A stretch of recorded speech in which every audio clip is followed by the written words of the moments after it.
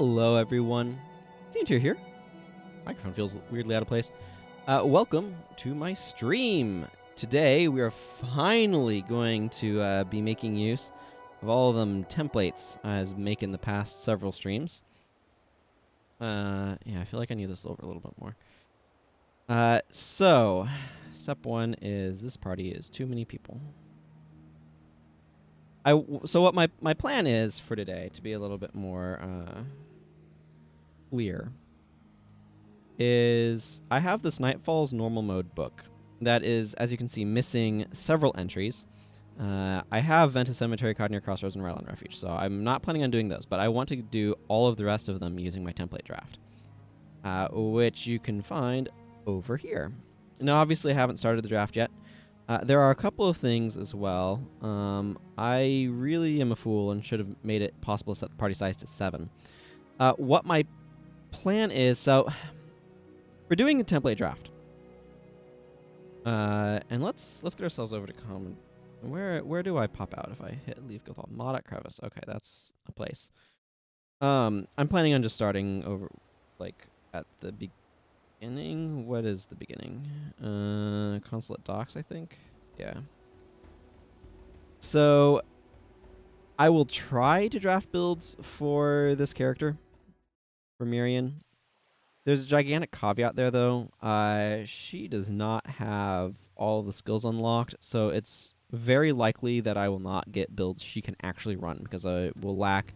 Now, I don't necessarily mind buying regular skills. She has some skill points. I have some platinum. That's not a huge deal. But I am limited in what elites she has access to, and I don't necessarily want today to be a bunch of running around getting elites. So we'll see how that goes with regards to her specifically and what builds I end up running. But I mean, I have a few sickness with capturing around, but it's the time spent going to capture stuff. So I will try to have builds for her.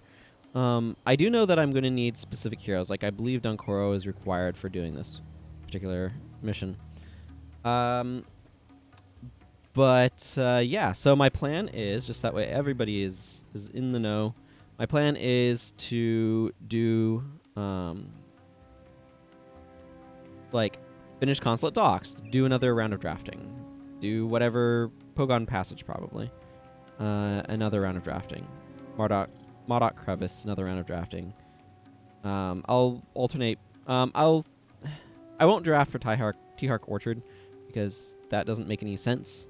We'll see how far we actually get today. I expect this to take a couple of days. And just because Nightfall is not that short.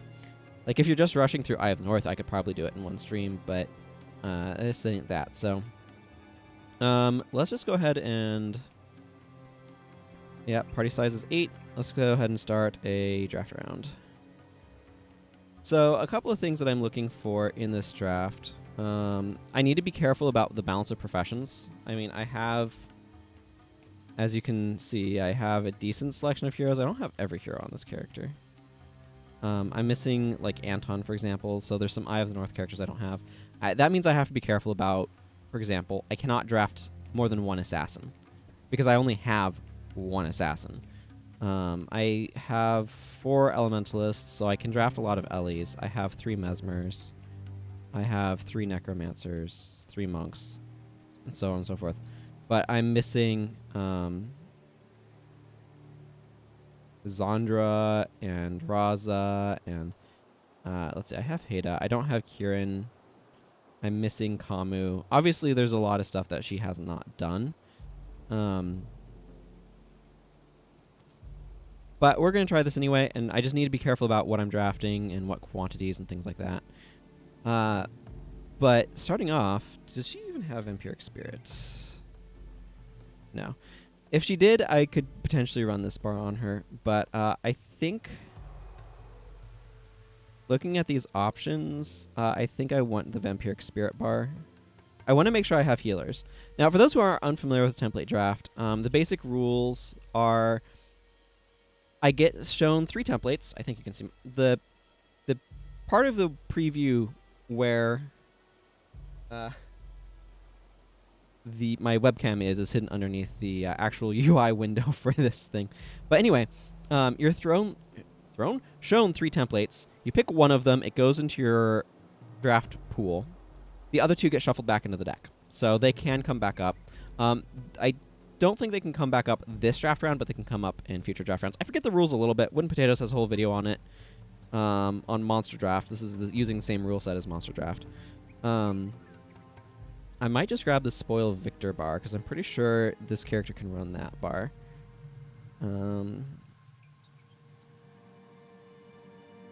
Yeah, I'm going to grab the Spoil Victor bar.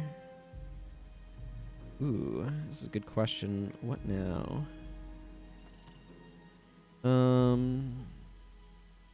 Let's see, I do have access to 3 warriors. I think I would rather have... Let's actually grab this dervish.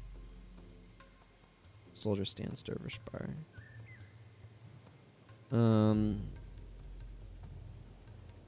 Okay. I think I want this Necro Rit bar because I want a healer. Arcane Linger. Do I want a crippling / assassin? For my assassin, I think I want the stolen speed bar here. Oh, do I want the scribes inside? Okay, what do I have for healing? The vampiric spirit bar is basically healer, and the reaper's mark bar is basically healer. I don't mind picking up somebody else with incidental healing, but I don't think I want this one. Let's actually go with the plague signet bar here. So this one right here, this wither bar, like, inherently this bar is not, like, amazing, because the AI will never cast wither, because the AI is a pile of rocks sometimes. But I'm strongly considering this one because of the Golden Fox Strike Wild Blow. There's going to be more options to pick that combo up, though. So I'm actually strongly considering Broadhead Arrow for the daze, because there is a potentially very dangerous Elementalist boss in this mission. Which having a Broadhead Arrow user might be a really good idea for. On the other hand, I have enough... I love that this does not have Sever Artery, because it friggin' has a 30... Like, it has 3 signet, or it has basically 2 ways of getting bleed on through signets. So, because I have a lot of physical attackers, that does make me... There's going to be a lot of... Whirling defense. That does kind of make me want to pick up this Wither bar just for the Golden Fox to Wild Strike combo, enabling it to break those. So I'm kind of torn. I think this is important enough that I'm going to go ahead and pick it. Okay, this is a Ranger bar. Enchanter's Conundrum. This does some damage, but it's otherwise mostly enchantment removal. I can only pick 1 writ. Do I have a writ already? It's going to be a little bit easier once we get through the first round, by the way. The first round is the most constrained. We do not have a writ. Do I want a Fevered Dream writ?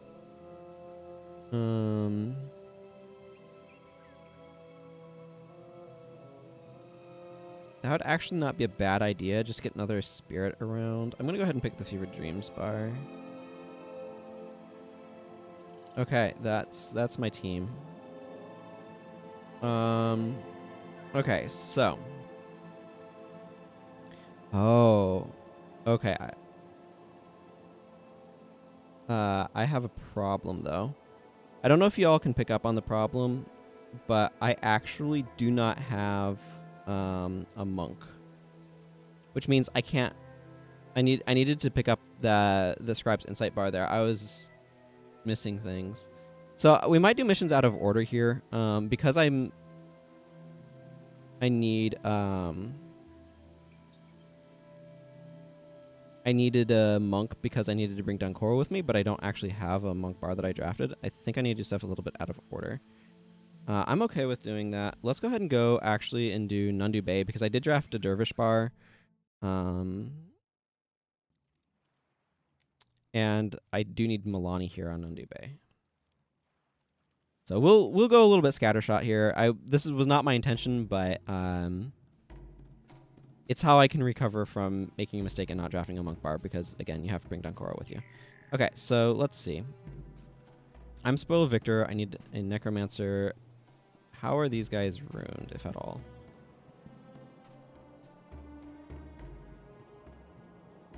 Okay, Livia's death magic. He's not particularly useful for running Reaper's Mark or Vampiric Spirit. Master of Whispers is completely unruined. So he probably wants... Elias probably wants to be a Vampiric Spirit. So we'll grab Master and Elias. I'd rather not bring somebody with a super rune that is unneeded. I'm going to load Spoil Victor on myself.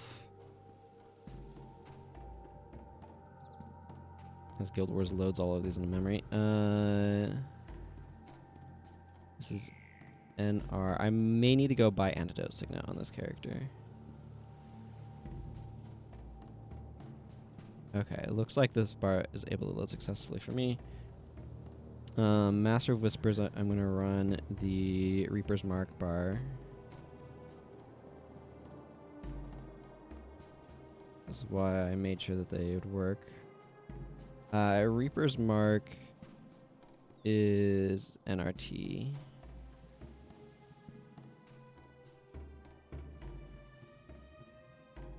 And he's going to be Vampiric Spirit.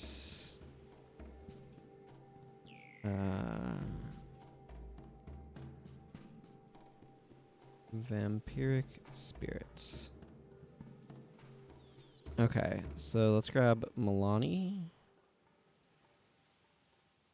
My ear's randomly itchy.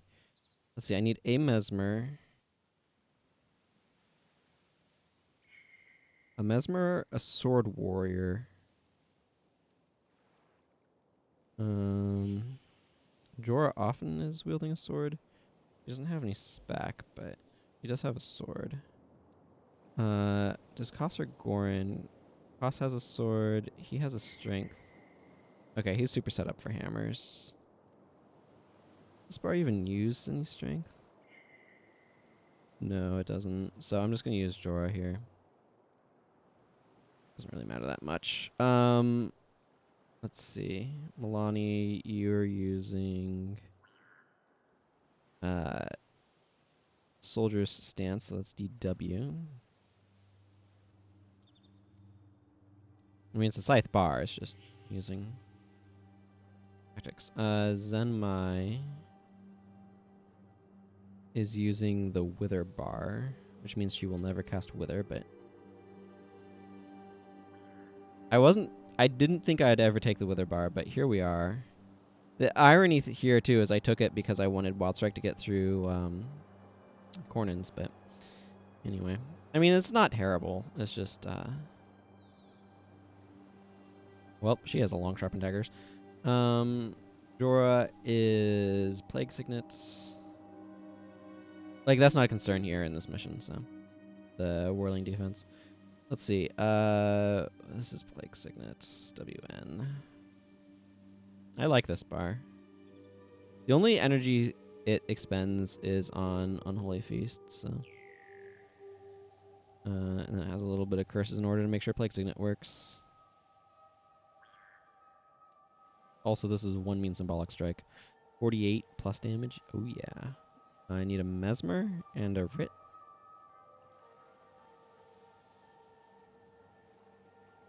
Orgu's Hardcore Illusion. Daedalon's back towards anything. Domination. And Gwen is Domination. Boy, none of these are really that inspiring, are they? Norgu. Okay, he's a Domination rune. Daedalon. I'm just looking to see if anybody has an Inspiration rune. Okay, well, congratulations, you're not using your Domination magic. Stolen Speed.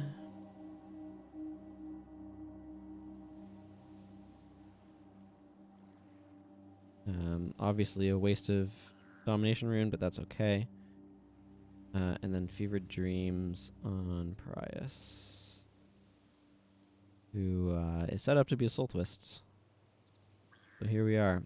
Where's the Fevered Dreams bar? Here it is. Basically, he's not using a superior rune, but that's okay. Well, but responding power is not terrible, I suppose. Would rather be running a channeling rune for this bar, but what you gonna do? It's a slightly stronger. Yeah, see, this is the thing. This is why I made them so that way they didn't need specific runes and stuff, because I knew that these things were not reliable. Yeah, okay. I want to be wielding my soul reaping stuff. I have blood ritual, so being able to cast blood ritual is kind of important. Okay, so we'll go ahead and run through this mission. Go back to this. Like I said, I wanted to go through them in order, but then I failed to draft a monk, and I needed, like, you have to bring down Koro. I think that this sort of playthrough thing probably works best in factions.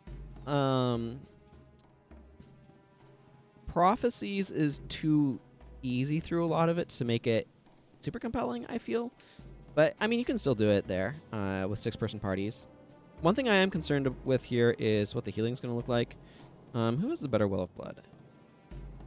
I have the better Well of Blood because I have a superior blood magic rune. I mean, they're really comparable. Okay, yeah, Elias might actually have the better one because of Awaken the Blood. He has 15 blood magic, but he'll get up to 17. I'm not sure what I think about having my healers be Master of Whispers and Elias. It would be nice to have an additional bit of healing, but I guess that's my Well of Blood. Mark of Fury is good, though. Spoil Victory. I mean, this is just kind of random good stuff. I probably will need to be looking at Foul Feasting somewhat regularly. I don't know. We're going to see how this goes. We're going to see how this goes. That's the point. I will replace Resurrection Signet with the skill that I have to bring, by the way. I don't think I need a copy of Restic as much. Well, here goes. Here goes.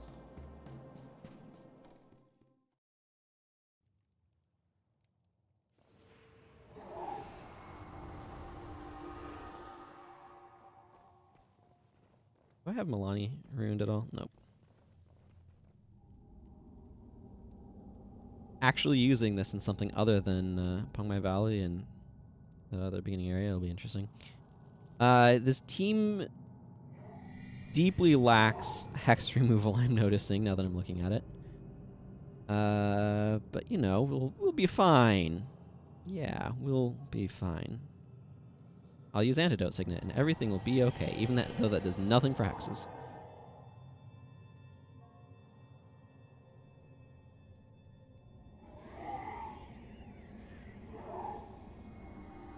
But yeah, factions, and actually Eye of the North it probably works pretty well for as well, but neither of them have, like, skills you have to stick on your bar or heroes you have to bring specifically, so it's a little bit laxer in that regard. Prophecies you could also do, but it would be definitely a bit on the easier side, and you'd have to juggle bars a little bit more. Having the 6-person limit can also be a little rough in places.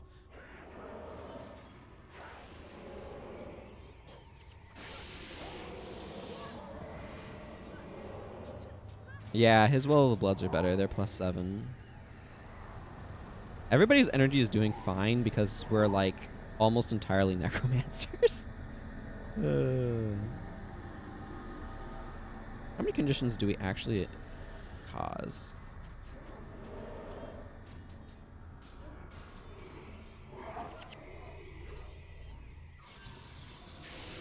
The Well of Silence. A. Let's get out of that Well of Silence. It causes a bunch of health degen. Yeah, every now and then Jorah steals life. That's fun. Oh yeah, Elias's thing. Good old Meteor Shower. Oh yeah, Meteor Shower and Breath of Fire. Daedalon does need to be careful about his overcasting.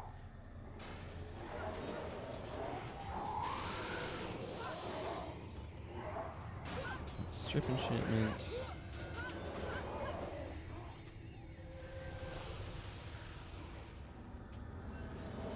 I need to keep a little bit of an eye on people's energy. I mean, these bars are all designed to be somewhat more energy reliable, I guess you could say.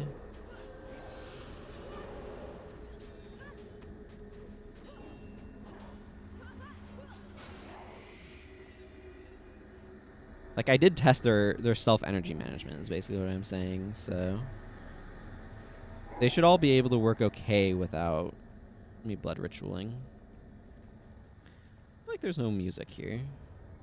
But I have music all the way up, so it's just choosing not to play at the moment to taunt me or something.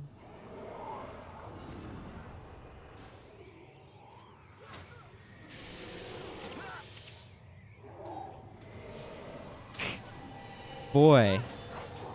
Yeah, I'm probably not going to be able to make much use out of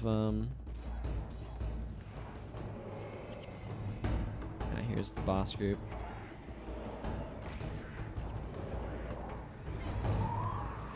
But out of Foul Feast because I will be competing with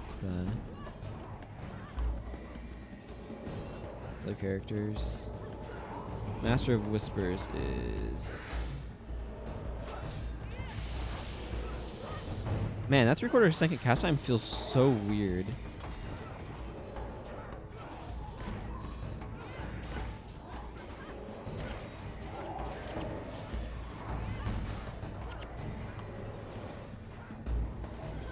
But because I'm so used to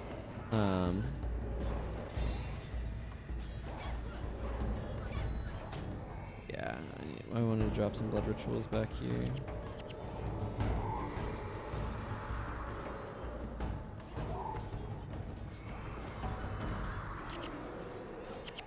Spell breakers, I see.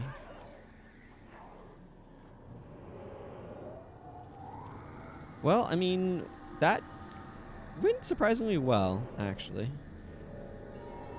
At least I'm vaguely surprised at how it went.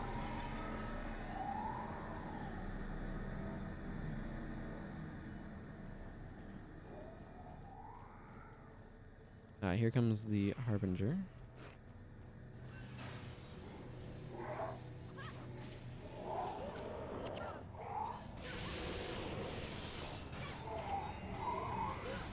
Welp. He had a bad day. This is one of those things that's really, really, really subtle. But there's a saying that the best defense is a good offense. That kind of feels like what this what this team is. An example of.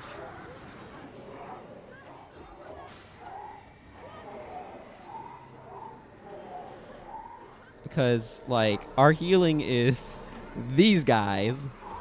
And, like, oh, yeah, you're getting healed by the infused healther who is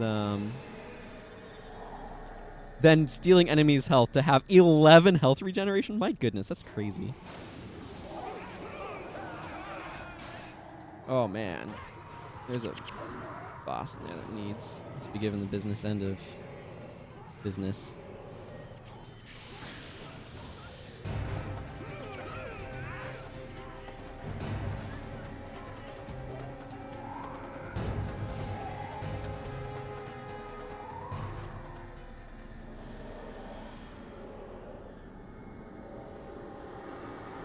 Accidentally hitting Foul Feast instead of Blood Ritual feels a little bad, but whatever. I mean, if we only had Elias die in that, that's not terrible.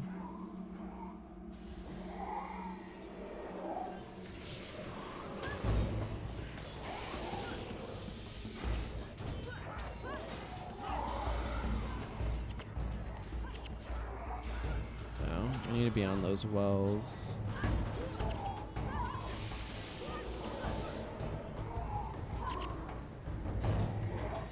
Enemies really on top of their Well of Silences.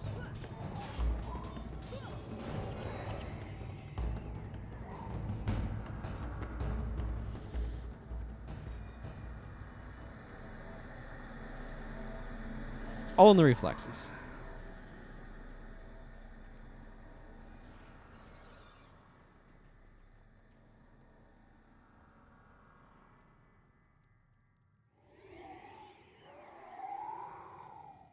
Okay, Harbinger's coming over to this side.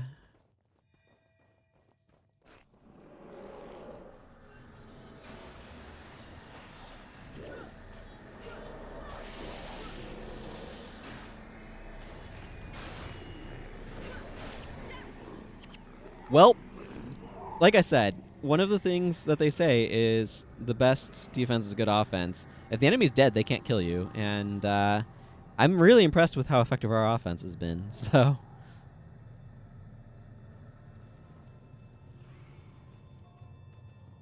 that's the thing, is like people underestimate how effective melee heroes can be if they are actually like given opportunity to be smart enough to do things.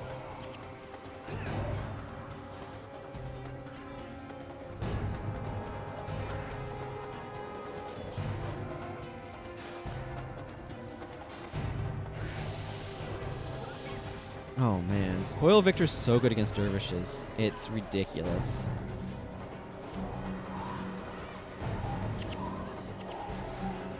Three-quarter second cast time is so short for a Necro. It's pretty wild. Yeah, I keep hitting Foul Feast when I mean Blood Ritual.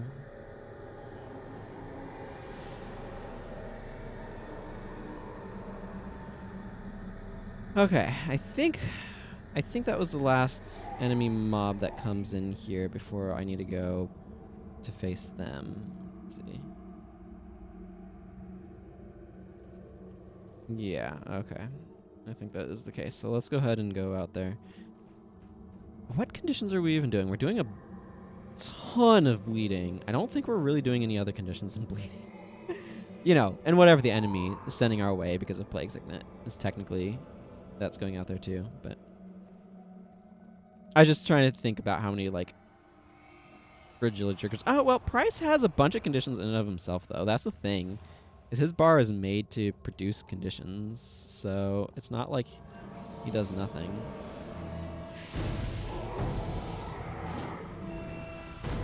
Oh, man, and the Meteor Shower got off on their back line.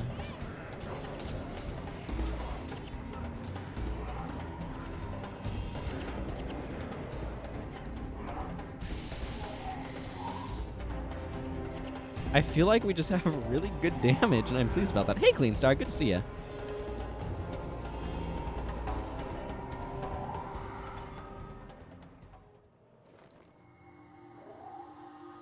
I do want to go for the bonus here, because I would like Masters on this.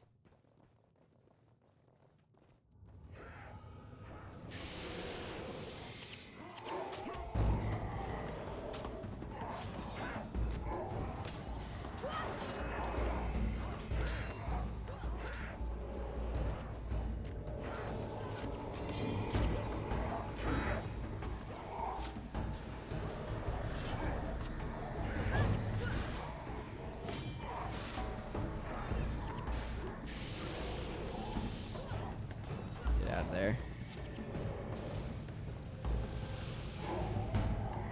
Okay, yeah, everybody's doing fine on energy right now.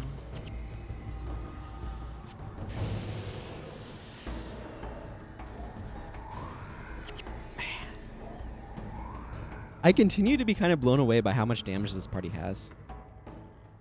Like, it is... I know I have, like, Lightbringer on. This character's not that high in Lightbringer, though. It's guess 4, which is a little bit higher than normal. Like, so 20% additional damage, but still, like...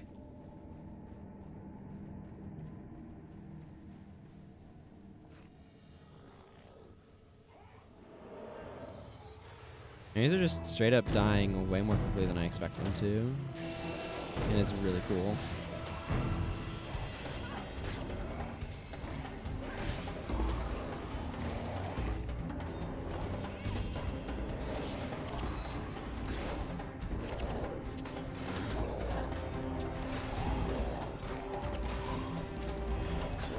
I'm attacking this Margonite Reaper, if anybody wants to know, because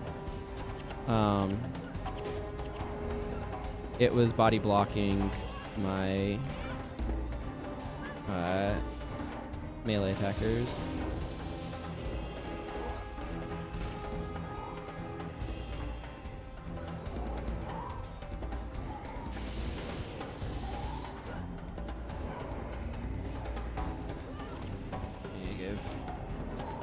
Blood Ritual here.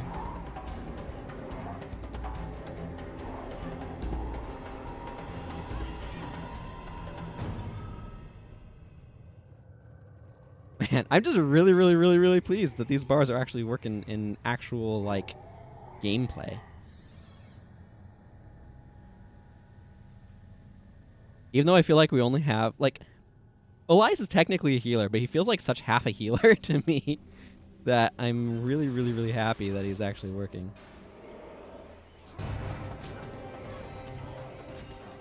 Man, how do things die this quickly? Like, I feel like this has to be, like, the builds are actually functioning. Like, again, it's normal mode, but I don't always feel like normal mode things die this quickly as they are.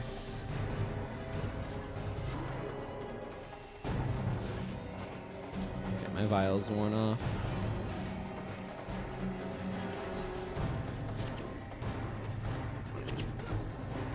Spellbreaker, you say?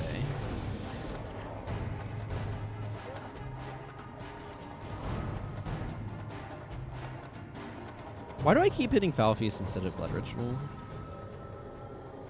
I don't know.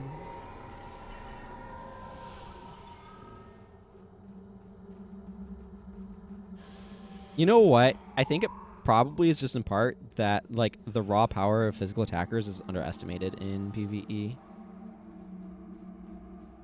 Because of, like, the challenges of working with melee AI.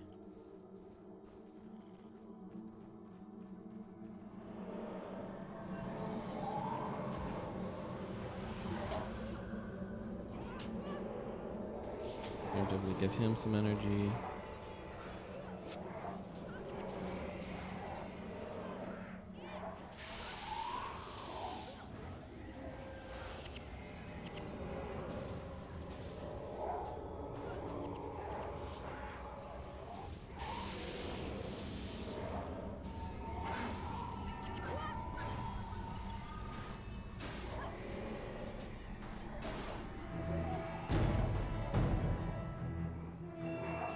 Because, like, the thing is,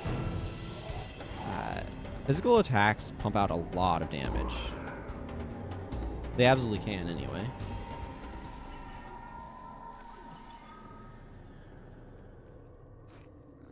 Okay, Harbinger of Twilight.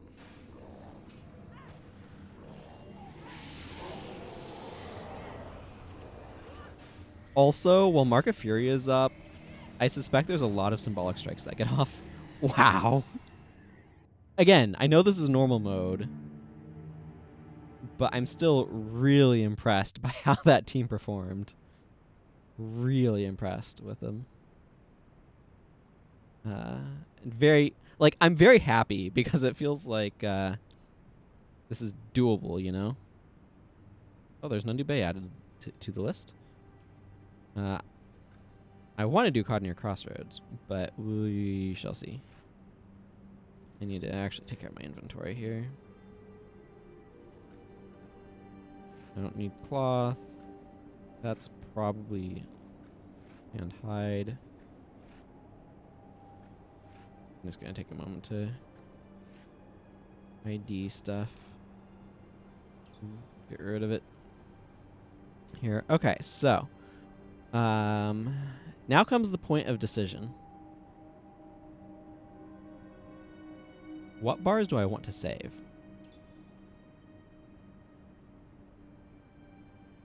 So this is one of the things about how this system works. Am I better off saving Elias or Master of Whispers? I feel like Master of Whispers is more important. Yeah, this is a really tricky one.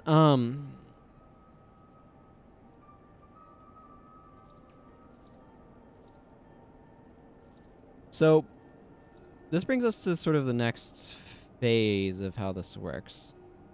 1,001 gold is I now get to save 2 of these bars. I think I want to save the Spoil Victor one because that's the one I'm using and I know that this character can use it. But I have a decision for the next one. I can save, because any of the bars that I do not save here just get thrown to the winds. They can be added to the deck, or to the pool of selectable bars if that pool runs empty. But until that pool runs empty, they won't show up again. So that means if I liked one of these builds, if I wanted to keep one around, I have to intentionally save it here. So I feel like the real contest is, do I want to keep Zenmai's bar in order to be able to have Wild Strike to deal with the whirling defense that I'm going to see on the Corn and Archers. Again, I'd like to go do Consulate Docks. Need to make sure I pick up a monk. I would like to go do Consulate Docks. Or do I want to keep Master of Whispers bar here, the Reaper's Mark bar, because I know it's a healer? I don't know how rare any of these things are going to necessarily be in practical terms. I kind of feel like I would rather hang on to...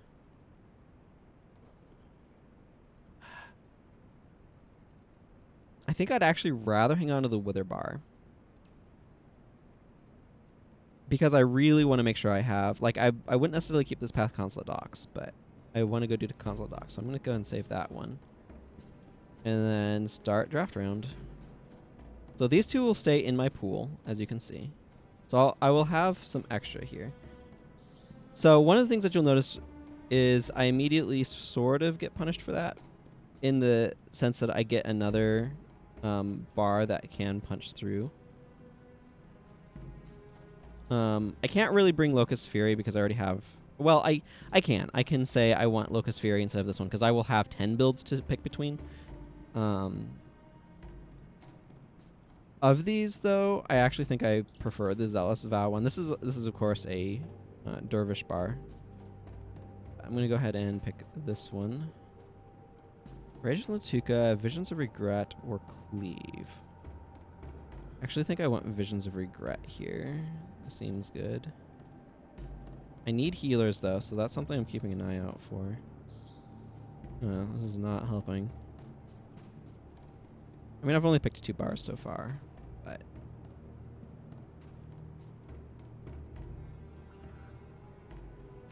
Let's see. I think I'm going to pick this bar right here, the Order of the Vampire. It has some incidental healing on it.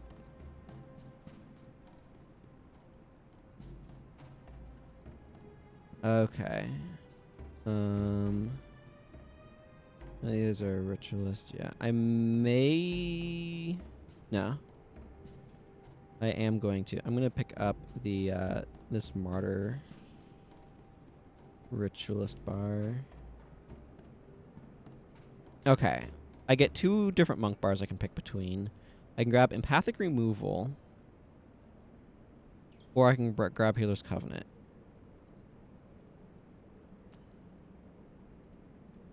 Let's see. This bar is a bit more protection-y, but the Healer's Covenant one is a weird one because it doesn't necessarily have as much direct healing anyway.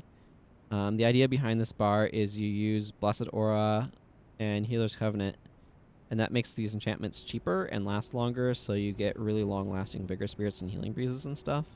I think that's good, but I think I'd rather bring this Empathic Removal bar. I don't want... Mistform, this would be really nice to bring for incidental healing, but I want to definitely make sure I get a monk because I need to bring Dunkoro with me. So I'm going to go ahead and pick Empathic Removal here. So I get... I don't really want this bar here. I can't bring another Ritualist, though. If I'm bringing the Martyr bar, which I'm inclined to, I think I'd rather bring it than the Zinre's Weapon bar here. This one's not bad, but I don't really want the Sign of Ghostly Might one compared to this one either. So I think I will pick the this one. It does play well with the Order of the Vampire one. Ooh. Actually, I'm happy to pick up the Broadhead Arrow bar here. Let's see. I have... There is an argument for one that has a stronger heal on it. But I think I'm going to go ahead and pick up Broadhead Arrow. Devastating Hammer, Crippling Anguish, or Sandstorm. I'm leaning towards Devastating Hammer here because of the Order of the Vampire Bar. Let's see. Right now I have 1, 2, 3, 4, 6. Okay, so let's see. 1, 2. I'm losing track here. 1, 2, 3, 4, 5, 6, 7. So this is my last pick. Yeah, I think I'm gonna go for the. Let's see. I have 1 warrior right now. Okay. I'm probably gonna lean this pretty heavily warrior. Do I have? Yeah, I'm probably gonna run the Order of the Vampire Bar. Instead of the Spoil Victor Bar. Because I mean, I probably have to buy a skill or two, but that's no biggie. I think I can probably just run it more competently. I'm gonna go ahead and pick up Devastating Hammer here. Okay, so now I have 10 bars. I get to pick which ones I use. I'm gonna see about loading Order of the Vampire onto my character and seeing if I need to buy skills, because that is obviously the first order of business. So. Okay, I need to buy 2 of the Dervish skills. So let's grab a couple platinum. I can probably do that in a wide variety of areas, but let's just go to Kodesh Bazaar because I like visiting the bazaar every now and then. Visit Baram over here. Okay, so that's Signet of. Yeah, we're gonna be relying a lot on Mystic Healing here, I think.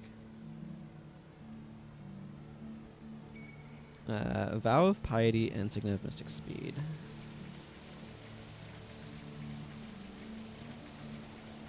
I'm surprised I don't have more of these skills, actually, but they're there. Vow of Piety and Signet of Mystic Speed's an Eye of the North skill. Okay, we're gonna go to EOTN. I need to lose this party anyway, so I'm just going to do so.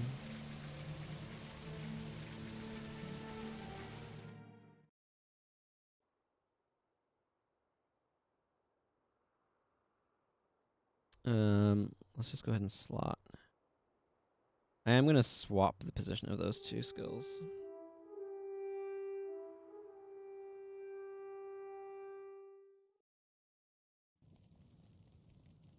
Okay, where's the Marion? No, it's Micah. Good old Micah Ferguson. Hello, traveler. Hi, I'm here for your finest Signet of Mystic Speed. Thank you.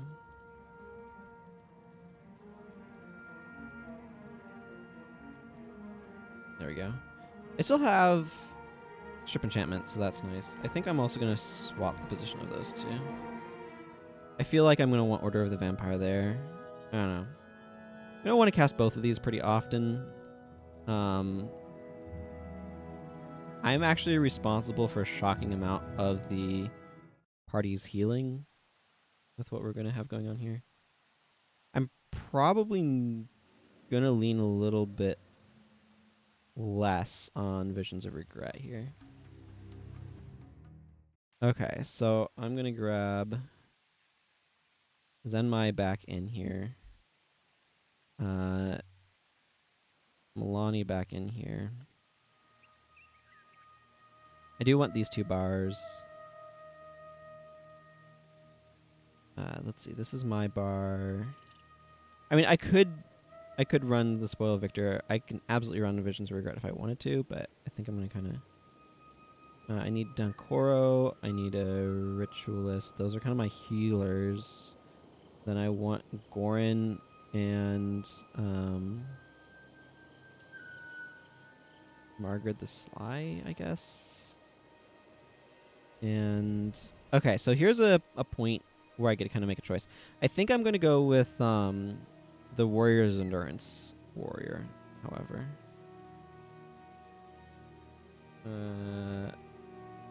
Haas is currently wielding the Glacial Blade. Okay. Can I bonus up daggers for him? Yes, I can. I'm gonna just clear out everything else. Let's see. You have... Okay, that's fine. Did not get the Rhino's charge. Alright, upgrade his hammer. I don't think it matters that much for this mission, but... I'm gonna need another set of daggers.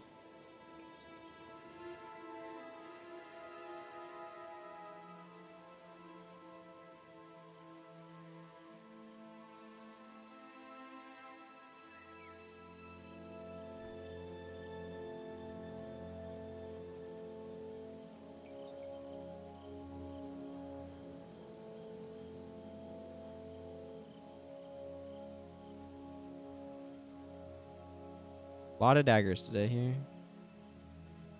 Okay. We're just gonna hang on to these two. Alright. Zenmai, you're keeping this bar. That's fine. You are getting Vow. Zealous Vow. Dunkoro. Okay, well, this doesn't play into Dunkoro's strengths, but he's getting the empathic removal bar.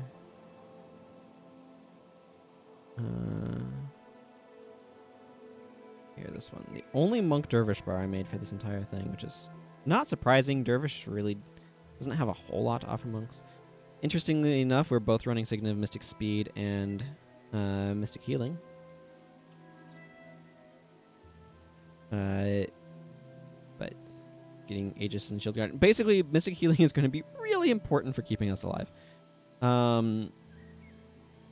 He's running Martyr.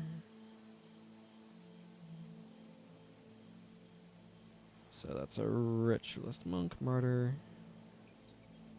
Our bigger heals are Wielder's Boon and Soothing Memories.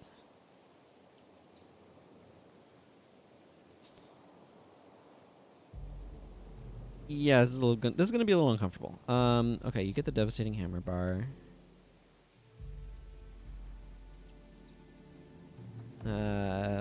Broadhead Arrow. Build for every elite. Oh, there's Broadhead Arrow. And costs as the Warrior's Endurance bar.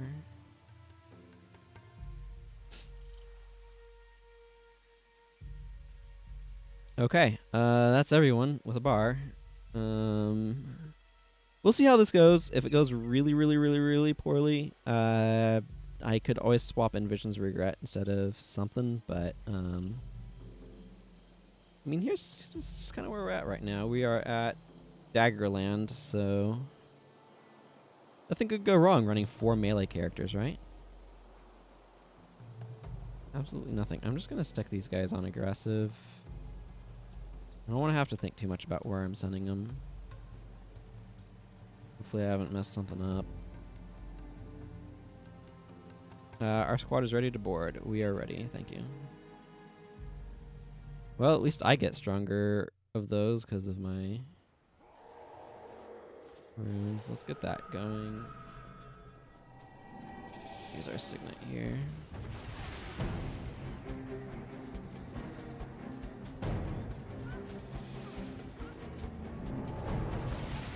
Yeah, that's right. Instant cast. Oh man, Order of the Vampires is pretty sweet. Just need to be a little bit more aggressive about using it.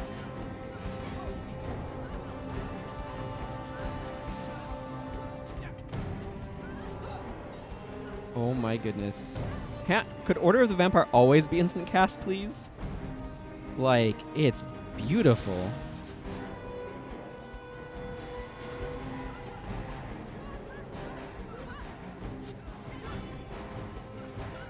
Here, Price, have some additional energy.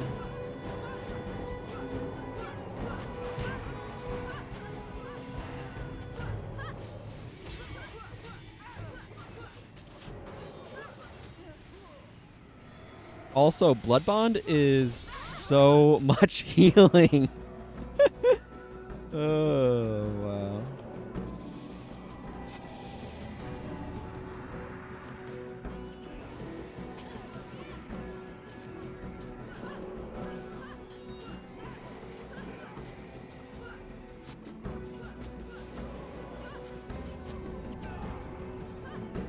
Price is doing most of the work. Keeping people alive. Yeah, Blood Bond is pumping out a lot of health.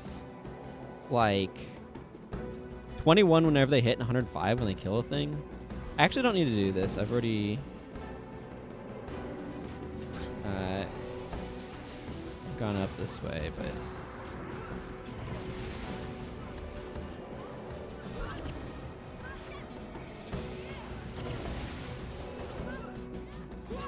I already have masters on this one.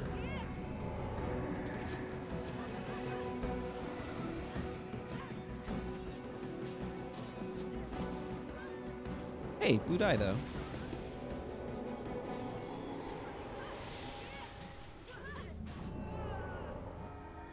Oh man. Order of the Vampire is so much more pleasant to use with Significant speed up. It's ridiculous. Also, I'm doing so much of the healing because of how much of my team is physical.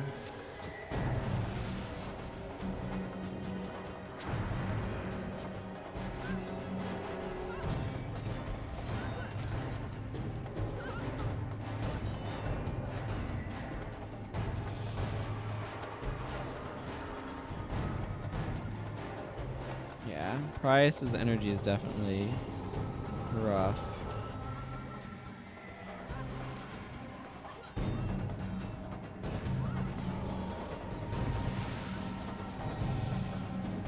My goodness. This is really bizarre. I love doing this though, because I'm like actually putting these builds through their paces, and it's a really exciting exercise to like see them finally get to do their thing. You know?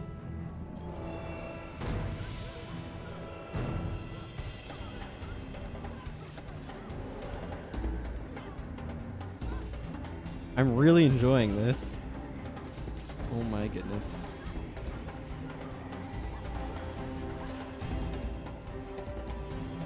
Wow, this is great.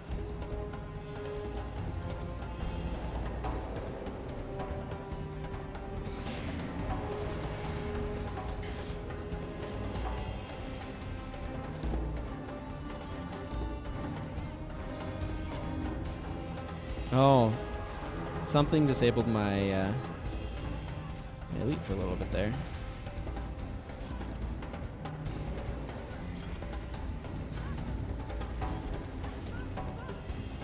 My goodness. I just had a friggin' like 200 point heal on my entire front line.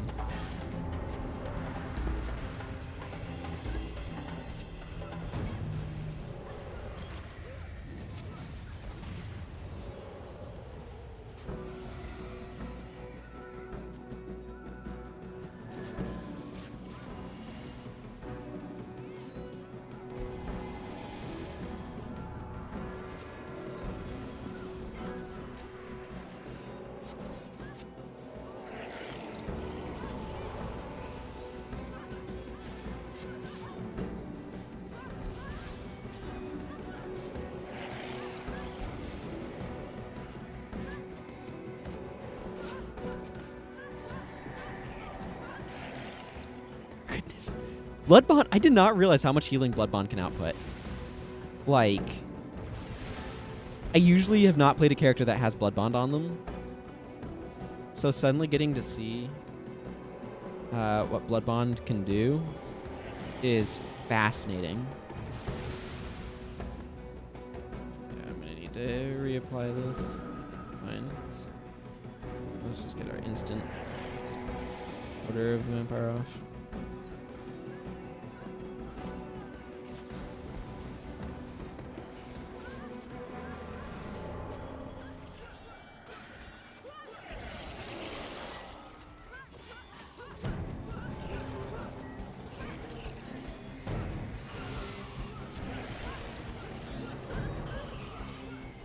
My goodness.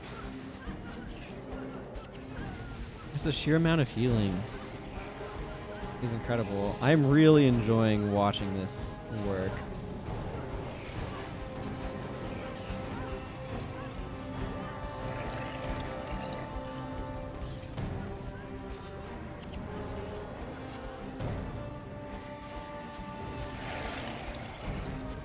I do need to keep an eye on Pariah's energy.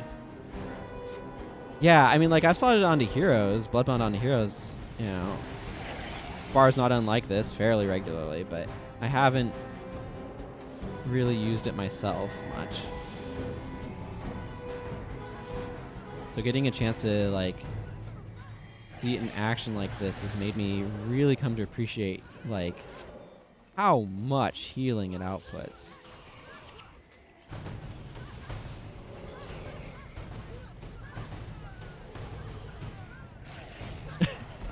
Really impressive, frankly. And you can see, like, it's amazing for minions.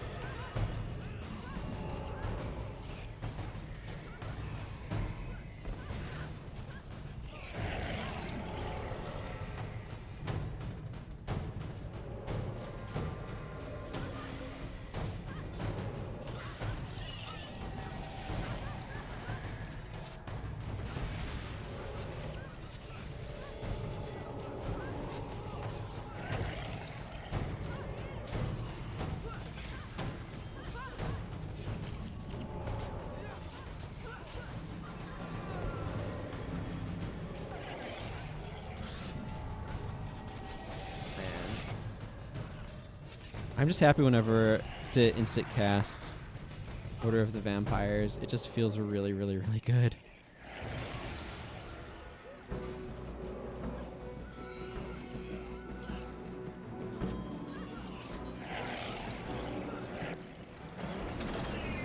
I'm not going to worry about doing in that field commander. I already have masters on this one, so just going to kind of focus on getting through it. I am a little worried about Wenday here.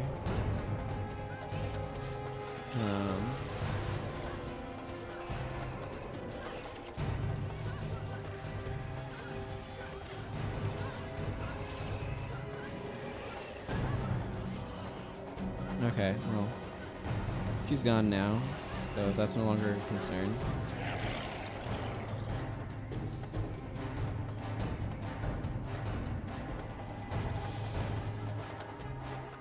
Alright, have some energy.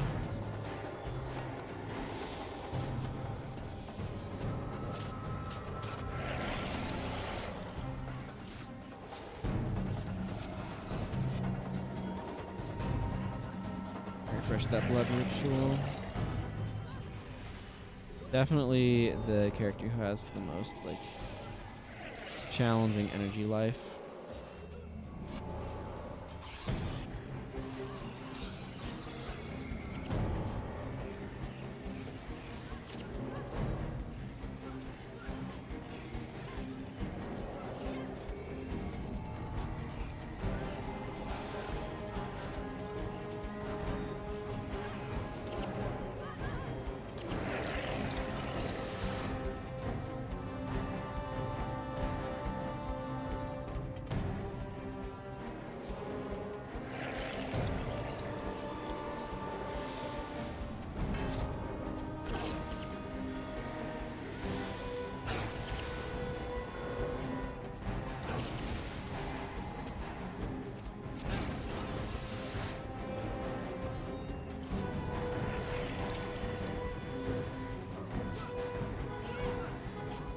Whew, okay.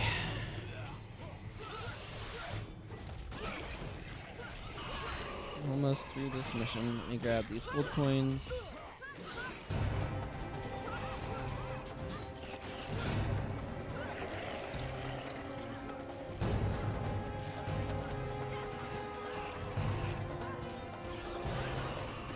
Oh my goodness, look at all those numbers. It's great.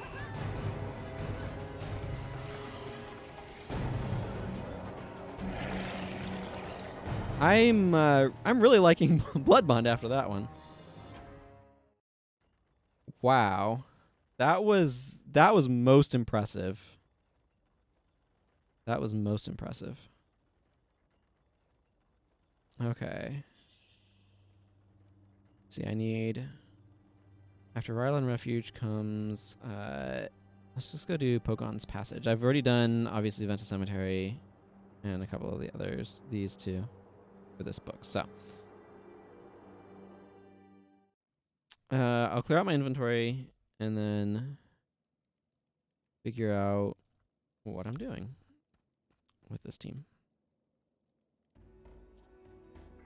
Slowly fill up my supply of cloth.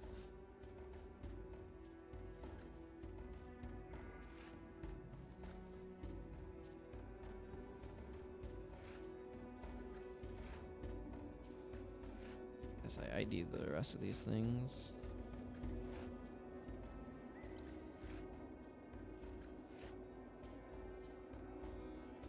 Oh, I'm doing pretty well in my iron supply. Emba.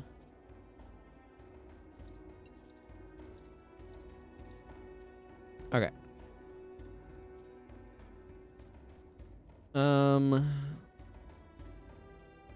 Challenge prep. So I need a ranger here. I don't necessarily have to do this specific mission if things kind of turn out poorly.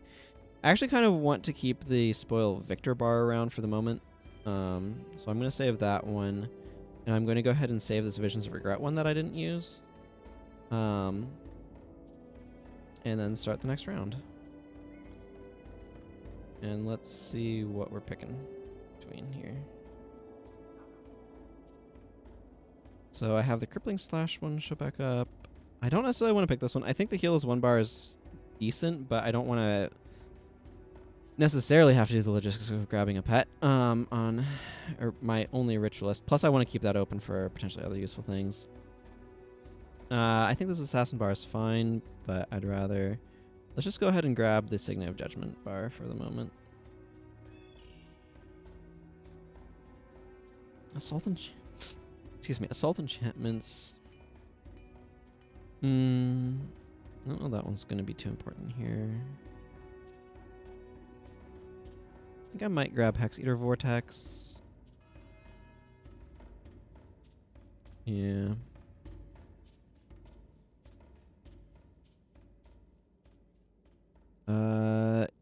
The Ether Prism Ellie. Arcane Echo. Well, I'm picking an Elementalist, apparently. Do I want the Water Ellie that runs out in front? Do I want the Searing Flames Ellie? Or do I want the Echo Ellie? I think I want Searing Flames, I guess?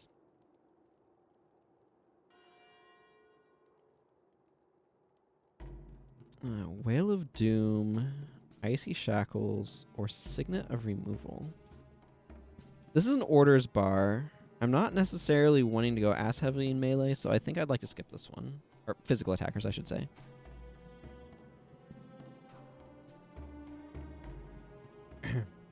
It's probably fine, but it feels a little bit adjacent to what I'm doing. I actually think this one would probably be pretty good. Hey, Fear. Good to see you. You just missed watching this team composition eat things. And Blood Bond producing so many numbers. It was beautiful. I think I'm going to go with this bar. The Whale of Doom bar. Oh yeah, easy pick. Ether Prodigy bar. I actually ran the Ether Prodigy bar myself when doing some stuff with Spud Club on Sunday, and oh my goodness, like if you want to play a healer that doesn't have to worry about their energy, that Ether Prodigy bar is amazing for that. Let's see, what do I have right now? I have this bar.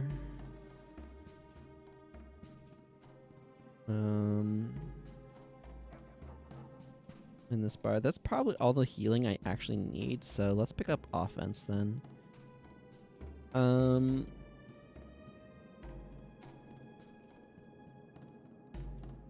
Actually, let's see. I don't have an assassin yet, right? I actually think I'm gonna grab this one. The You're All Alone bar. Okay, this is a weird assassin monk. We're not gonna worry about that one. Stone Sheath. Lacerate. Huh. This is a awkward mixture of things. Lacerate feels a little bit redundant with Searing Flames.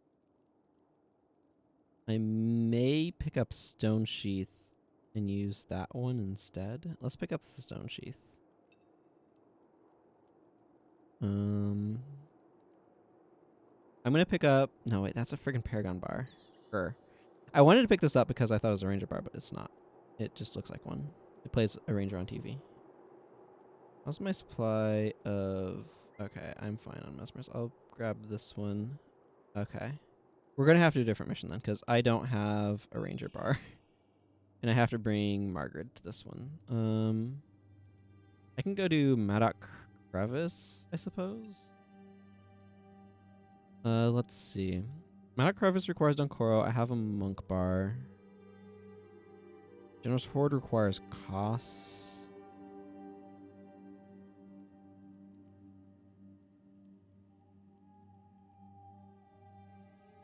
Let's see. Which of these do I want to run? I can run one of these assassin bars because I do not have Anton unlocked on this character, or Miku. I could also do Zaganir Bastion. Dude, let's do Zaganir Bastion. Let's get characters some normal equipment back.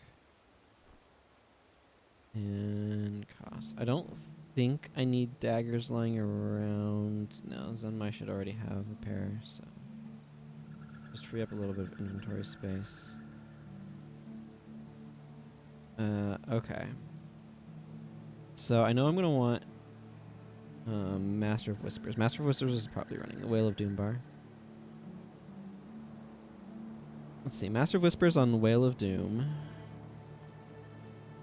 I need a couple of Ellies. I need Ether Prodigy and Searing Flames. Let's see, and I do want to run the Visions of Regret. I'm not sure I'm going to run the Hammer bar. I think...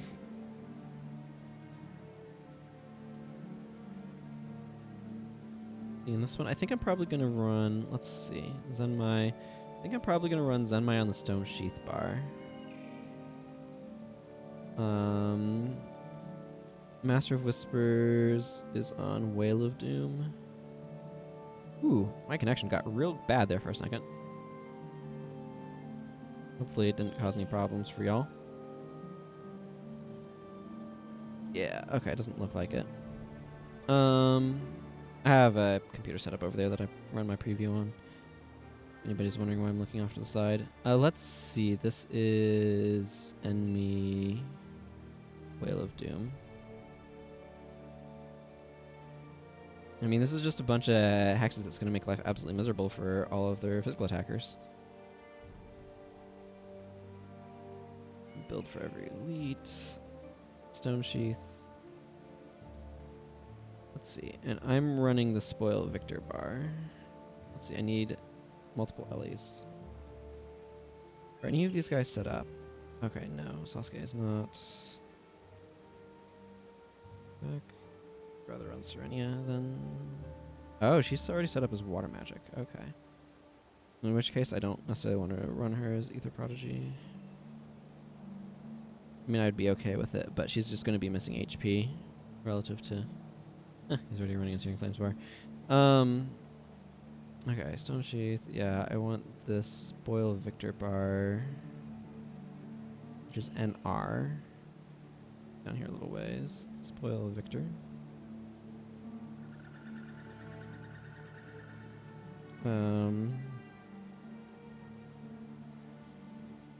Then I need Searing Flames, which is Mesmer.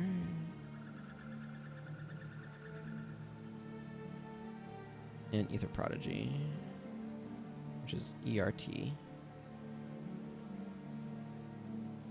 This bar is so good at energy. My goodness. Again, like, if you're looking for something, like, if you don't have necromancer heroes or whatever, if you need a healing bar on your team that doesn't need to worry about energy all that much, this bar, like, again, we'll see how well the AI runs it, but this bar is so effective at pumping out healing while not running out of energy. It really impressed me when I ran it myself the other day, so.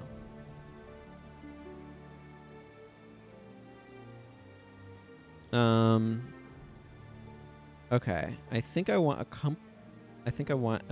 let's see. I definitely want a mesmer and a monk.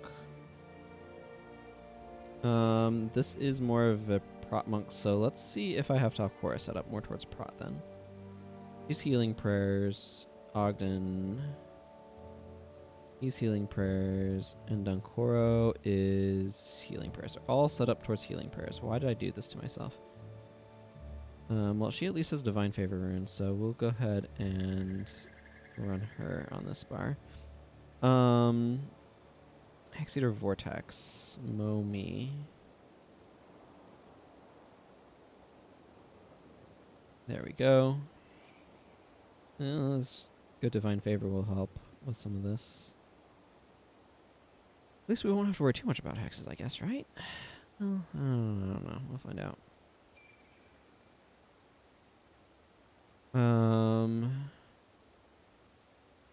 Mesmer. Yeah, this one doesn't matter as much. Visions of Regret is domination, so you can run Visions of Regret.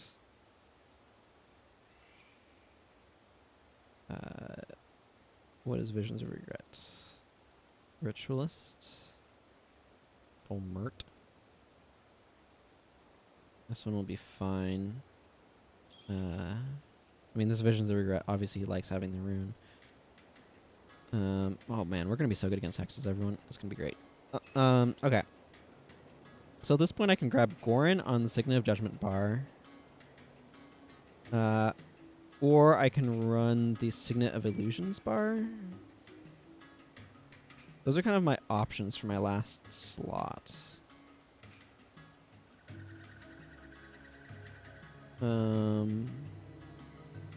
So just a reminder, I'm on the Spoil Victor, and then, yeah, we've got a couple of Ellies. I kind of am inclined...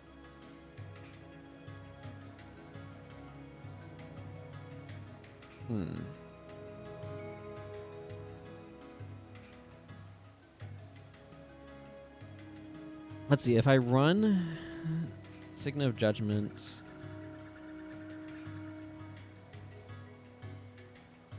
You know, I kind of want to run Signet of Illusions because it's fun. So we'll grab, I think, is Norgu the illusion? Yeah. He's going to have a really good Signet of Illusions anyway. Signet of Illusions. There we go. I don't need to worry about equipment for anybody because they're all already weaponed up properly. Okay, yep, these are our bars.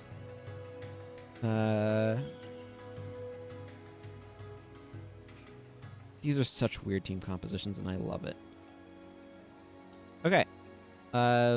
Let's go be in the defense of this place. Hello, Lieutenant Miranda.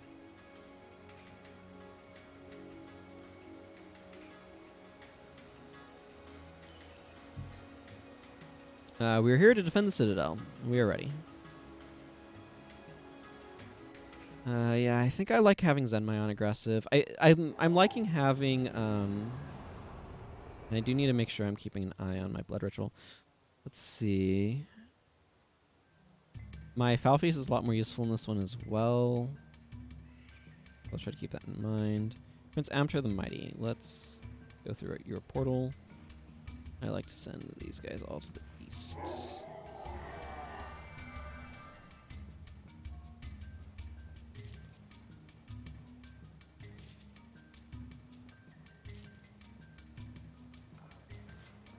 Guard the east gate, please.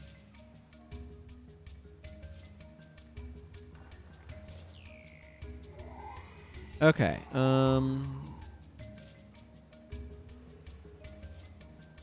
Actually, maybe we want to do something about these guys in the middle. Probably one of those spots where I'm going to be impressed by my team's damage. I'm definitely less effective than I was with a team with the adrenaline attacker. Maybe that would have been something to consider. Mark of Fury is... it still causes cracked armor for a while, but it's a little bit more exciting when you have other uses for things. Yeah, I don't need to worry about Vex energy ever.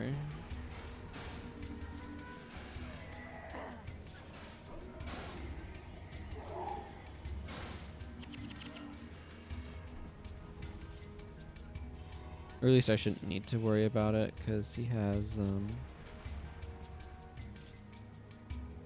lot of energy gain from Spoil Victory.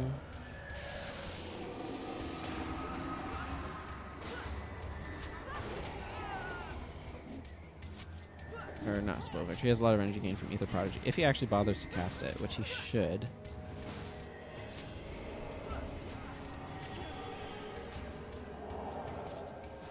And I'm happy to make cracked armor happen. Yeah, the AI is a little less good about spamming it than I would like, but...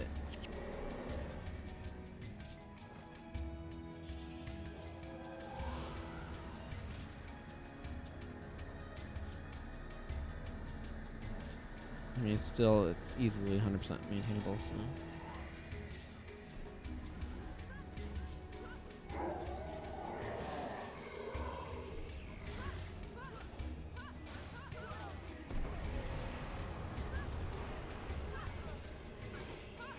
I haven't been paying attention to what skills Norgu's been stealing. There's me accidentally hitting Foul Feast again when I mean to Blood Ritual. I'm gonna swap those because I keep doing it wrong. I'm actually surprised Vec isn't being more aggressive about using Ether Prodigy, but... Okay, have the generals spawned? No, not yet. What's it take for the generals to spawn?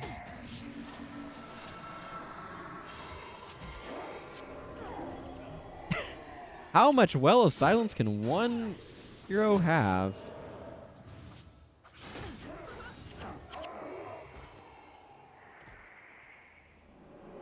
Really funny.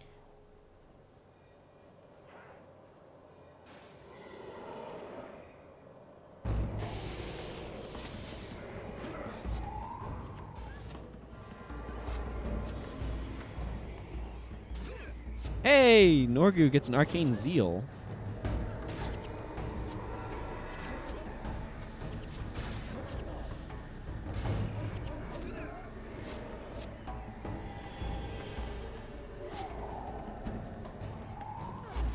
Oh, yep. Okay, we need to go down this way.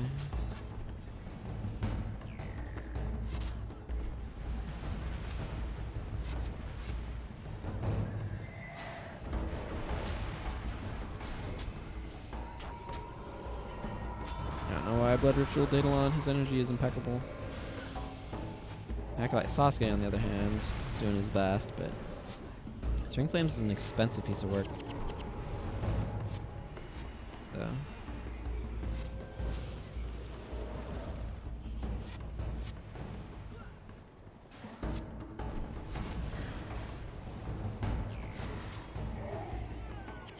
Man, it's amazing how long Blood Ritual lasts when you actually have some points in Blood Magic.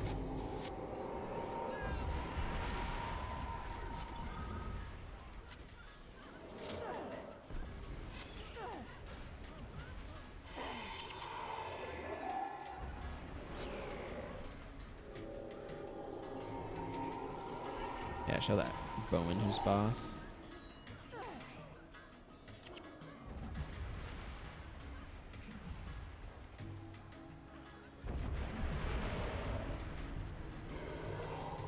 I definitely feel like this team's damage is a bit poor.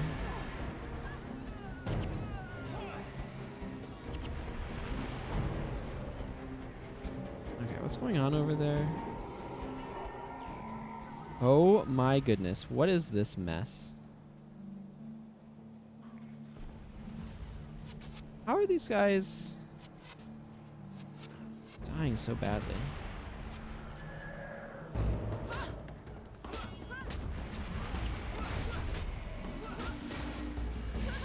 I don't have cracked armor, I guess.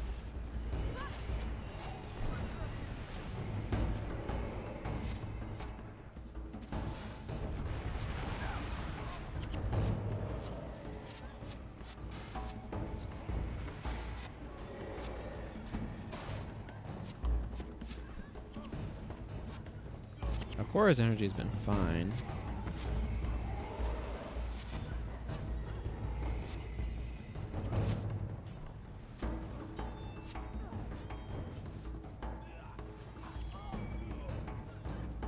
Okay, I'm gonna need to lose bombards. I don't know.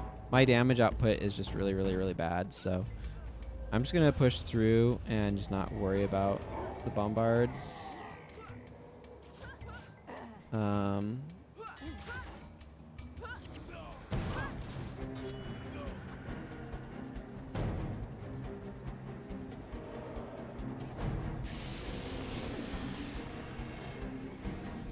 Just try to take down the Great General Nimtak or something.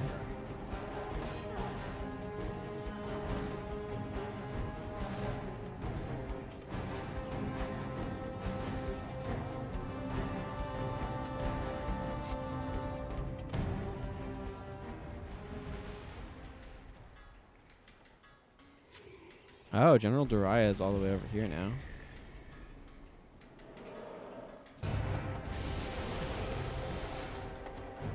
I really prefer you didn't do that to me, sir.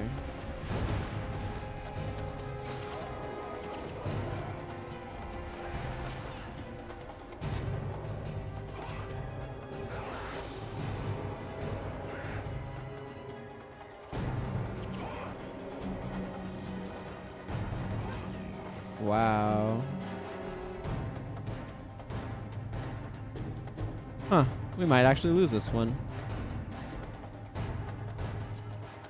If we do, I'm going to drop Norgu for Gorin.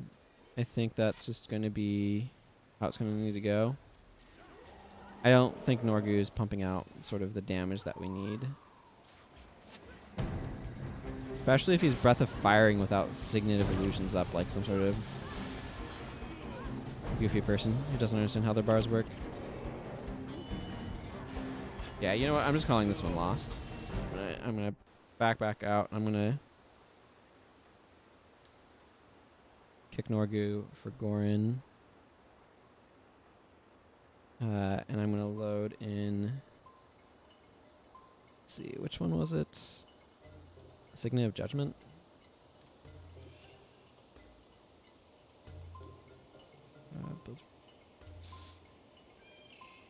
Warrior Monks, Signet of Judgment, load. There.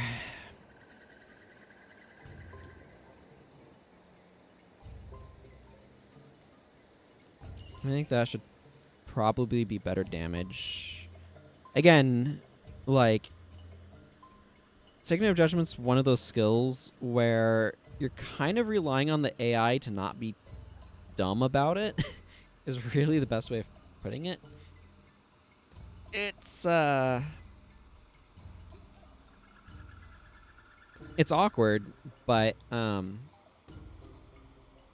way that skill works is by having the AI keep it up, and if they don't keep it up, then it doesn't work, and so like that whole bar fails to function.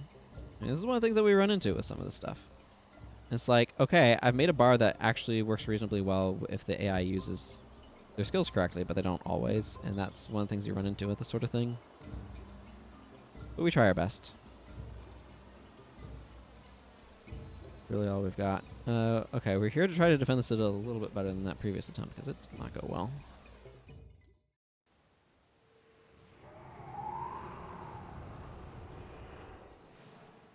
And again, the main reason for that is our damage was just lacking. It's really weird how inconsistent our damage has proven to be.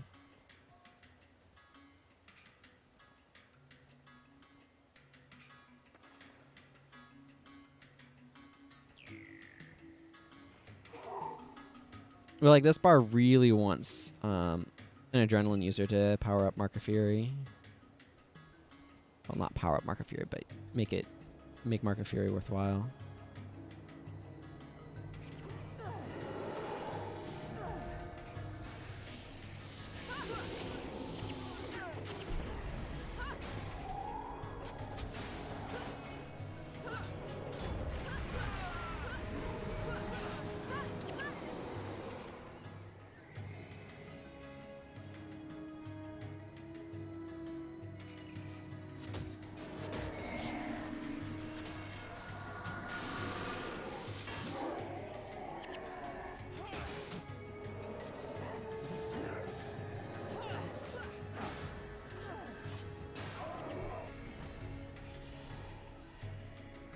should be taking those guys out pretty easily. A bunch of Vabian guards versus those Cornins. Probably doesn't hurt for me to go over there, though, and help them out, eh?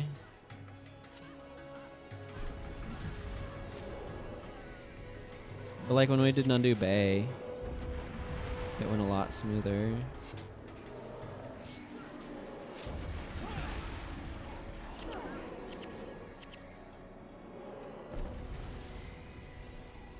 And that's part of the reason for that, I think, is just the team comp was a bit stronger.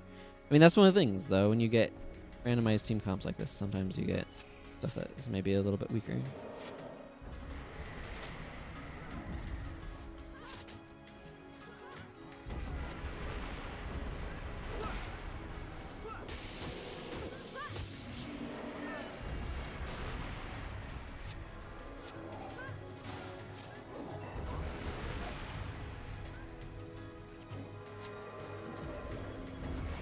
I think Goran has better damage than what the Norgu bar, or the Significant Illusions bar had. There's going to be some clunkers in there. Again, I think that bar like does surprisingly well if the AI is running it properly, but it just does not happen too much of the time.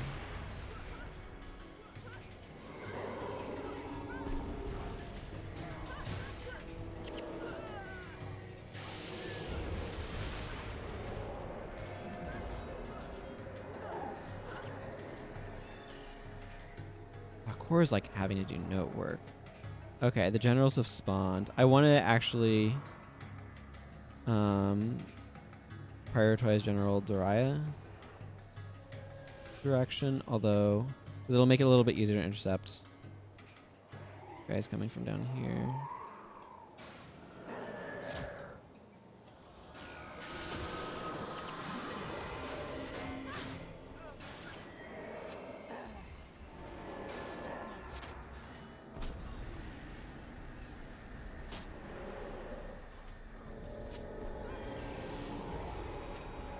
The West Bombard.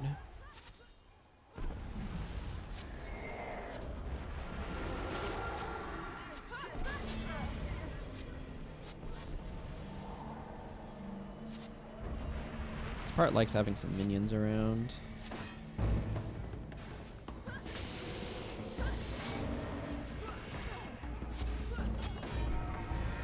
Okay, General Doraya. If we can take him down quickly, it'll help everything else go a little bit smoother.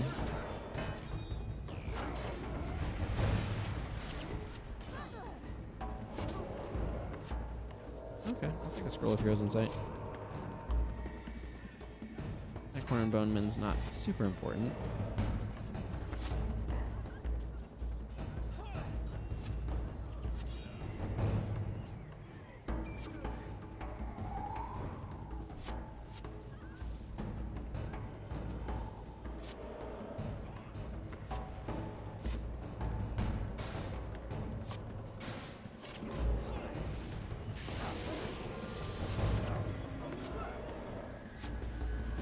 Well of Blood up.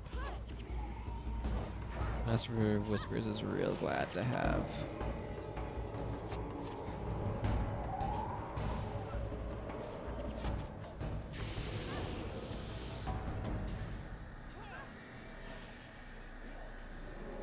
Much stuff as he does.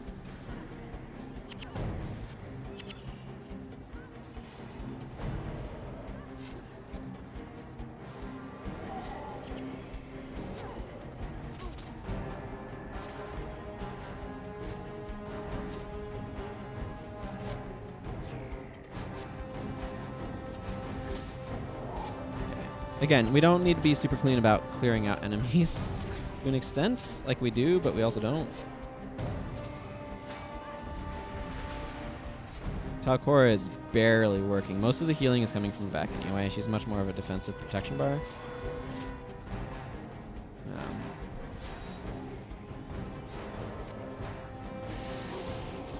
Yeah, whirling defense.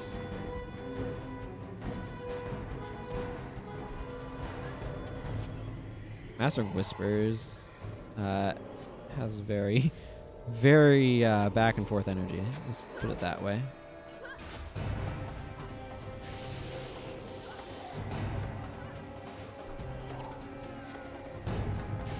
One moment he's on 0, and the next moment something's died. Oh man, Vec grabbing Cowleye, instantly losing all of his energy. Yep, seems about right.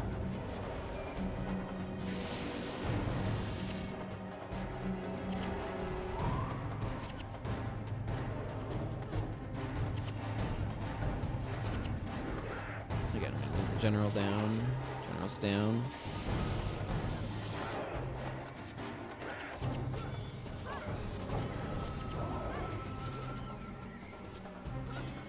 We've got a big mess to clean up in the last spot.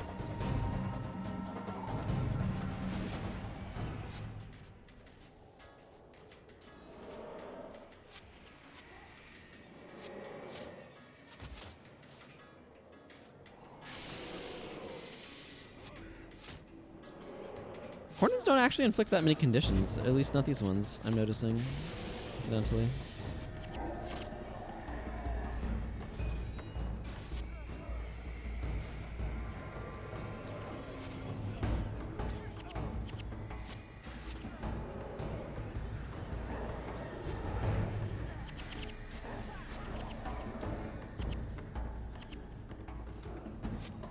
This is just a really rough boss.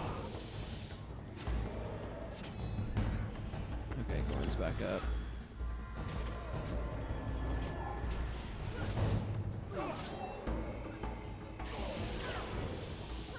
There we go. There we go. That went a little bit better that time. Yeah, it's amazing how much of a difference one character makes, but when you really need that damage output, you really need it. And so making sure that I had it made a huge, huge difference there. Don't need to worry about any individual characters' equipment. Do want to... I don't know. Spalder? Yeah, that's kind of what I thought it might happen. So let's FDS off. But yeah, there is plenty of, like, here's just some random thing. I'm actually going to run some ads while I clean up my inventory here, because I'm going to need to sell some iron, I think. I think I'm at that point. Yeah, I'm going to be selling some iron. I'm going to run a few ads here.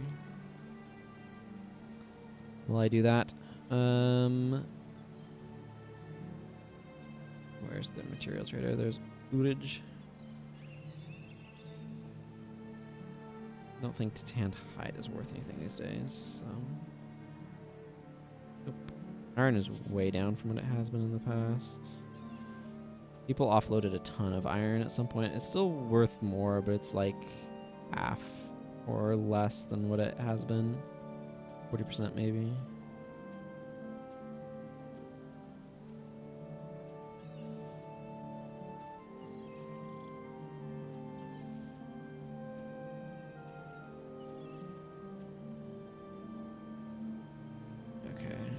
Scroll trader. I don't know what you want. Scrolls of Heroes. Insight 4, probably 400 gold, but probably. Oh, I got 10 gold from that. More than I would have if I merchanted it. Very exciting.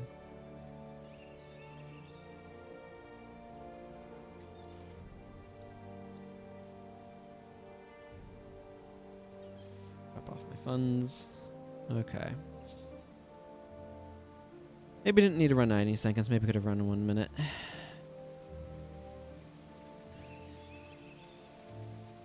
What you gonna do?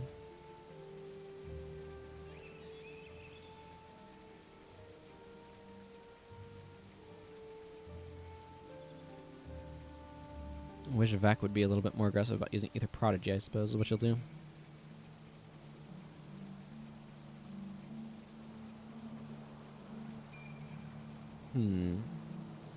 So just kind of looking at the different bars that I have here, I think I want to hang on to this Ether Prodigy bar and my bar.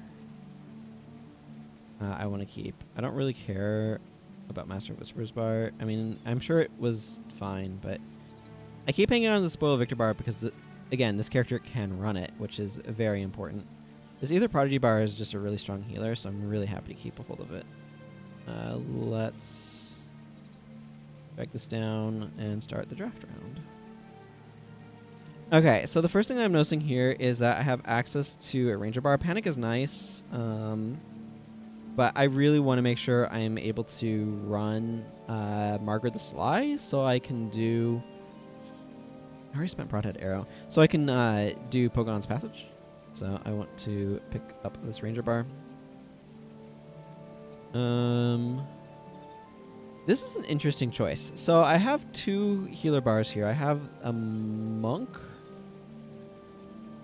This Signity monk, or I have Tranquilus Tennyson Ritualist. These are both fairly similar in some regards. But Ether Prodigy, again, pumps out direct target healing pretty well, so I think I'm going to pick up this Boon Signet monk. I'd prefer to avoid the Signet of Midnight bar if I can. The Signet of Midnight bar is one of those bars that, like, as a human player is quite interesting and functional. As an AI is, like, really spotty. I like the idea of what it is better than if I were to do, like, a Necromancer version of it, right? Because it's really easy to set up, like, a Necromancer version that, like, Plague Sending or whatever. And it would run reasonably well with, like, some various... Like, there's some various options. Like, if you ran with curses with the Wallow's Bite and stuff, Wallow's Bite, Touch of Agony, you could absolutely do that sort of bar. But, I mean, there's already a couple of those floating around in this pool anyway. But I think it's more interesting with the Dervish being able to spew it in AoE. It's just the AI is unreliable about doing it. Okay, so I actually have another option for a Ranger bar here. I have the Glass Arrows bar. I think this one's probably pretty decent. The other option is Primal Rage, or I could run this Mirror of Ice pet bar.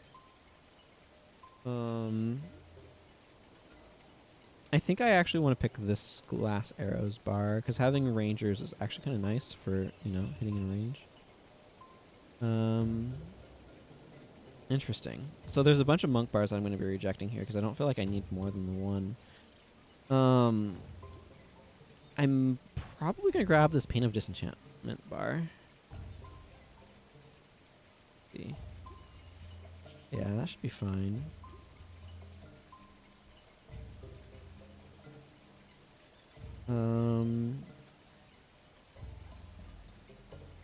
Interesting. Toxic Chill.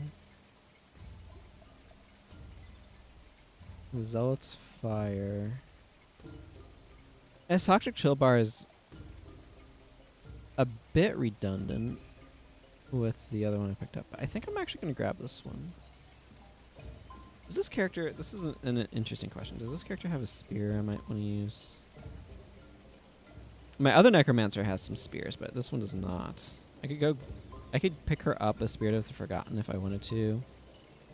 I have some Books of Secret. I might pick her up as Spirit of the Forgotten just to have her around. I don't know what she actually got from that.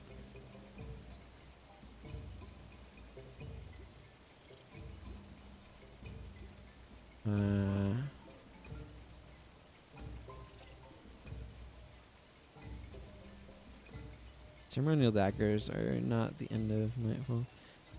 I may have gotten something for a different character. Like, this is a Draknir Soul Reaping Staff, so...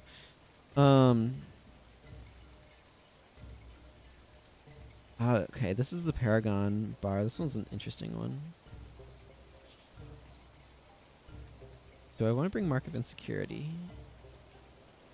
One of the things that I like about potentially using this bar on this character, this Pain of Disenchantment one, is it shifts the focus a little bit. Although it would require me to have Pain of Disenchantment on her, which I do not currently have.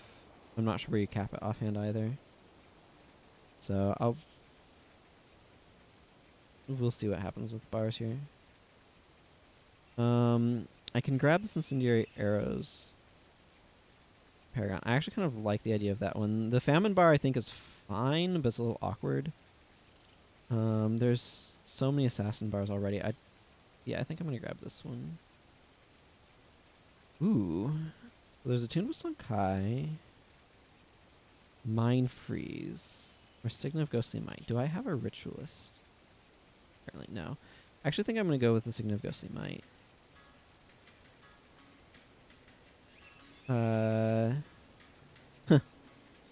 Raged Lunge. So Cleave is actually a pretty decent bar. Like I'm grabbing a melee character here. I may not want to try to run Cleave. I don't have an axe immediately available on this character. Ideally, I'll at some point have an axe that I kind of like a axe of the first watch floating around here that I'd be happy to just throw on people, but right now, yeah, I really need to go through some of this and clean it up a little bit. Good old Skin Flare.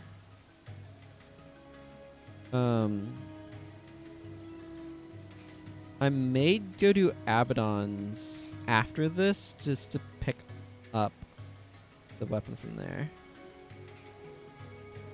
So, I have one actual Paragon right now. So I could do the Soldier's Fury bar.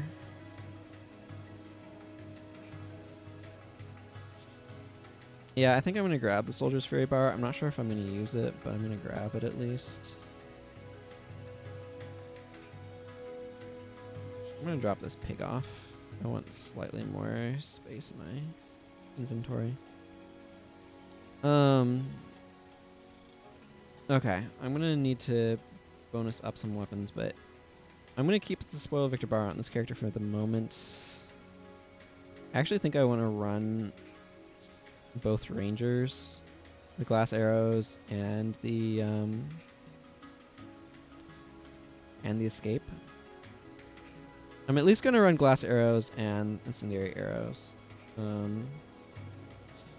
Margaret and I don't know, General Morgan probably. Yeah, he set up with command. This is got a few points in command, so I'm happy for that. Oh, he has a Duldrummer Javelin. That's interesting. So if I wanted to run that bar, I could grab this Javelin off of him to use for that. I might... Yeah, I'm going to run Glass Arrows on Margaret. She has a soup expertise. This is going to make that real strong. Again, this is more prop her stuff. Talcora had the Divine Favor rune I was noticing, so we'll grab her. I'm happy to run Toxic Chill on Livia. Go ahead and get the Toxic Chill template loaded here. This is an interesting bar that she already has on here. Toxic Chill. Because she's running a soup death magic, which will just make all of this stuff a bit stronger. I need the Boon Signet bar here. That's mop. Where's my mops? I have a few mops. Boon Signet. I need to make sure I bring Vec.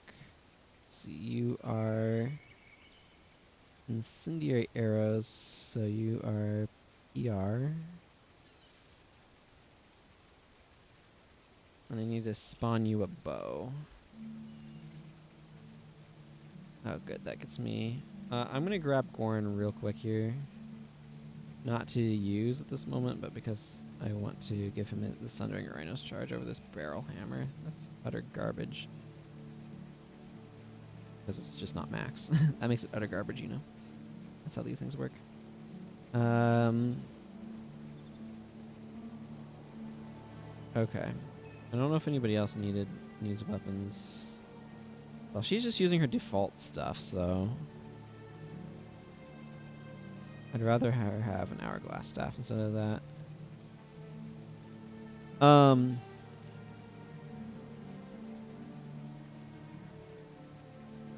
I could use the soldier's one. Okay, let's grab Parias and load him up with the Sign of Ghostly Might.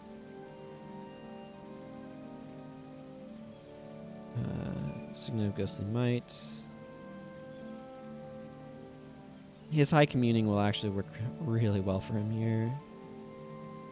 Spirits within earshot attack 33% faster. Attacking 33% faster is pretty nice. That's where you get a lot of your damage for that. I'm going to quickly check where you capture Pain of Disenchantment. Pain of Disenchantment, yeah. Okay, it's in the Vegean Mines, off in the Peck the Remorseless. This is not far from the Basalt Grotto. I may go grab that one just so I can open up the option on Mirian of running that bar. Okay, so the real question is...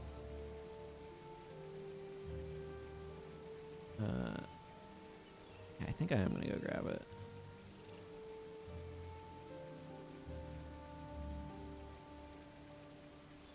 I don't want to bring this escape. It's actually like Jin looking.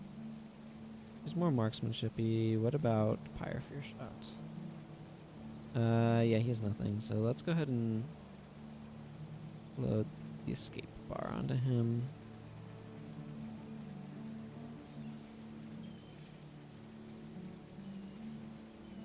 So what I'm going to do here, I need daggers and a bow. I'm going to use this one, I think. Yeah. I'm going to delete the rest of these spawned weapons.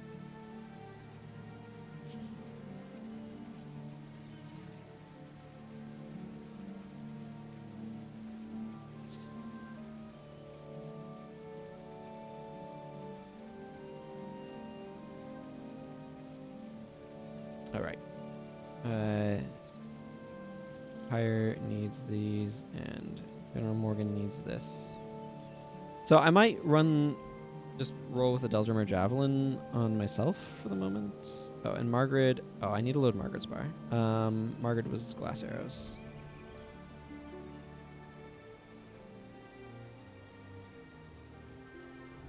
Let's see, that's RW.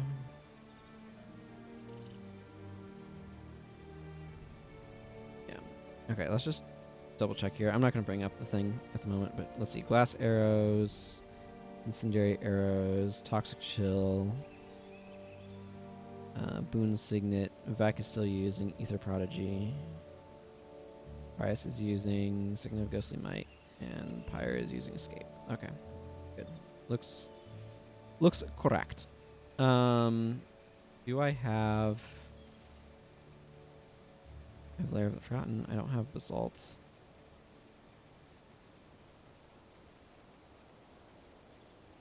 Okay. That's what, on the other side of this? Because the boss is literally right outside the Basalt Grotto.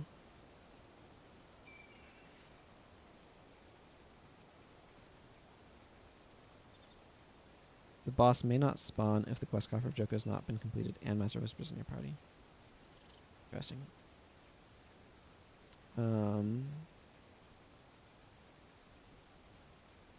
Basalt Grotto. I actually want to just check. Okay, it's not far from the Bone Palace, so I want to go... I do want to go over there and grab that. Because I really want to open up the option of running that particular bar. I might need to buy some more skills too, but I'm going to just stick with Spoil Victor for the moment because I don't have the elite that I'd need to have if I wanted to run that other bar. But hey, the Judgmental Unicorn, welcome. Hope you're doing well. I'm just going to go capture skill here. That'll be fine. Which requires me to go to a different area.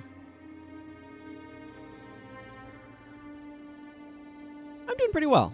I wish that I could stop waking up somewhere between 1 and 2 hours before I want to use the restroom and then be unable to fall back asleep.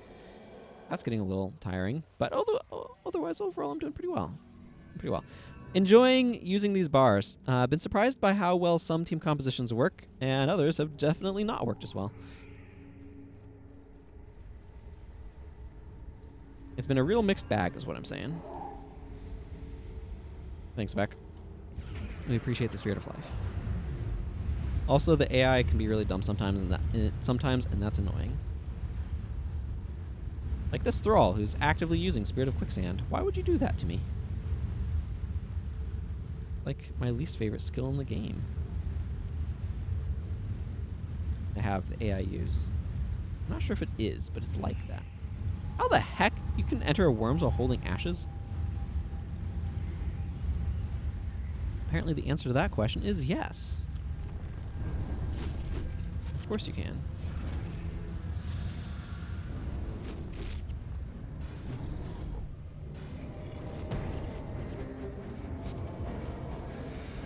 Anyway, I'm just going to the Basalt Grotto right now so I can go and capture the skill I want.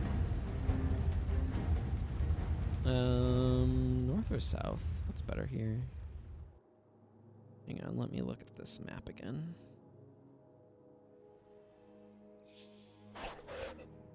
I feel like north is a little bit more straightforward. I can go down, but it has a really annoying boss there.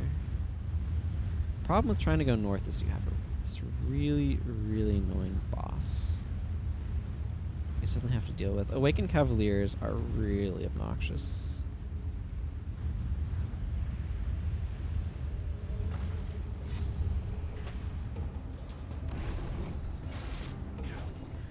I'll switch to my scythe so I can get up close and personal.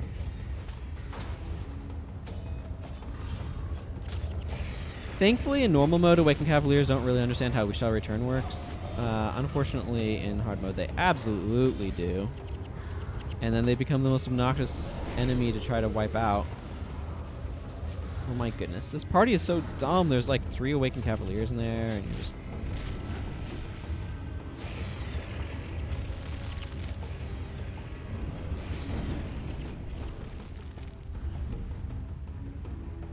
Okay, let's get out of here.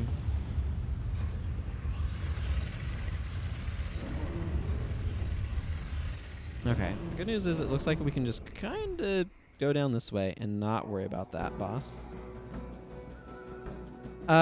Which in my opinion is a win-win-win-win-win.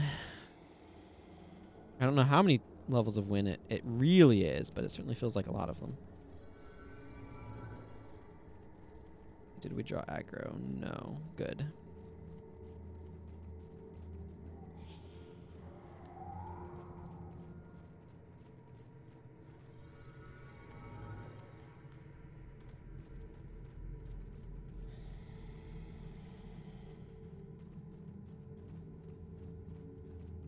Okay, back to being in a worm, which is kind of my least favorite activity, but nevertheless, here we are. Yeah, Natural Stride's not really on her bar for her to use too often. It's there to be a cancel stance for Frenzy. I don't think the AI understands the idea of a cancel stance, so... Worm Spore. Please get into the Worm Spore before you aggro those guys.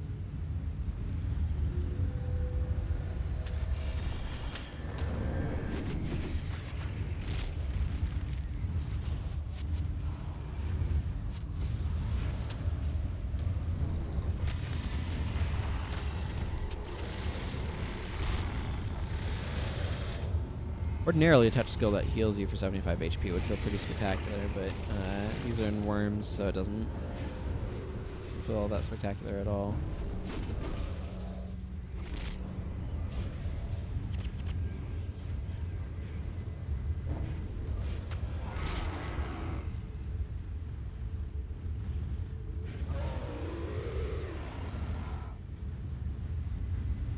Let's see.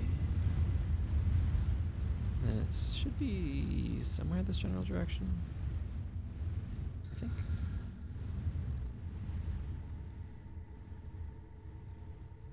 Yeah, there it is.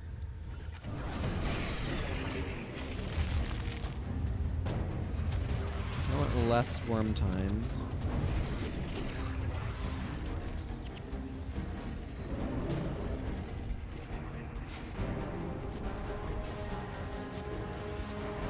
I don't like being a worm.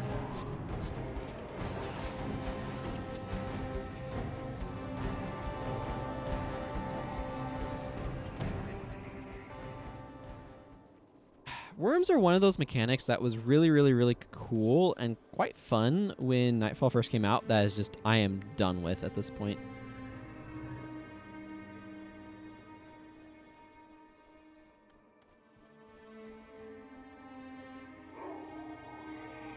I just don't enjoy being a worm. What can I say? I find the skills get really boring. When I play this game, because it allows me a lot of build variety, forcing me to play one build is kind of the pity of making the game not work the way I like it to.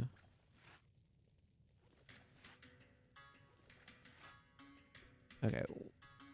Hello, Papo. Please take this. I'm going to replace my res sig with a significant capture so I can do the thing that I'm trying to do, which is capture a skill. The Vegean Mines. Pain of Disenchantment bar is a little hard to run if you don't have Pain of Disenchantment, so I need to go fix that. What's going on? My camera a little bit closer so it's not infinitely far away.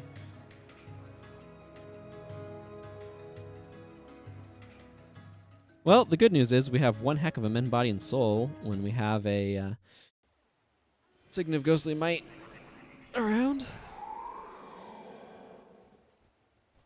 I remember when that had a clause that would kill spirits. I remember when that was bugs. That way it would kill all spirits and allow you to... It's rare that someone from Yasan takes an interest in Fabian politics. Nice to see you making friends. Cool. Okay, I believe this boss is just kind of up on the hill a little bit.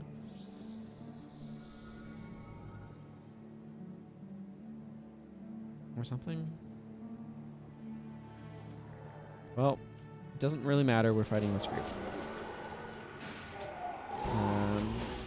Pain of Disenchantment. Nepek the Remorseless. Who's over here? I know, I could be doing more to help my party. I'm not really surprised Price is having energy problems. Got a bunch of really expensive spirits. That appears to be here-ish. So let's go along the southern edge here.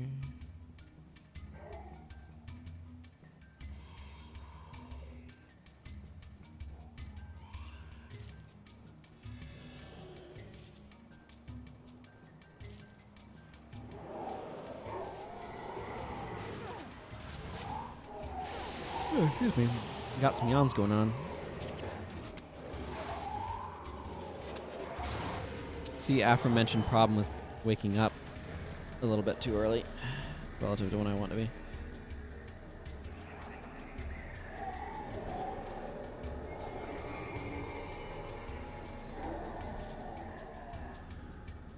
You know what?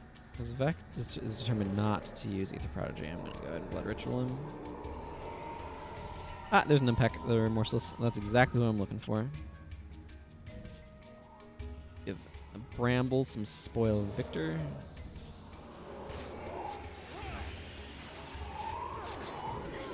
Pyre just, I don't know, upper slashes him or something.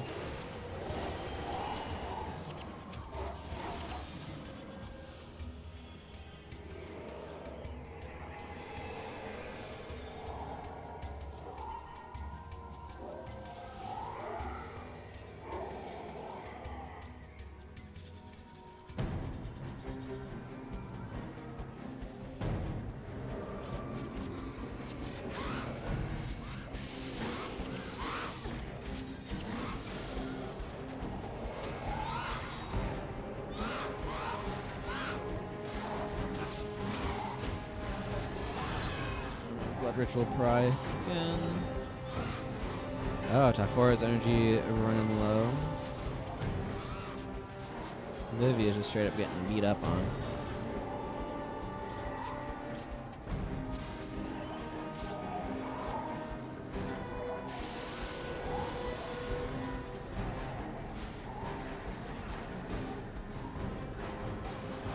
The bar that I have right now really wants an adrenaline attacker in your team. Mark of Fury just works a lot better if you have an adrenaline attacker.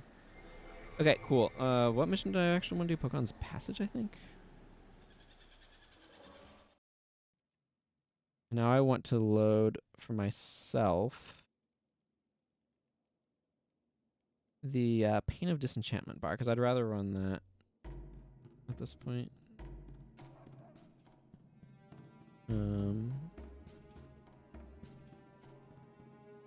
Pain of Disenchantment. Cool. I need to go buy Chest Thumper and Wild Throw. Chest Thumper, I believe, is an Eye of North skill, but I will check that, I guess, through the...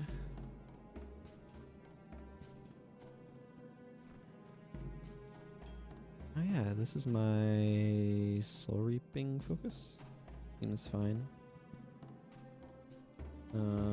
I should absolutely be wearing my Curses hat.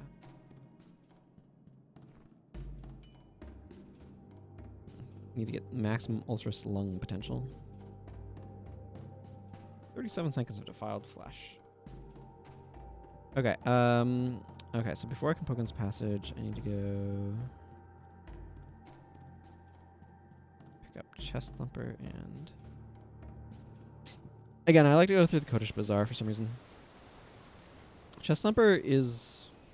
okay, there's a Shield Knight chest over here.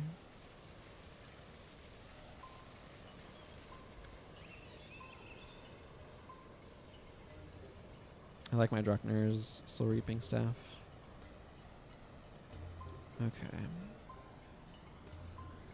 I don't need... back to T-Cloud there. Make this little pig follow me around for a little bit. I'll deposit my 338 gold.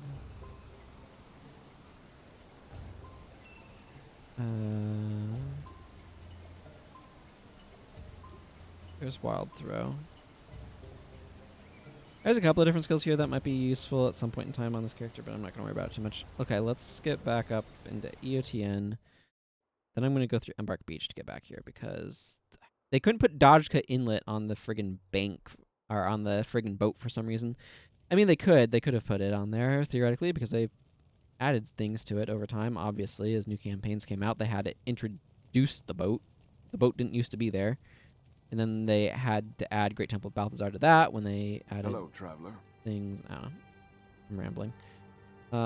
Chest Thumper. These anthems could be fun to pick up at some point in time on this character too, but... Okay, so Chest Thumper and Wild Throw, yeah. Chest Thumper, Wild Throw. I'm really pleased about having the skill description show up at the top of this thing when you mouse over these, by the way. Just hooking everything up for that. We'll see how it is to play this bar. I'm curious. I've been playing the Spoil Victor bar a bunch, so doing something different sounds kind of fun. Okay, back to Pokemon's Passage via Embark Beach. Wait, see, there's tons of space here. I would have...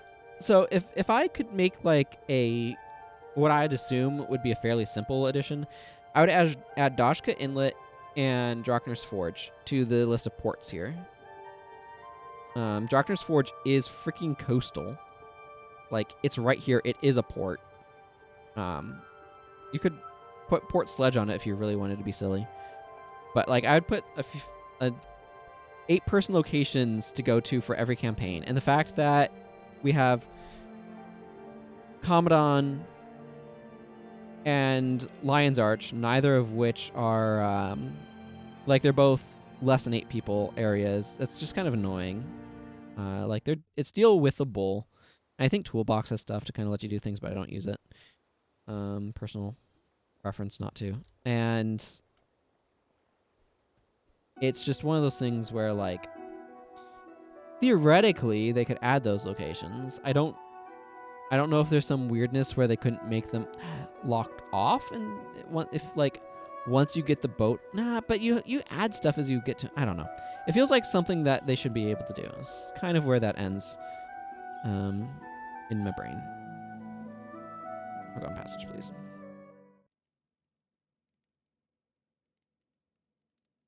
Okay. We've got our bars loaded up. Ready to go. Rocking and rolling. Prius will be really sad I don't have Blood Ritual anymore. I need to go talk to the Jack of Truths. Hey, Jack of Truths. We're ready to infiltrate Gandara. We are ready. I told you already that we are ready. But we are ready. Thank you.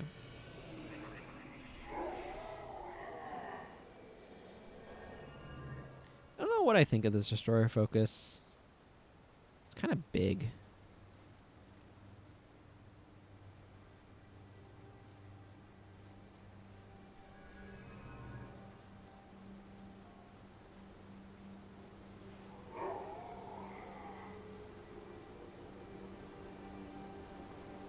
Okay, Guard Captain Kacharin.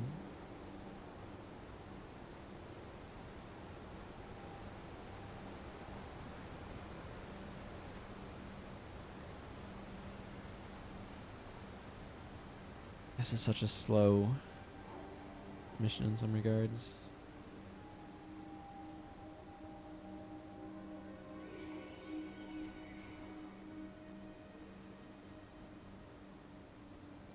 It's just a place for these guys.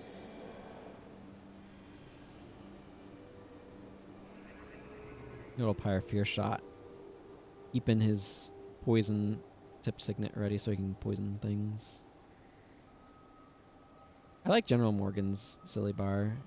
Using Go for the Eyes with Disrupting Accuracy is just... I love that combo. That demon goes down so quickly and easily.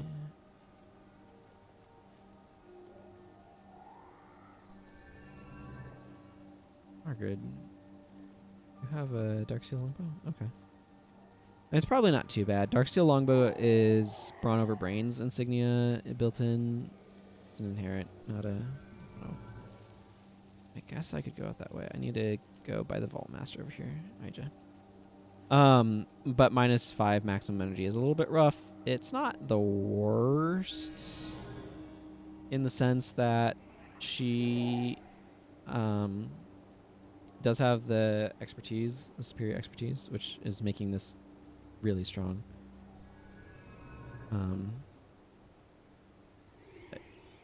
Man, good thing we have multiple sources of cracked armor here.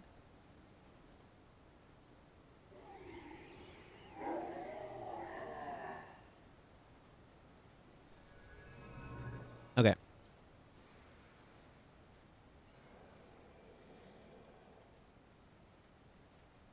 Doing that capturing, or that thing meant that we got a little bit more use out of these builds too, which is nice because this is not the most intense mission, which is fine. I like the fact that this one is a little bit lower paced here at the beginning. Lower paced, slower paced, you know what I mean. Less inherently intense. I told Linko I'd take over guard duty and then immediately leave. I think it's really funny. In an amusing sort of way. Oh yeah, there's those guys having their line again that I missed seeing yet again. There's a lot of interesting ambient lines here. Of dialogue. We're fully authorized, we have the password. I mean, they just gave it to us at the start, so I don't know.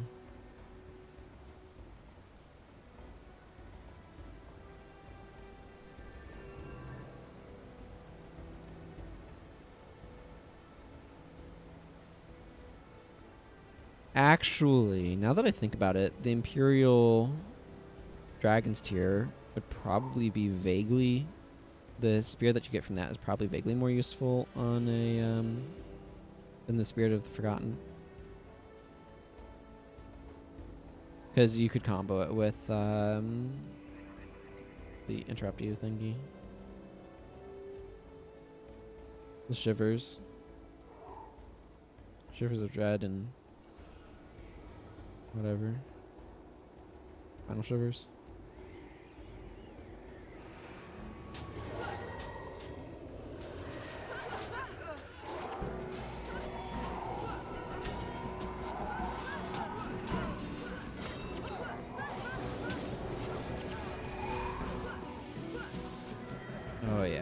old chest thumper.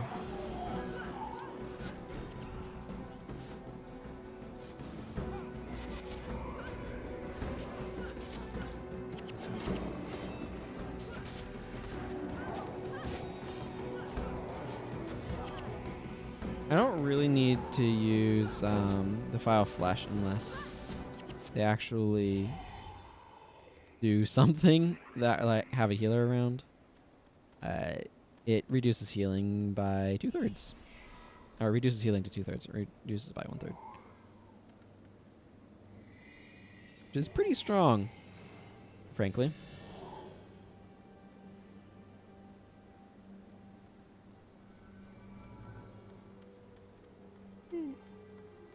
Excuse me. I'll probably be doing that a little bit more still. Yep, let's get out of here. I agree, Margaret the Slime. I agree. Quite like the aggression inherent in her bar. It's really weird, like, looking at General Morgan, you'd think he is a Ranger Paragon, not a Paragon Ranger.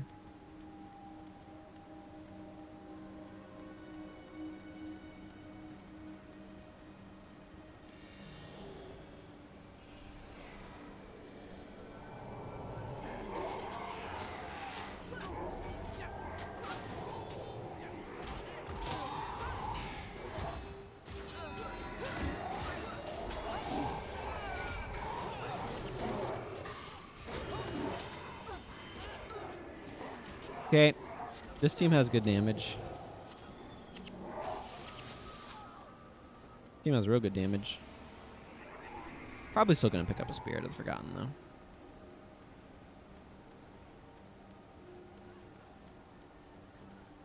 Oh, this is interesting. There's a Vabian Guard and a Cornin Guard fighting a bunch of dudes over there. And actually doing fairly well, all things considered. Huh.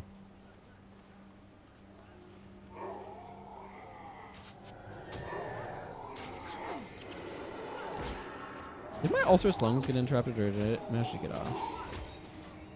Hard to tell.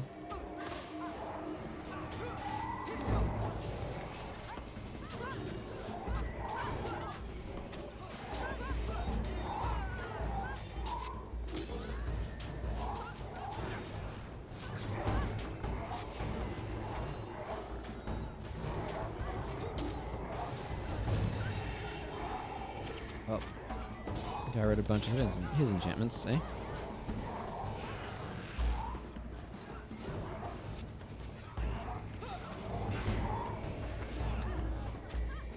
In fact, you would have literally no energy problems if you made sure to keep your stuff going.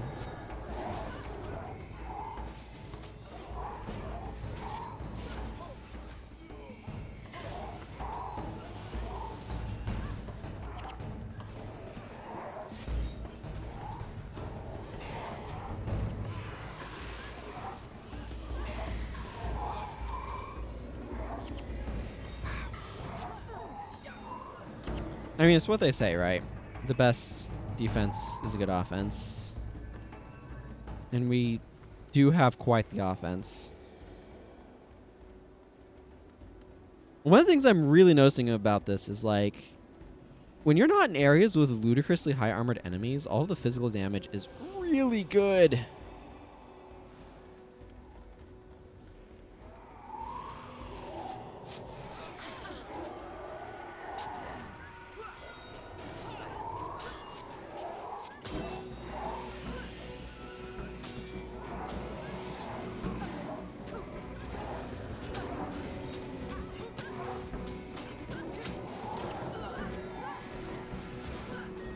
Sorry, Linko.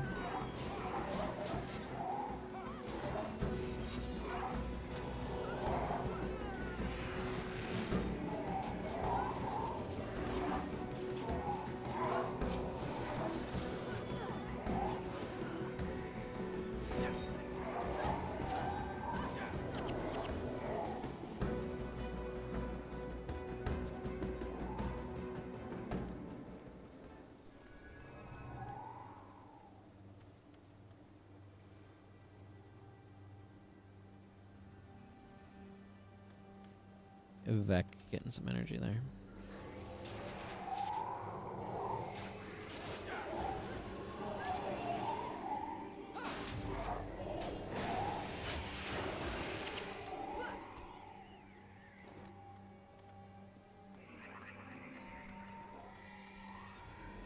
Actually, you know what? I should probably be running my curses offhand.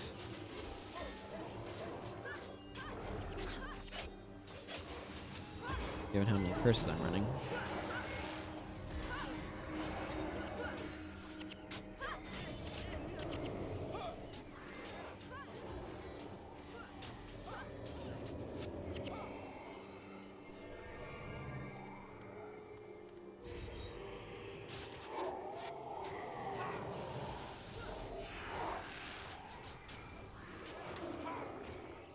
Who else inflicts deep wound? I think it's just my chest thumper, isn't it? Yeah, because rangers don't have the ability to do deep wound.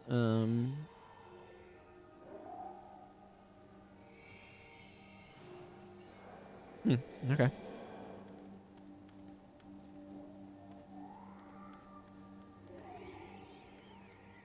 And demon spawns back up. Fascinating.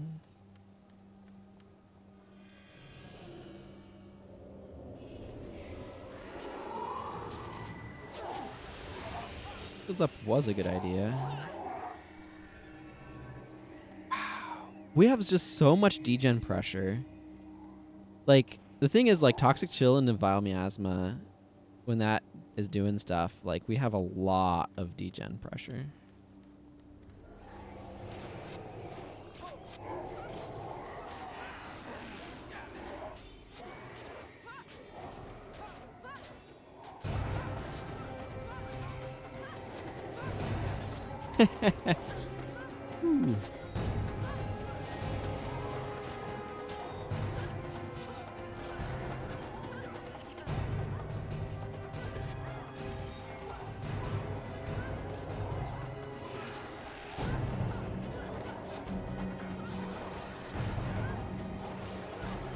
Right now, one of the things that I need to do is I need to flag my team over this way. I have a bunch of rangers and stuff that are just not being effective.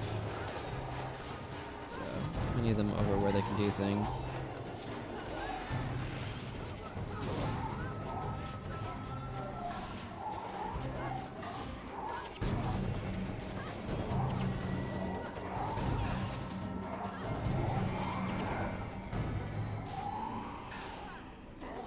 Don't need them still flagged there, but this party very much so depends upon line of sight, and without it, it does not work.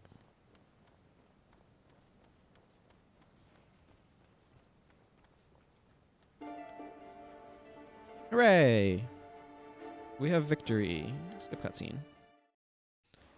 Get tossed to Modoc Crevice. Okay, like I said, because I'm going to be handing General Morgan his spear back. General Morgan. Here.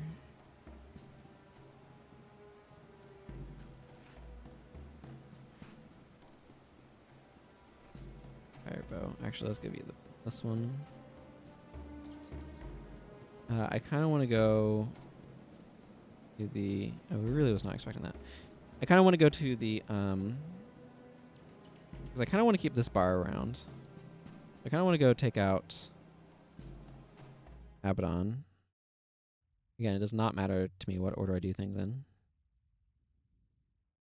If I go take out Abaddon, I can pick up a spear. So I think I kind of want to do that. Make my team.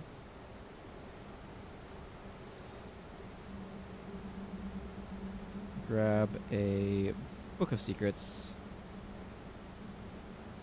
Need one.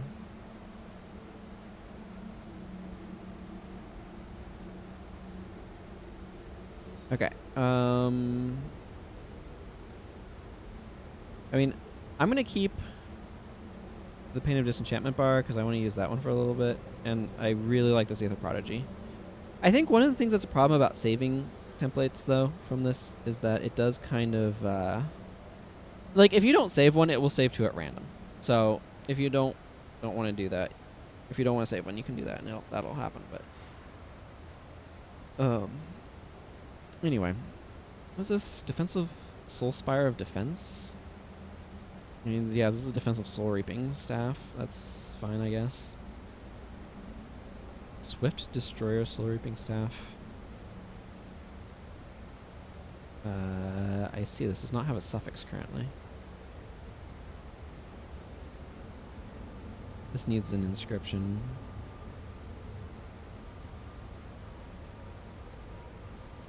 Yeah, this one's fine.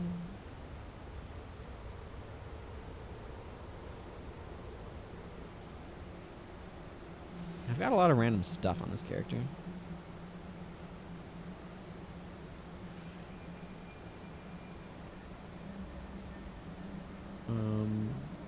I could put enchanting mod on this Swift Destroyer Soul Reaping Staff. That might not be the worst option, although it makes it very similar to this staff. But like, that's the main reason to run staffs. I agree with people who say that.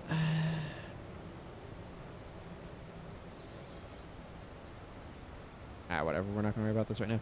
Let's start draft round. Let's slide this down so we can actually see what we get to draft. I'm going to pick this monk bar. This one's not bad. I would prefer Song, though. Aura of the Lich is just terrible here, however. I don't really need this vocal Soglong, so I'm going to pick up It's Just a Flesh Wound. I'm going to grab E-Surge. Weapon of Remedy. Restore Condition. Let's grab Weapon of Remedy. Dervish. Weaken Knees. This one's not the worst. Yeah, let's grab this one. Oh, dang. You know what? Maybe I can get the Axe of the Forgotten here as well. I mean, it's just a Sundering Axe. That's a little underwhelming.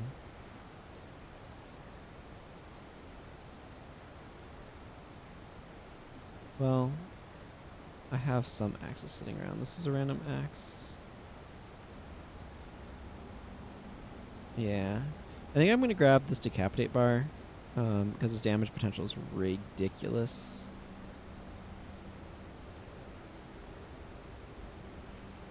Do I have a Dervish already? I do. I have a Weapon of Remedy. I can grab a second one, so I will. There's a lot of warrior bars in this, so.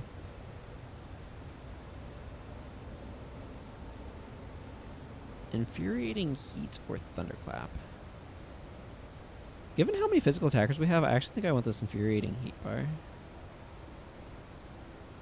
And be happy to run it too, frankly.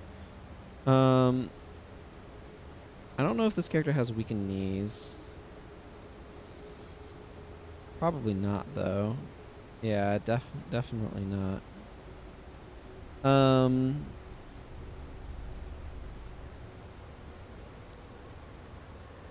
Okay, I do need to bring a Book of Secrets with me. I don't think I need a bow or daggers, so I'm going to probably delete those. Here's how this is going to go down. I'm going to slash bonus. Don't need that. I need one of these for myself, but I also need one of these for... Okay, I do want... Hang on. I need Vec. Doesn't actually really matter. Ogden, do you have multiple? No, you're just healing prayers. Dunkoro, you're also just healing prayers. I could go with Dunkoro or Ogden, but I think I want Talcora, who is healing prayers and also divine favor. So Vec keeps his bar because I really like that one. Aura of Faith, which... Okay, Aura of Faith is a Moe, which is not surprising. Aura of Faith. I like pairing Prot Spirit with Glyph of Lesser Energy to make it a little bit more affordable. Gift of Health is nice here. Mend Ailment will be handy. I do need General Morgan. I'm going to give him the... It's just a flesh wound. Bar.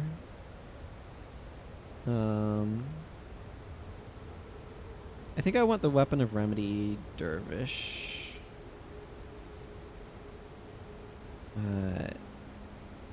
Milani, I guess.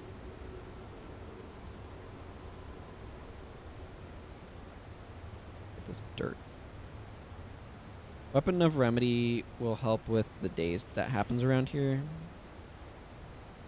Blind Wismingson is underwhelming in this mission, but I do want Margaret, I guess, on Infuriating Heat. I want the Energy Surge. That can just be Daedalon, though. Build for every elite. That was... men. There's a lot of men. Energy Surge. Margaret is Infuriating Heat. /P. Paragon. And she gets a spear here to make this work.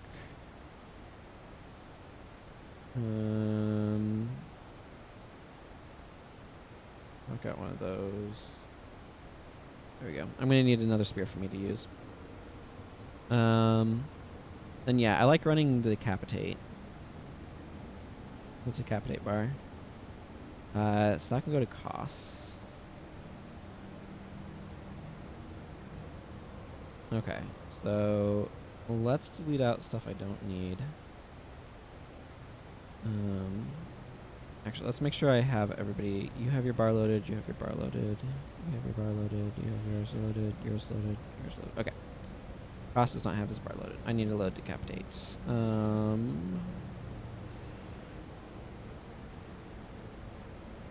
Here's Decapitate. I mean, this is a gigantic pile of signets and Symbolic Strike. That is the bar. And Decapitate just happens to be on there because why not? That's how that one works. Okay, so he needs an axe in order to be able to have his bar work. Nice strength, I guess, to give some armor penetration. I want to sell off these 8 tanned hide. I would not have salvaged the shield if I thought I'd get tanned hide. I thought I would not get tanned hide. Figure out some of this stuff I don't need.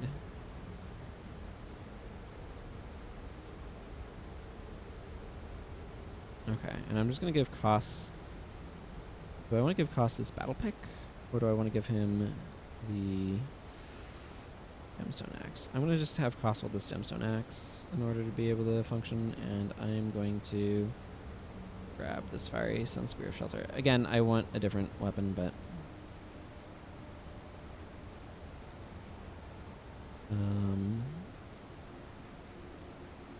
yeah, Book of Secrets. I'm gonna go get the Spirit of the Forgotten for this character to hold. She has so much random stuff.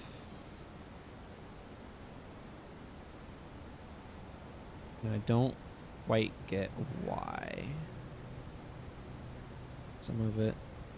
This is customized for Mirian because of course it is. Like, some of it I know why she has, like this vampiric thing.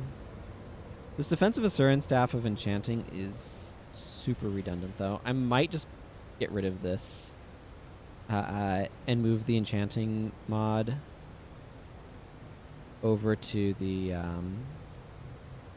Destroyer Soul Reaping Staff. I think Swift is more useful. Okay, enough of looking at those things. Okay, so the one thing I'm torn on, I could bring my second Book of Secrets and grab an Axe of the Forgotten to use, but I think I'd rather not, because I'd rather use Medals of Honor to get a Axe of the First Watch or whatever. Because I'd rather have a Furious Axe that I'm putting on heroes. if I'm going to just have an axe lying around. You know? General Morgan is a much more defensive sort of bar here, I'm noticing. Yeah, he just has the Spear Mastery to do things. I'm going to put him on guard here. Boss can be on aggressive, though. This Spirit of Infuriating Heat's probably going to do a lot of additional damage, more than you'd think, just because of its fueling symbolic strikes every other hit. Okay. Keeper Cherish. There's a weird order to do things in, but yeah, I want a Spirit of the Forgotten. We are going to face Abaddon. We are ready. Doing stuff in such a weird order. I actually don't mind the idea of going from here to do the other ones in the Realm of Torment. I may do that.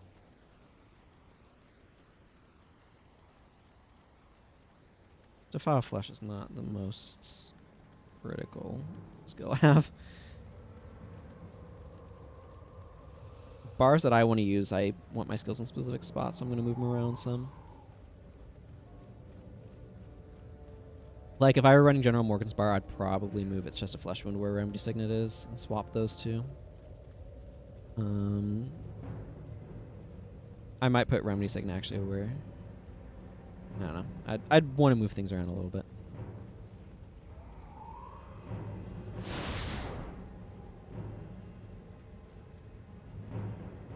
Infuriating, it will be moved to a more useful location soon.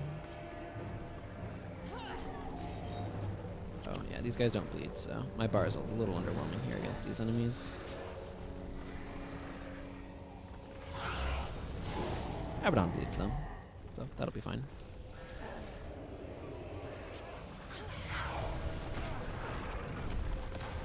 Well, I guess I just have to be blinded then. No, I can't do this.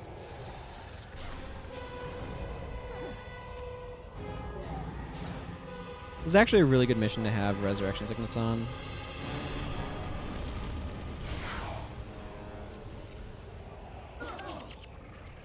Well, if ever there was a time for a Song of Power, it's while everybody's knocked down.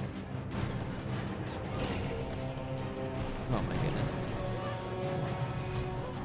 Beck is trying his best.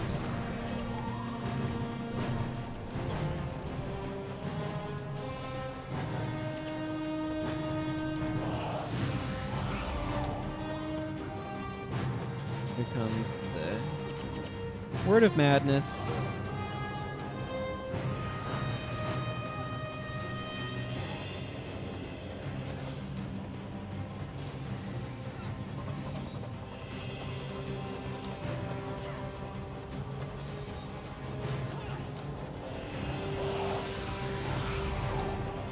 Okay, that's not the best burn phase.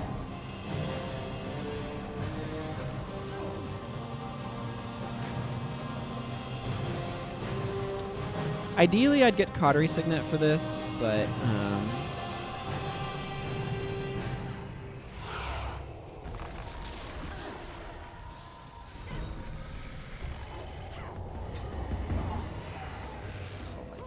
oops, and then I killed myself off clumsiness, because I'm being clumsy. So that's great and terrible.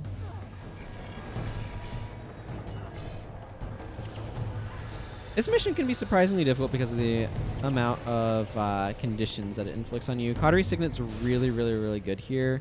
Unfortunately, I didn't get Cautery Signet.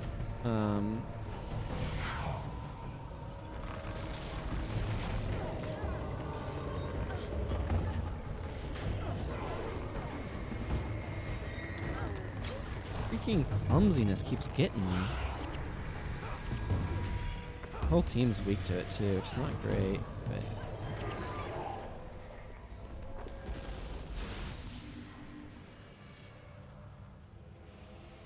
I'm gonna actually take a moment here to just let the party recover a little bit.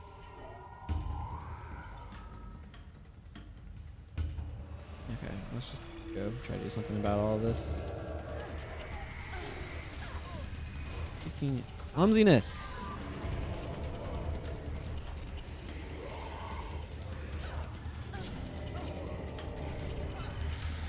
Clumsiness is really getting us pretty badly. Here comes the word of madness.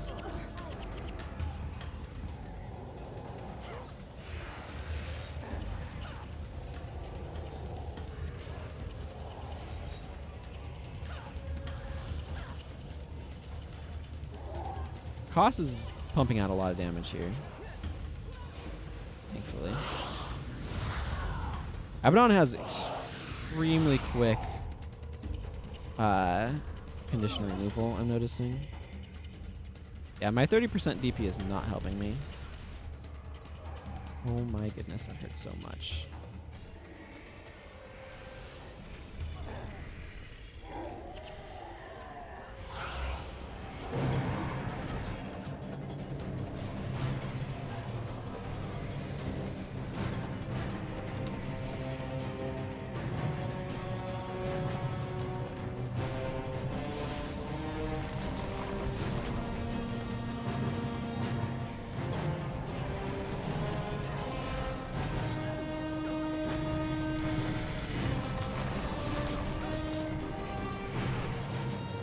We need to take out these Torment Claws. They just do a ton of backline damage if we're not careful.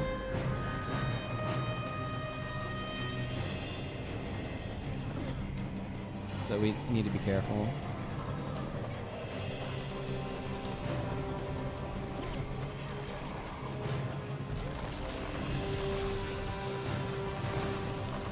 Wow, there's also just been an absolute lot of them.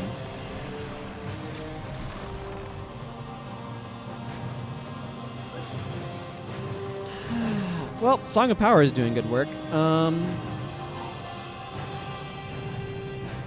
Which is a weird thing to say, but it's nevertheless true.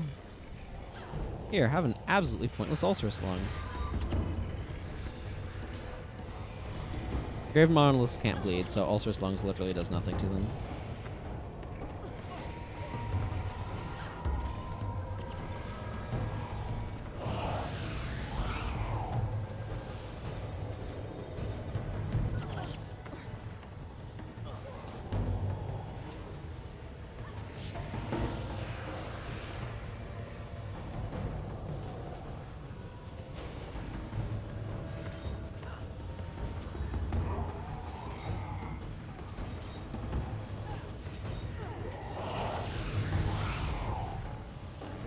Hope we would get him a little bit further down that phase, but here we are.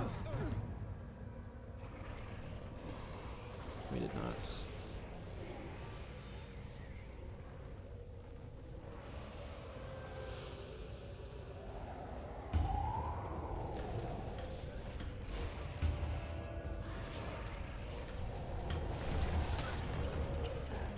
And we're doing what we can about conditions, but the boy can only tell us it's a flesh wound so rapidly, you know?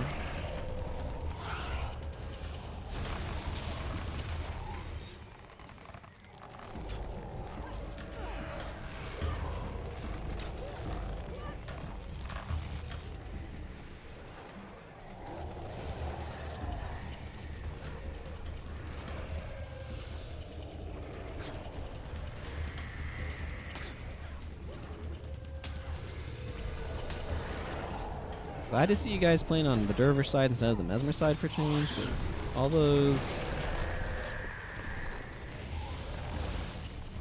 Dervish skills were getting to be real annoying. Or all those clumsinesses were getting to be really annoying.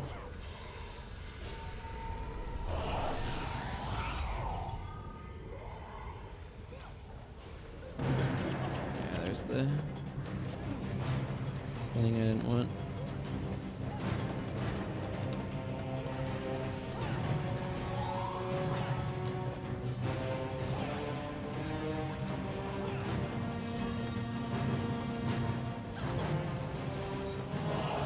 There we go.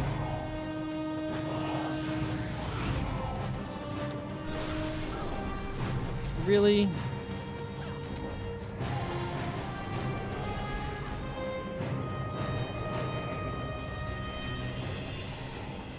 He's on no HP. Guess I want us to kill the Grave Monoliths once more for no good reason. At least no good reason I can find, anyway.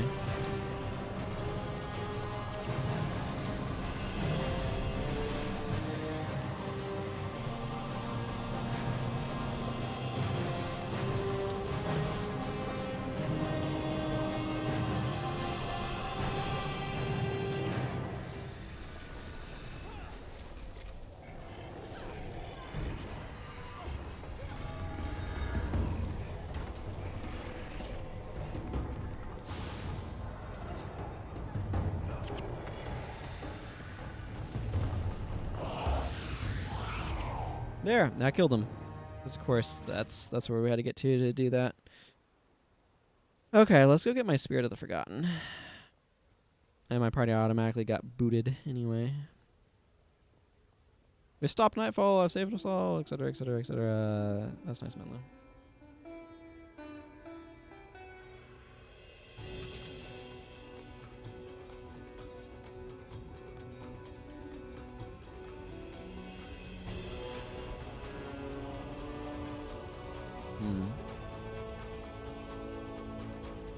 I like Prophecy set up the best narratively. I have a real mixed feelings about Nightfall.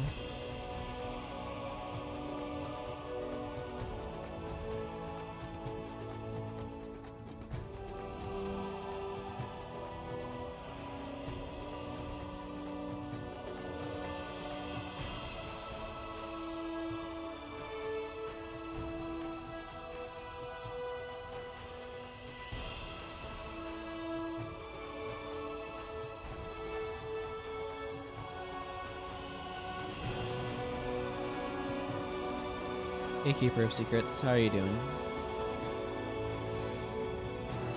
Will they? We'll find out. I would like a Spirit of the Forgotten. The other ones are, there's an adrenaline gaining one, which is interesting.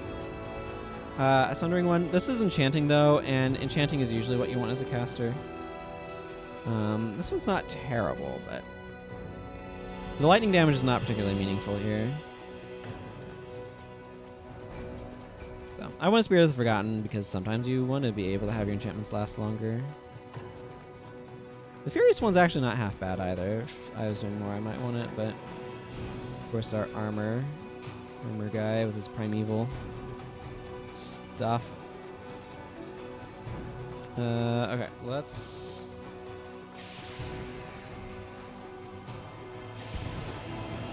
I want to do... Let's just do these backwards. Let's do Gate of Pain. I don't think Gate of Pain has any special requirements, does it?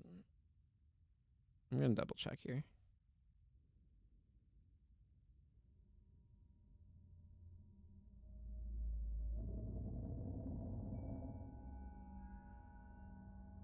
And I don't think so. Oh, Dunkoro is present in your party. Okay, so Dunkoro is required.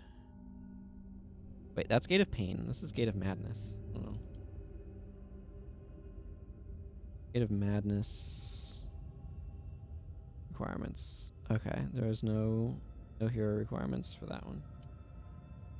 I guess I am doing Gate of Pain first. This one does require Dunkoro in my party.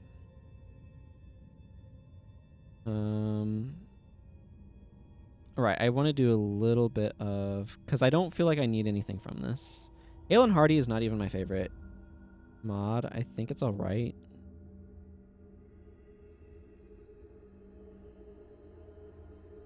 I don't need more defensive staves, though. Let's go to my Shunlai chest. I'm going to move the enchanting from this over to this. I do want a weaponsmith, but... enchanting. Okay, I get to take the Hale and Hardy out. I guess I will.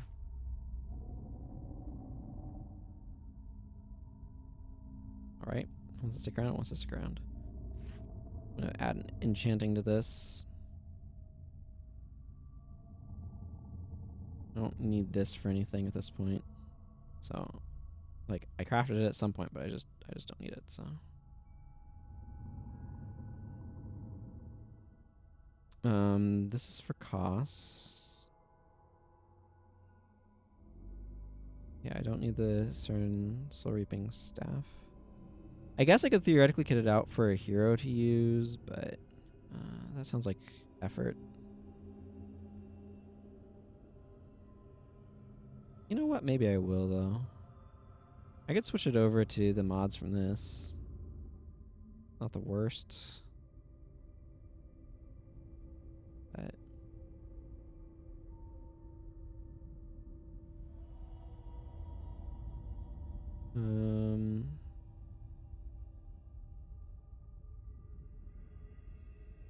is there a... Oh yeah, I don't care about the Don't Fear the Reaper. I'm just gonna replace that. Okay, well, I don't need the staff. I don't really feel like I need to kit it out for a hero to be able to use. That's just a bunch of, like, juggling stuff around for no good reason. So, probably just gonna sell it. Let's go to my guild hall and do that. As well as customizing the Spirit of the Forgotten. Obviously, the Spirit of the Forgotten doesn't do a whole lot for this bar, and the other one would be a little bit better, but this is a more general purpose, so...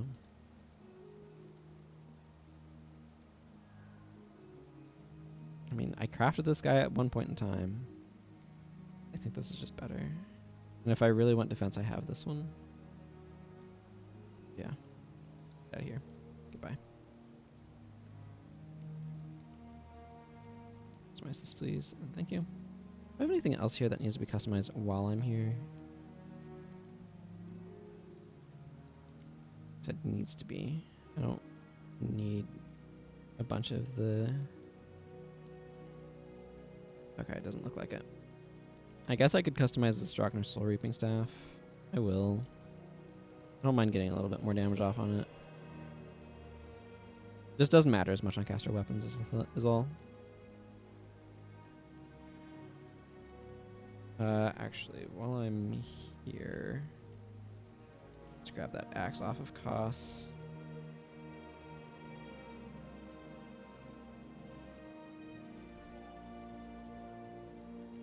Give him this glacial blade.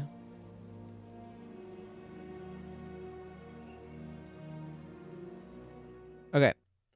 So I need Dunkoro. Let's go ahead and...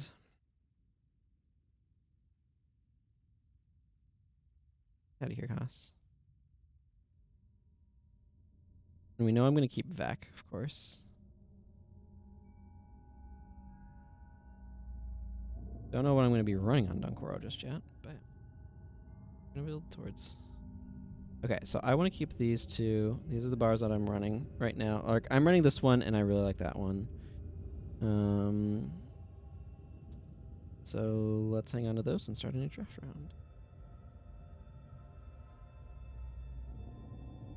Okay, I'm probably going to grab Shield of Deflection here. I like it better than Scribe's Insight. I think... actually... You know what? No, I am going to pick the Scribe's Insight bar. And the reason I'm going to do that is because Vigorous Spirit seems really helpful in this mission. Because Gate of Pain has a lot of just random life loss that Vigorous Spirit kind of counters. So I'm going to pick this one. I don't really want the Quick Shot bar. Do I want Fragility Thunderclap stuff? Let's see. Gate of Pain has a bunch of Driders. Thunderclap is an interrupt. I could also try to run this Quick Shot. I'm going to grab this one. Disrupting Accuracy seems useful. This one doesn't seem as good as... Mind Shock doesn't feel like it does a ton here. Do I want Glaive? I don't think the AI uses this one super well. Let's see, Depravity is a Necro bar. It has a bunch of degen stuff added on.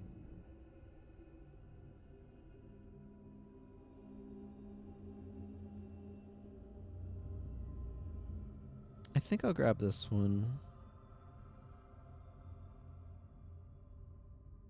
This is kind of a smite heal monk.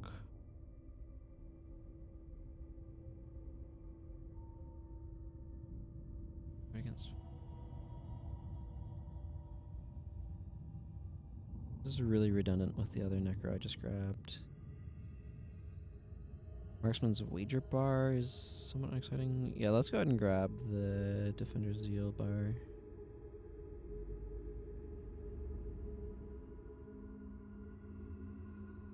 I don't mind the headbutt one.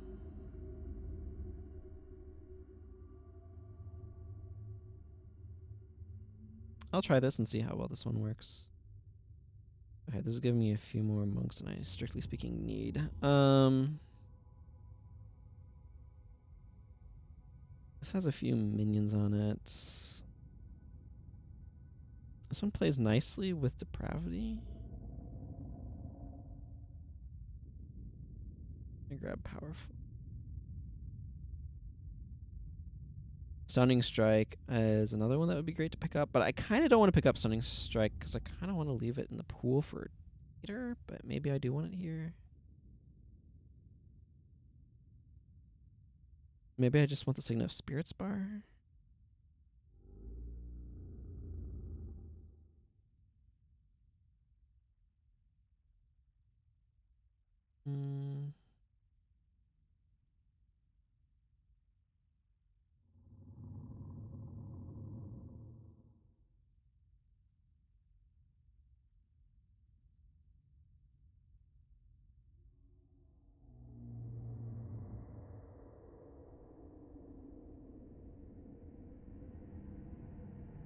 I mean, this is all in on trying to Stunning Strike.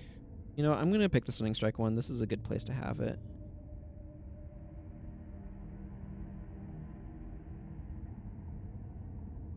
Yeah, I'm going to grab... Do I want to grab the Lightning Surge bar? Yeah, I'm going to grab Lightning Surge. Okay. Obviously, I'm not going to run all of these.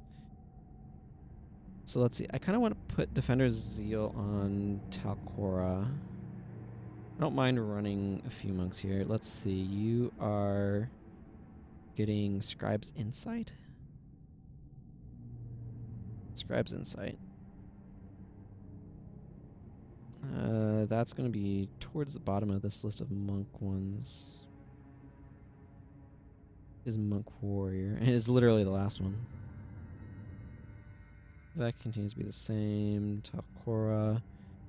Gonna be Defender's Zeal. Hey, Timmy. I don't pay attention to that sort of thing, but cool. Did you play it? If so, how'd you do?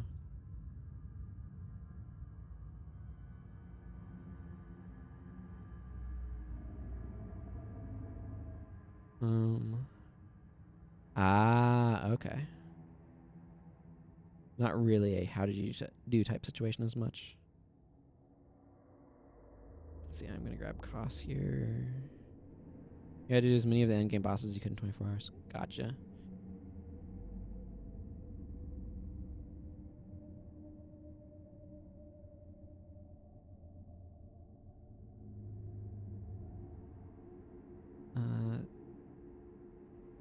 Horn feels maybe a little redundant here.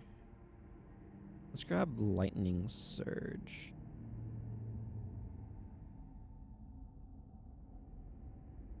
Let's see.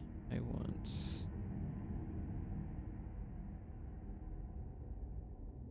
Stunning Strike. Convenient that I kept this spear around. And then Tuske is Lightning Surge. Which is EN. That's pretty impressive. Okay. I have no idea how good that is because that would require me to know how many people were in the thing, but that's cool. There you go. There you go. Perfect.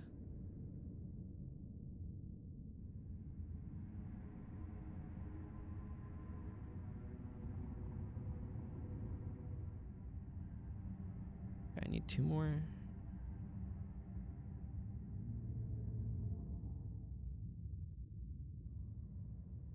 see, I guess.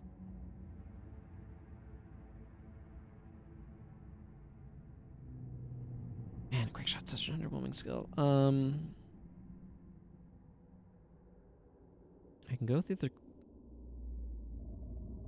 Let's go with the power flux bar. So let's grab Daedalon.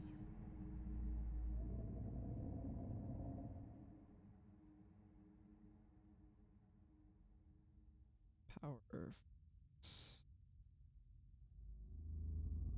There it is. There it is.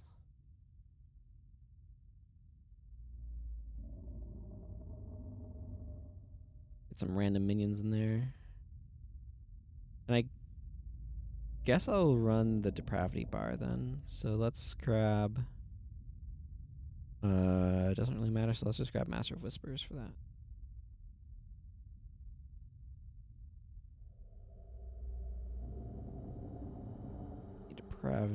Depravity right here. Yeah. Pressure their energy pools. That's how this works, right?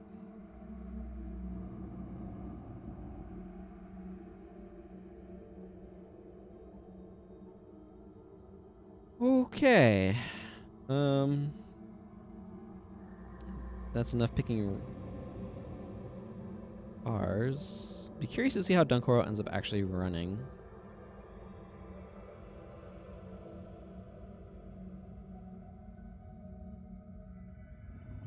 Yeah. Glad to have some additional support, though, from Talcora. Defender Zeal is a little underwhelming as a skill to me, but this also doesn't have any actual melee, which is nice, so I don't have to worry about people running up the position. Let's see. Where is the... Is it Jarendok? Find a way to bring that down. Yes. We are ready. Ready to try to avoid getting killed by lightning. It's probably the biggest threat in this mission.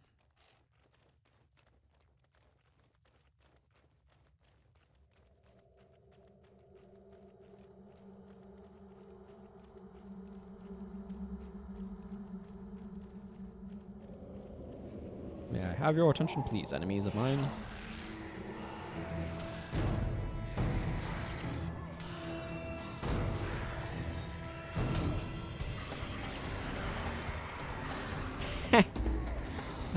Random angry minions are great times.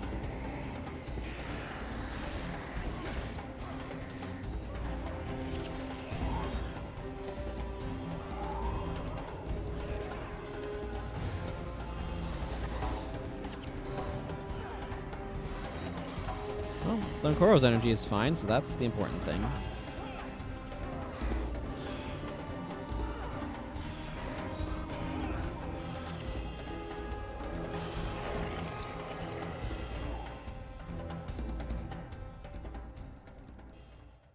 Yeah, Daedalon's energy is definitely a little challenged. I'm not surprised by that. Quickening Zephyr is gonna suck.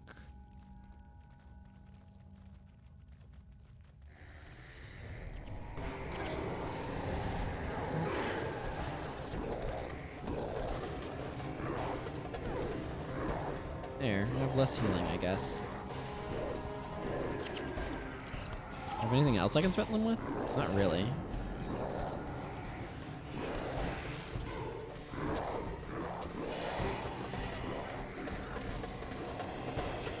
Oh, Blades of Corruption in the back line. Oh, that's Defender Zeal I'm seeing going off. Okay. I'm not a huge fan of Defender Zeal, but it's probably doing okay here.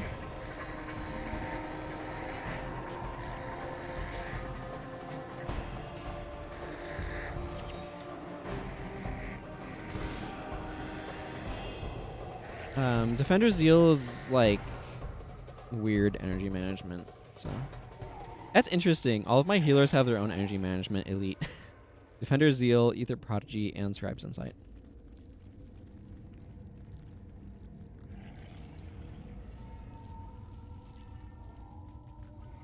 Okay, these are the guys that scare me the most. The Terror Web Driders.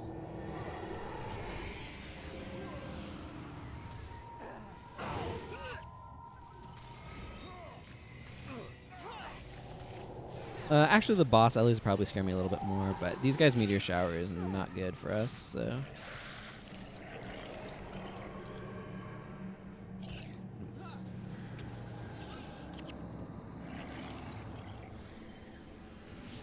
Eidolon just wants to make a lot of little friends. A lot of little friends. And try to steal energy from enemies so he can fuel more little friends.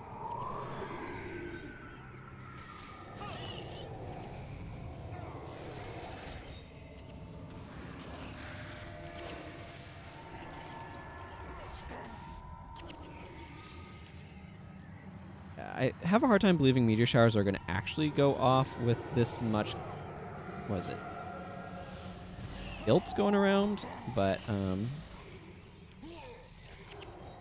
no, one got off, but that's what the minions are for. So yay. Minions.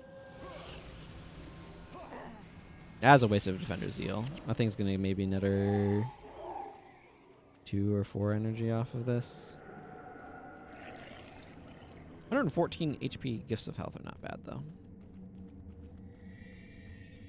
Oh yeah, Divine Intervention.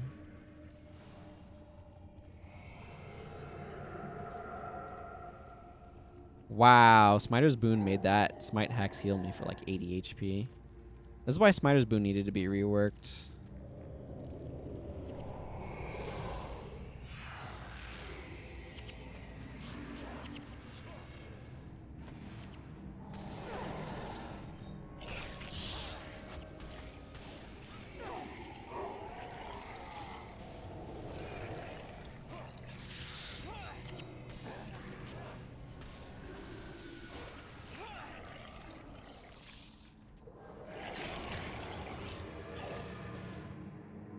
Never wants to... he will sometimes rot his gaze to gain control of him, but not as often as you'd think he would be inclined to.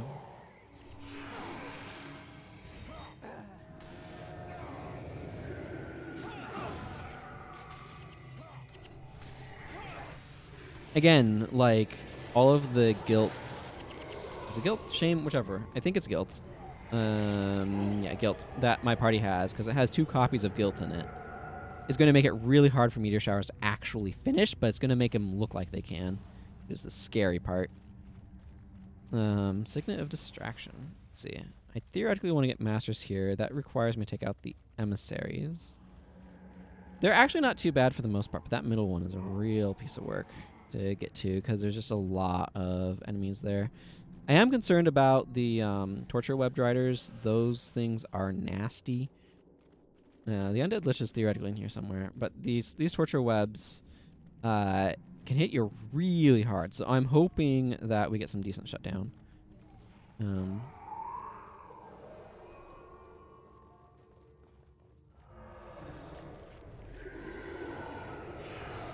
Liquid flame would be bad. Oh, good. We didn't get liquid flamed. Liquid flame is bad because it has a lot of additional damage on it. In an AoE, and is not something blocked by walls. Which is the real problem.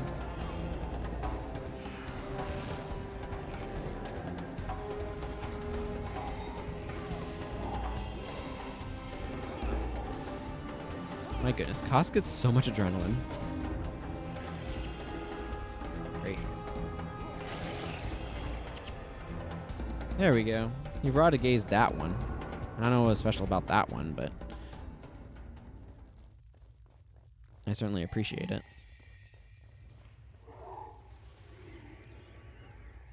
Should be really relieved to have this one and the next one over with. They're ones that I'm nervous about.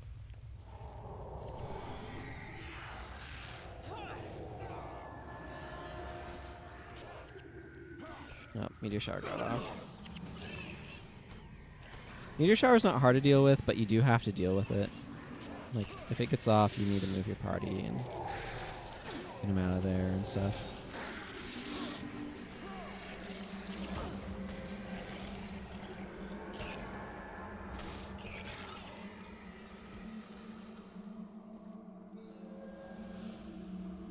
Okay. This is the part that's difficult. There's a couple of patrolling mobs in here. And making sure that that goes okay. It's very easy to accidentally aggro multiple mobs here and get really pained from doing so.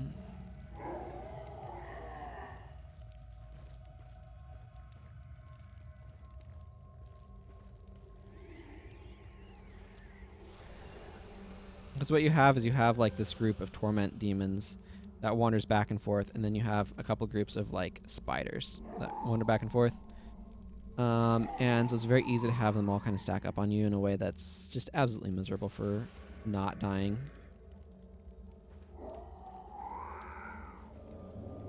Yeah, you can see this is dragging multiple potential meteor shower dudes over.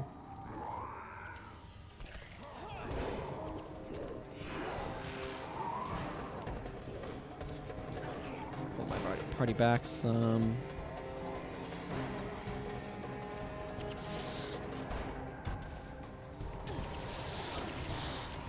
Ow.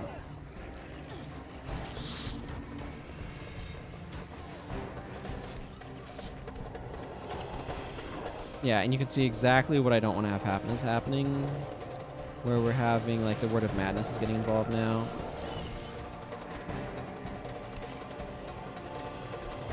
And that group is getting in here.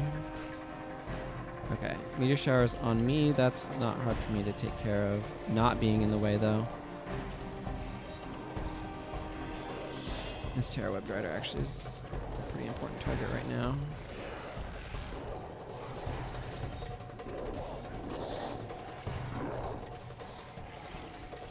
Okay. Wow. Deep freeze is not good.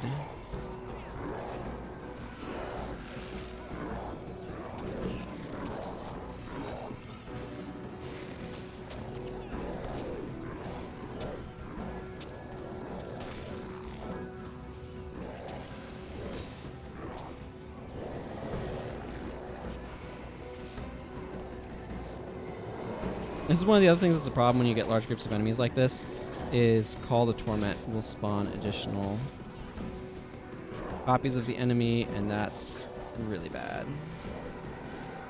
One of the things that's also a real problem right now is Quickening Zephyr's up, and Quickening Zephyr just makes his life worse.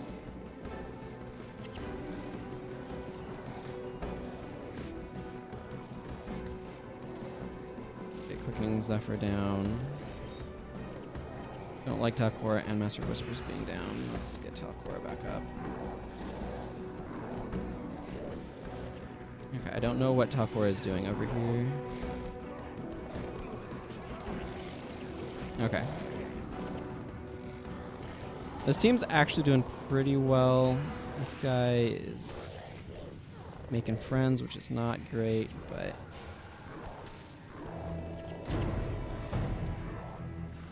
Okay. Elite Emissary of Doom can now go down.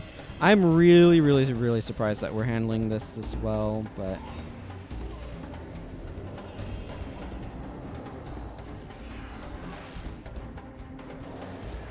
Those Lion's Comforts are doing, like, nothing.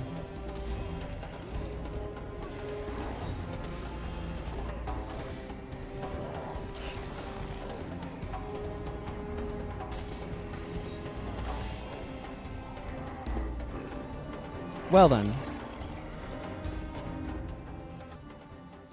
Bit more DP than I'd like on some of my team members, but the fact that we survived that at all is pretty exciting to me, because that is an area where I absolutely have wiped. Man, I'm suddenly reminded of when I did this with some sort of challenge situation. I don't remember exactly what it was, but I remember I basically did not have very many resurrection options. So I had like 2 Vengeance users and 1 Light of Duena, and that was like My hard res options was the Light of Dwayne, and then the Light of Dwayne user died. So they just kept having to get vengeance, walk 30 seconds forward, die, get vengeance, etc. It was miserable. But amusing. I've done a lot of silly stuff over the course of doing these. I'm going to wait for this group of Torment Demons to come back this way, because I don't want to have them come up on me while I'm killing that Torture Webbed Rider. So I'm going to dance a little bit. Summon a miniature Mad King Thorn. You can rule this realm instead of Abaddon.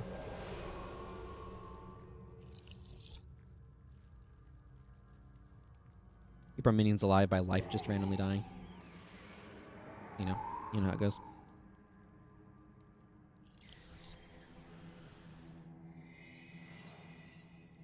Was it worth it, Dunkoro, to infuse a minion to try to keep the minion alive?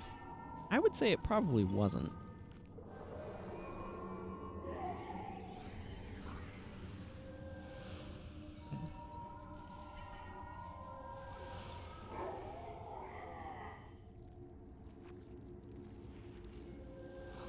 He wouldn't infuse it if we were actually in combat. Like, minions are low priority, but nobody else is hurt, so... Okay, I guess that group just doesn't want to come back. You know what? Fine. Whatever. I don't...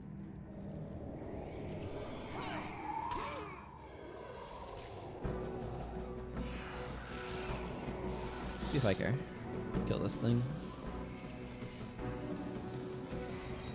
They have a long patrol, apparently. The more you know. Yeah, you can see my hand in there. It's better anyway. It usually goes this way. The more you know. Okay, let's try to get this group down. The Reign of Terror is like my most immediate target. Because AoE Elementalist. Arm of Insanity is the next one. The Scythe of Chaos is also really, really, really dangerous and a huge threat. I'm going to just attack random things until I build up enough to wildflow this Arm of Insanity.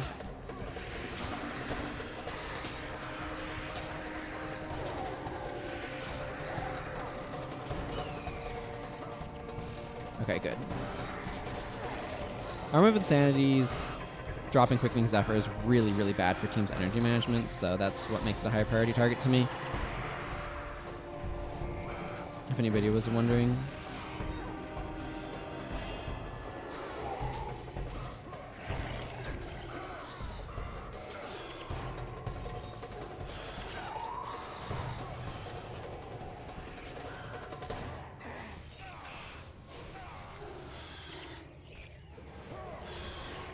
Random minion. Make another random minion.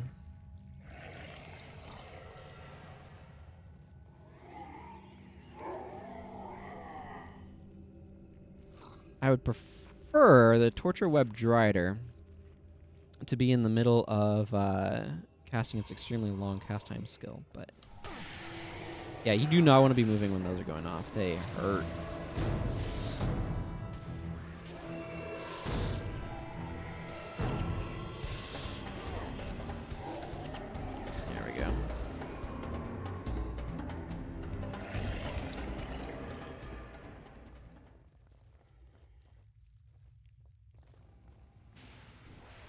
I just need to be careful of some Terror Webbed Riders.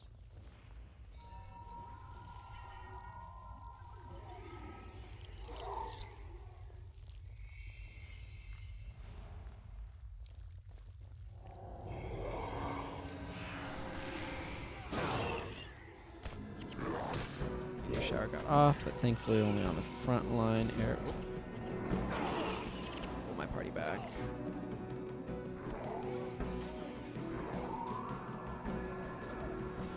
This is kind of a bad spot because it's very narrow. It means we have bad ability to, like, avoid stuff. We're going to be naturally clumped.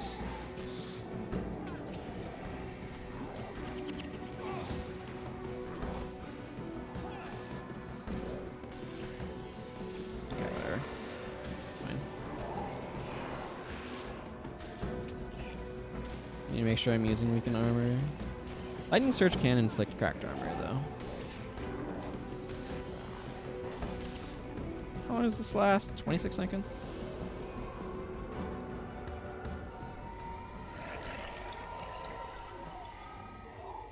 Alright, well, we cleared out what we needed to that way. I'm going to go around the other side, because that's just how I do it.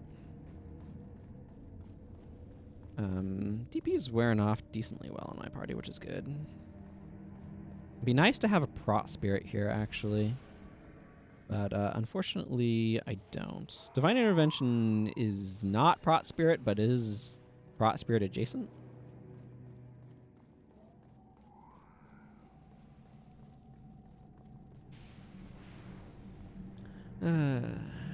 Donkoro does have a lot of healing, though. I will grant him that. Wouldn't necessarily mind seeing the Defy Pain build show up at some point here.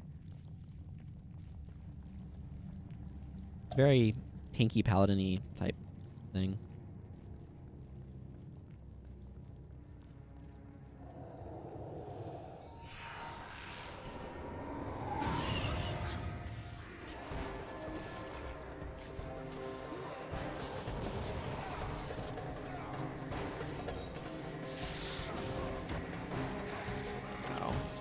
Yeah, Divine Intervention seems about right in there. Scythe of Chaos. I'm gonna go after the Scythe here. I wanna try to take down the Shadow here. Actually, Herald of Nightmare is pretty annoying too.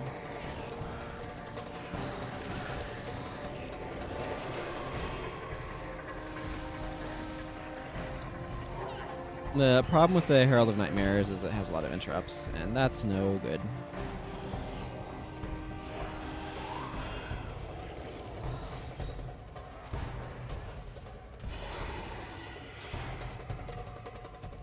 Okay, good. Torture Web, Drider.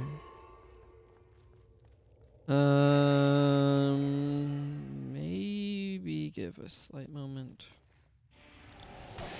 Again, if you're moving when you get hit by a lightning bolt, it does deal a bunch of additional damage to you. Ow.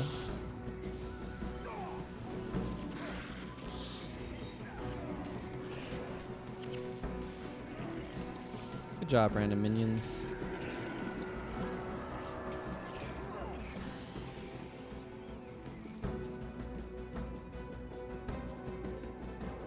Hey, everybody has positive morale now except for Master of Whispers, who had a couple of deaths back there.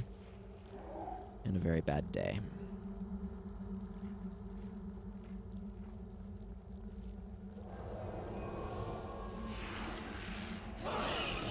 Ow, you can see why Liquid Flame is scary.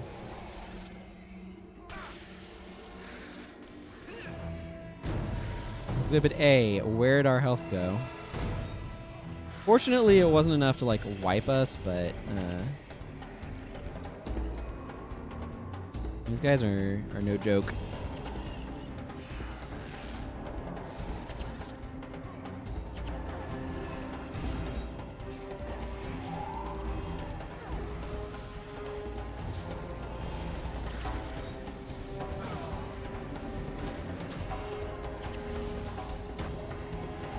Shambling Horror is better dealt with by stealing it, if you ask me.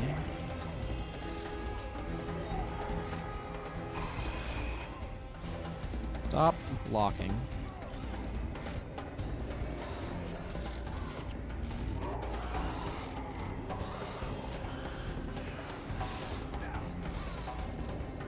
I hope if this has shown anything is that these builds actually can function.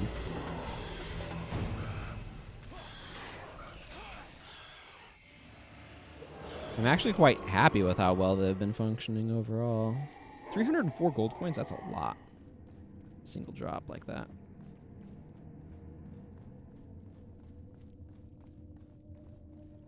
Okay, last torture web down there, but we need to take down these terror webs. Not too worried about that meteor shower. I'm worried about the ones on the other guys.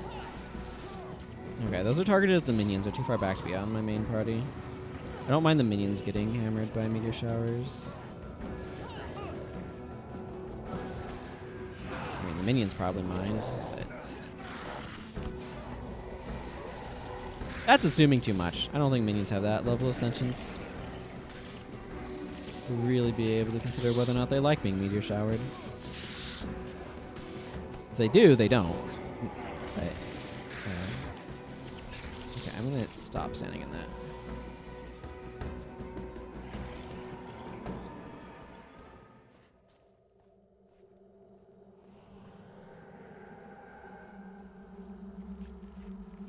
All right, last torture webbed rider. Let's go ahead and get going on it.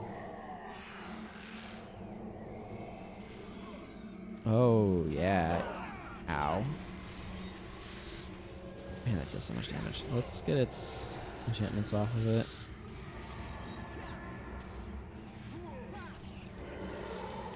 There we go. Now I just need to wait for those guys to run in. Defender's Zeal on our own bone horror there. Not that I'll remember that with that screenshot, but here we are. Excellent. Well, that went fairly well, I would say. Fairly well indeed. That means I'm going to accidentally hit the wrong button. Gate of Madness is my next destination. Let's do a little bit of inventory cleanup. Get rid of these. Yovel. All right. Well, I liked how Costa's bar worked, I think, but it's time to give him a sword back.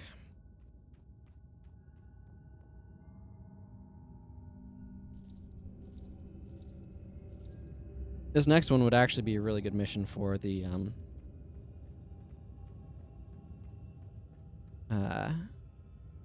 there's some bar that I've been seeing going around. The Healer's Covenant bar. Because of Healing Breeze and all that. All right, well, I need to take a short break, so I will be back in just a couple of minutes to continue. But for the moment, dancing.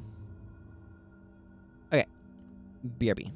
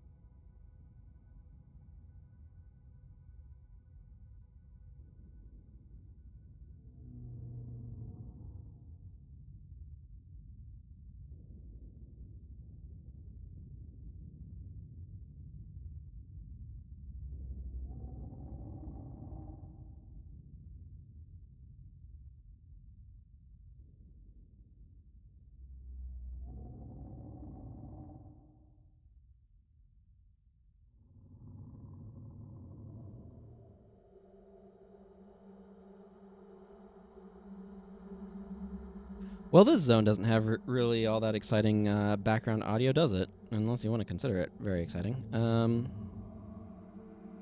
Leave this party. I mean, I want to keep saving these 2 bars for the moment.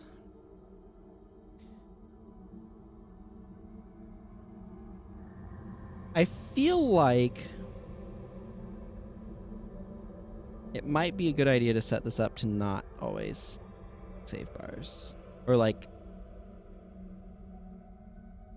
to allow for a little bit more variance in the saving of bars.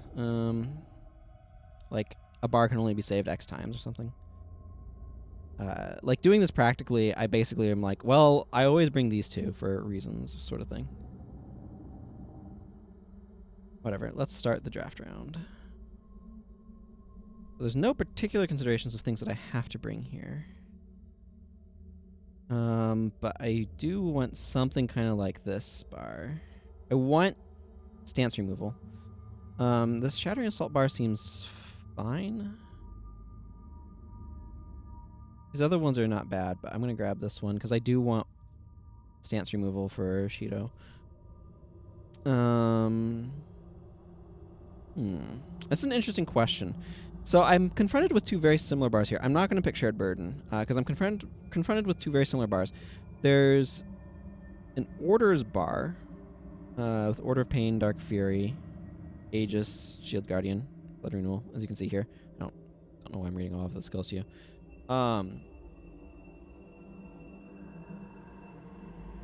There's also a very similar Ether Renewal bar. I think I'm going to grab the Ether Renewal bar. I want the regen from Swirling Aura. I think this is going to be a bit more useful for me, but they're very similar in many regards.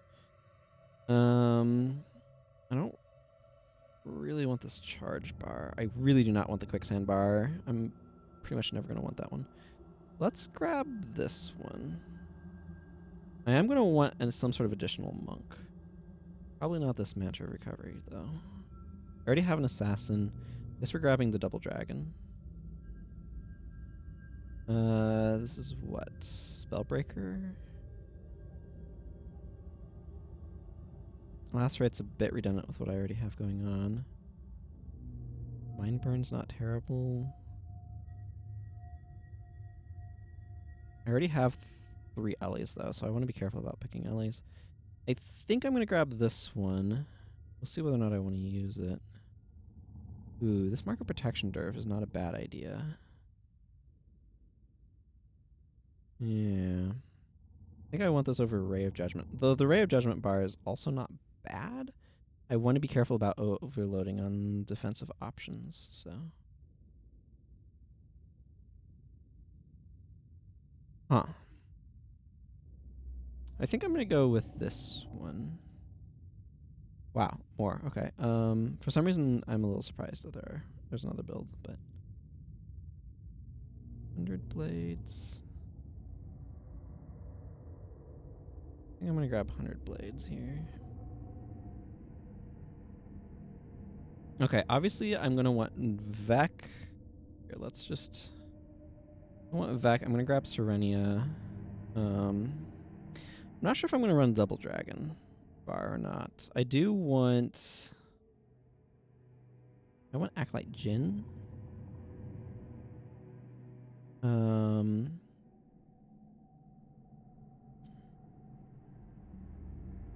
Let's see.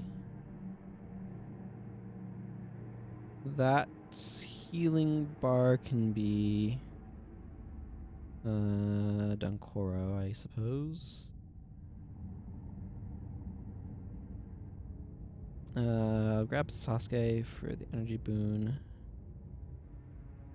And I get 2 more bars. Let's grab the 100 blades with Jorah, I guess. Doesn't really matter, but. And I want Zenmai on Shattering Assault. Okay.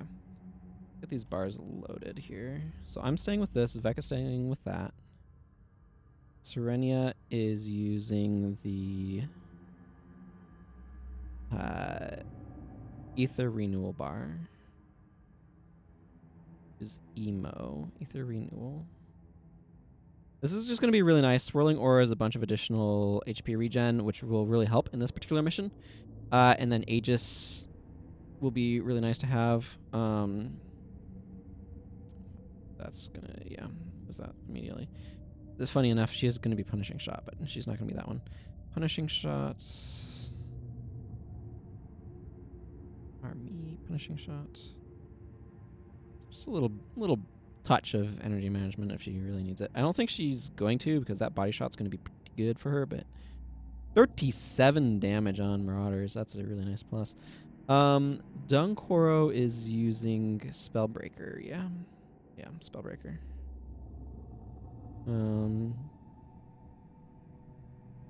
Let's see. And Spellbreaker is a MOA.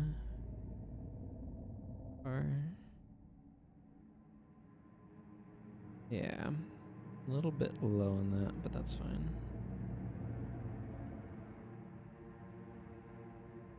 We'll see how well this goes. Acolyte Sasuke, I was going to be putting on Energy Boon.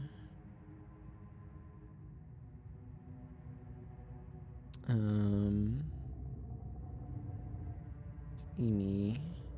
Energy Boon. There we are. The Wandering Eye in particular will be of use here. A lot of degen on this one. Jorah is going to run 100 Blades. Which is... 100 Blades is a ranger. Okay.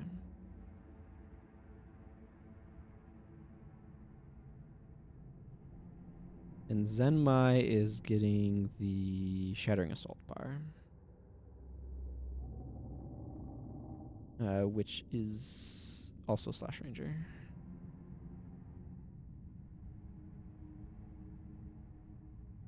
Okay.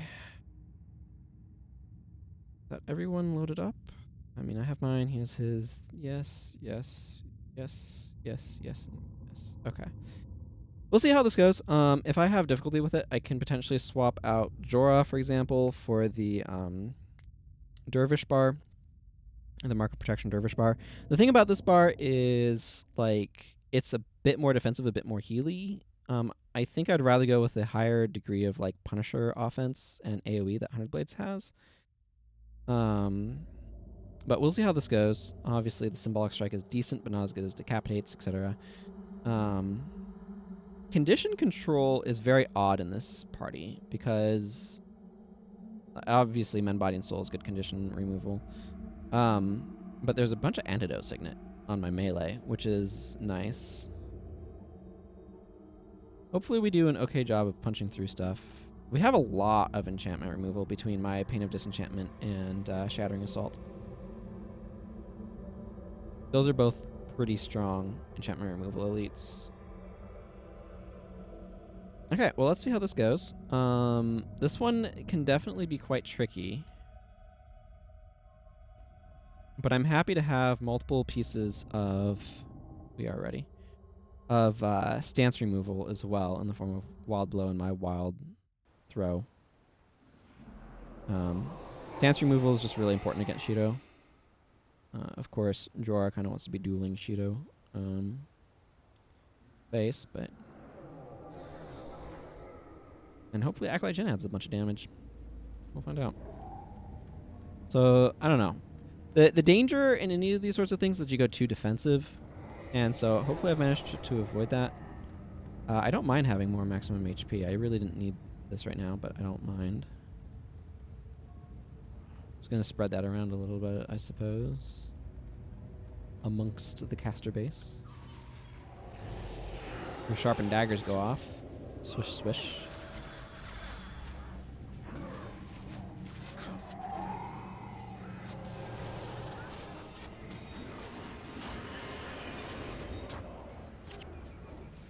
Well, we're killing things decently well. We seem to avoiding dying, which is also a good sign. Yeah, an Acolyte Jin being able to body shot for 10 energy, probably going to have fine energy with me inflicting cracked armor. This is unlikely to ever be used. But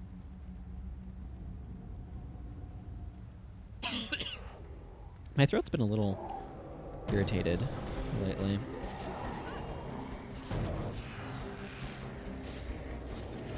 Which I'm not entirely sure why. I'm wondering if I got some like mask particles in my throat or something.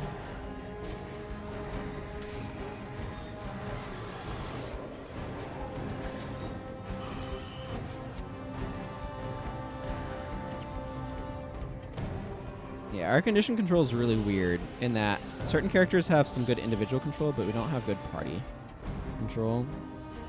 I'm gonna give us a moment to let this disease wear out.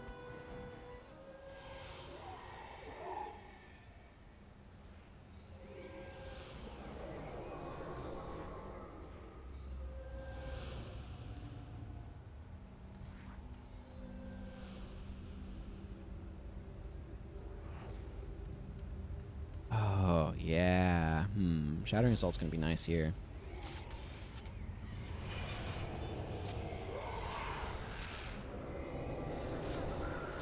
So is Aegis. Aegis is gonna be really nice here. I don't know how often Spellbreaker is gonna get cast, though.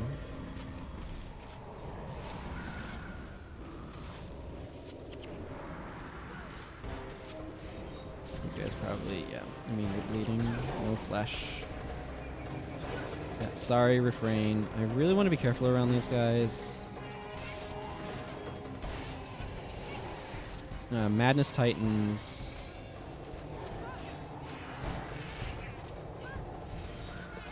Can potentially deal holy damage, and this is Tormentor's armor. I don't know if they actually do or not, but I feel like they could.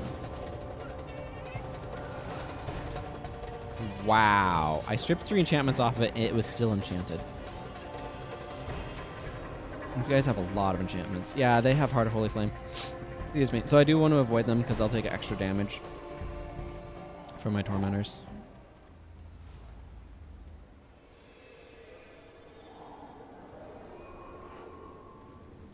Oh, this character has 3 armor sets. They're all Tormented armor because that's just what was... I think at least 2 of them were made pre-Torment, or pre-Insignia, so...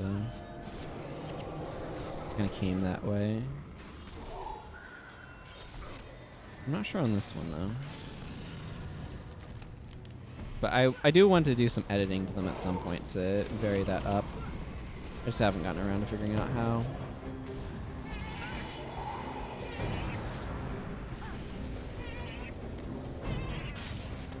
Wow.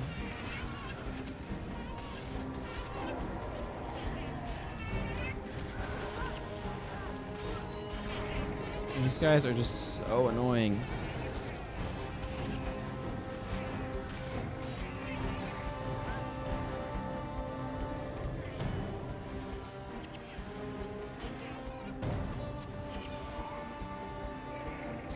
We're doing okay against them, though. I place a lot of the... I'm not sure you'd call it blame, because that has a negative connotation, but I give a lot of the credit to Zenmai having Shattering Assault there, being able to strip off some of their enchantments is very nice.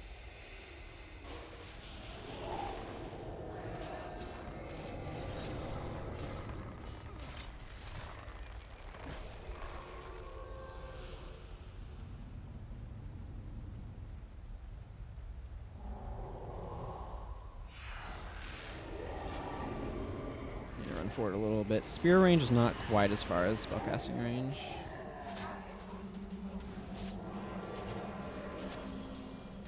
What's the size on this one? Ah, nearby. Okay. It's a little bit bigger.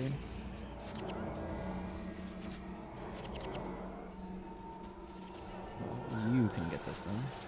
Or not. Whichever. Storm's Embrace. I don't tend to use that skill very much. There's a good way of dealing elemental damage to yourself to make it continue. That would be kind of interesting. I haven't really thought about that much, though, quite frankly.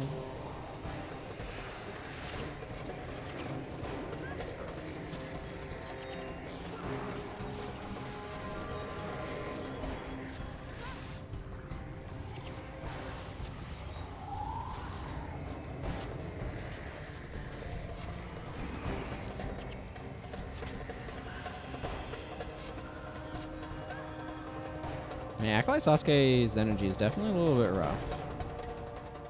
He's doing his best, though. The rest of us are doing fine.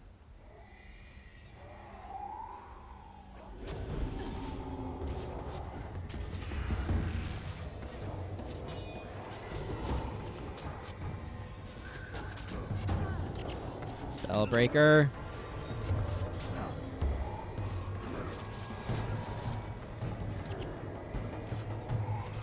Spellbreaker is getting cast, so it's not nothing.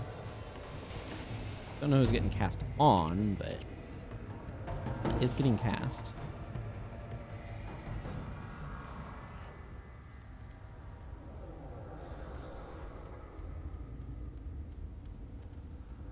Oh man, it was so when I took my break, headed across the hall where the bathroom is, I could smell smelled like my mom had cooked some banana bread.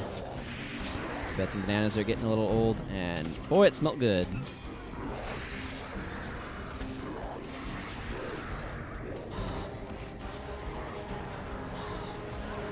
Looking forward to eating that. Gonna end my stream, probably what's gonna happen.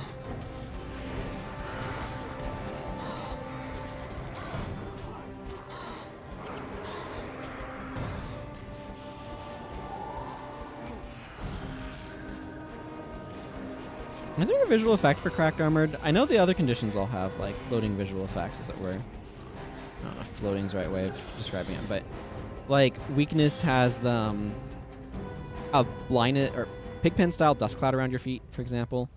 Blind has a big, swirly, black particles in front of your eyes. So on and so forth. Like, there's different, like, visual effects on your character for each condition, but I'm not sure if Cracked Armor has one. Let's see. Well, I certainly see that it's applied, but I'm not seeing any sort of visual indicator for it. It was added later to the game, so it seems like the sort of thing that they might have missed.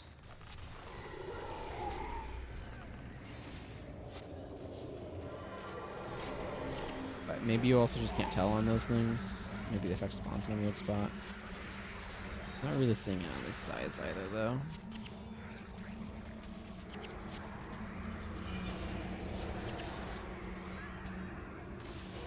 Don't know what got Zenmai there, but 3 sides are not going to be friendly for an assassin's defense. So he doesn't have any sort of self-defense. He's just all-out sort of attack.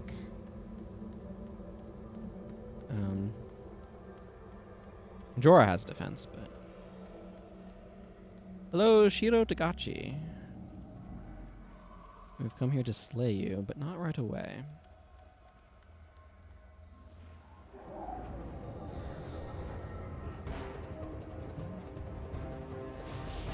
First we must defeat your Shirokin.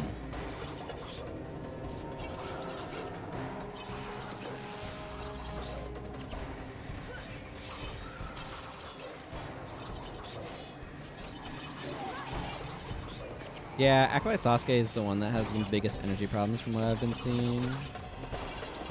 Dunkor's just not been needing to do a whole lot. It would have been nice to have oh,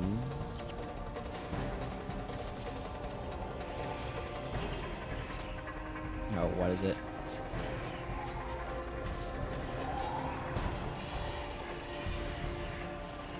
Sure, I'll take 10 points of Overcast. This is Arcane Linger. It makes your spells and cause overcasts plus 10.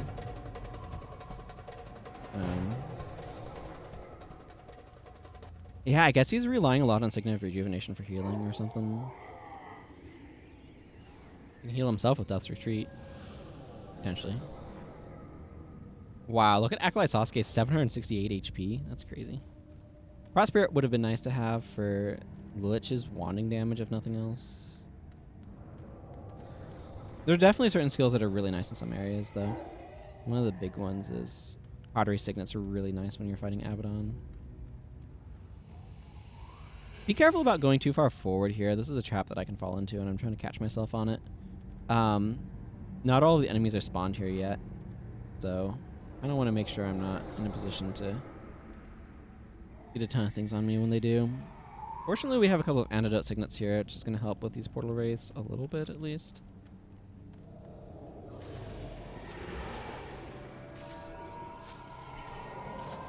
They use Eruption, so... Which inflicts blind, obviously, when it hits people. Obviously, if you know it, anyway. I do wish some of the AoE skills in this game had slightly stronger visual effects. Eruption, Furin's Wrath, / Symbol of Wrath. I mean, there's a couple of them that are just kind of weak in terms of their visual effects. Or, you know, in the case of Symbol of Wrath / Kieran's Wrath, there's literally no visual effect for some unknown reason. Let's grab this Blade of Corruption's attention.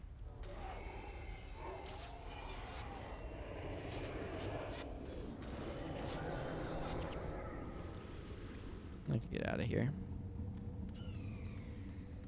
Usually a couple of Margonites on patrol down this way.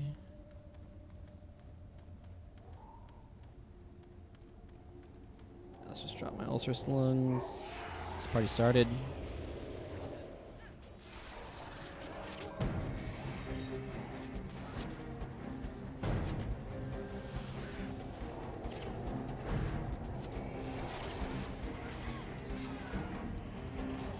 Okay, Zenmai, if you could stop dying, that'd be great.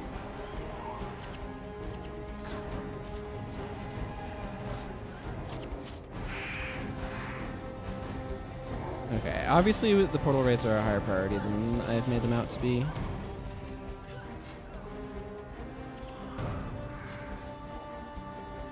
The good news is, once we kill all the portal raids, so we get a morale boost, which will recharge all of these resurrection signets. We have spent...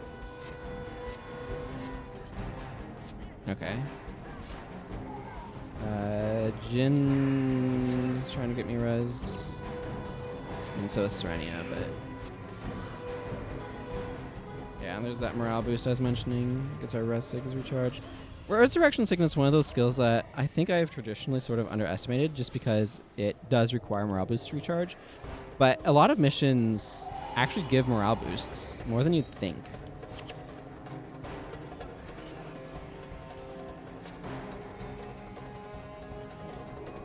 So it's actually not as bad to get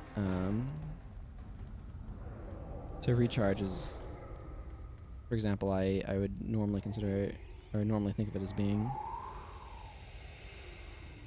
You could just come over here, please. I don't think you need those enchantments. This will pop the regular things that it pops.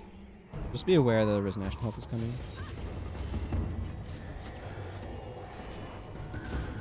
Man, we can get in situations where we have a lot of natural health regen, which is really nice. Or, well, not natural health regen, but recuperation plus swirling aura up gives a lot of health, party-wide health regen, which is very, very nice. Yeah.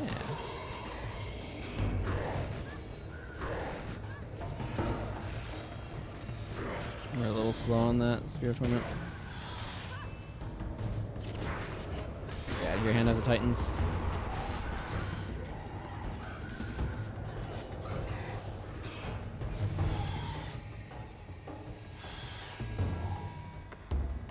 Okay.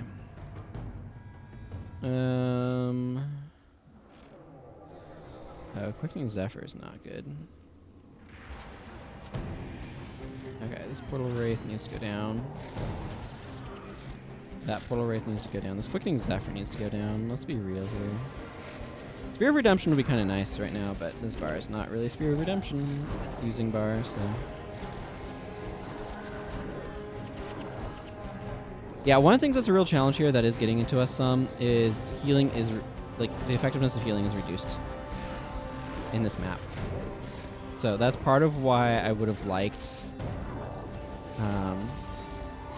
a Swirling Aura source. Or not a Swirling... that's part of why I'm glad to have Swirling Aura.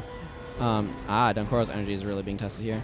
But it's part of why I would have liked a the Healer's Covenant bar with Healing Breeze. Because Healing Breeze...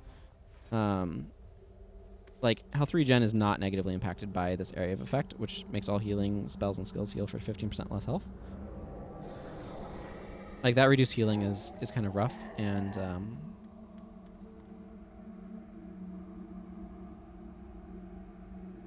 not having that going on is very, very nice.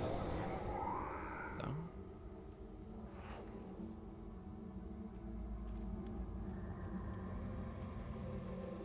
I kind of feel like... Okay, let's go after this group of Margonites.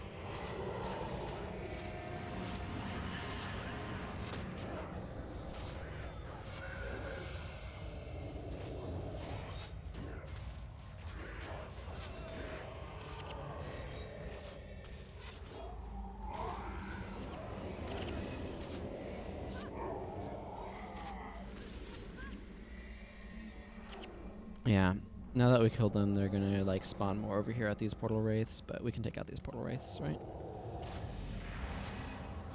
It's a strong enervating charge. Not stand here. Oh my goodness, chain lightnings. That is too much chain lightning. Too much chain lightning, I say.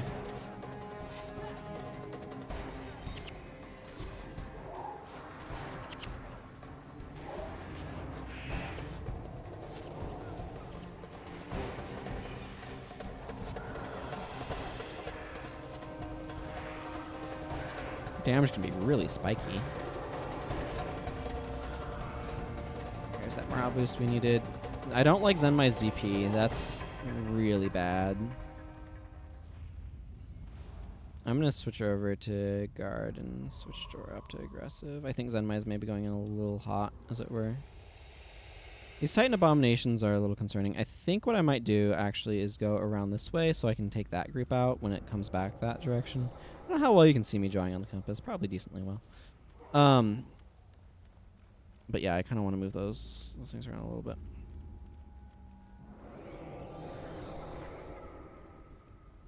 You know, really needs as friggin' Zenmai. Give her 40 some odd more HP.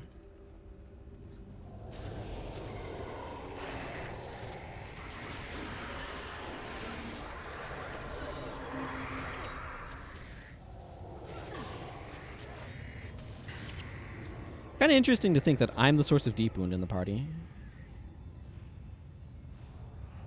But here we are. Kind of like to grab this Titan bomb. I don't know why Ulcerous Lung's something that can't bleed, but here we are. It's one of those things that's kind of like a really interesting property to think about. That whole, like, can't bleed property. Yeah, Zenmai is going to keep going down like a sack of bricks. She unfortunately just has too much death penalty for anything else to happen. I'm specifically focusing on the Spear of Torment, the Torment Demons, because they have Call to Torment. I don't want them to be doing that while I'm not paying attention to them in the middle of combat. That's pretty disastrous, so it's ideal to try to prevent that from happening.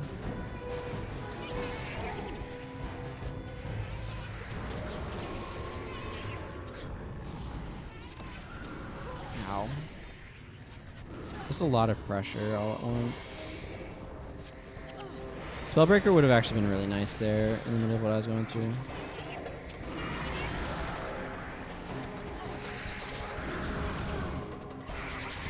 I don't think we got the portal wraiths, right? Okay, good. I don't want the portal wraiths on top of everything else going on here. We might actually be wiping here.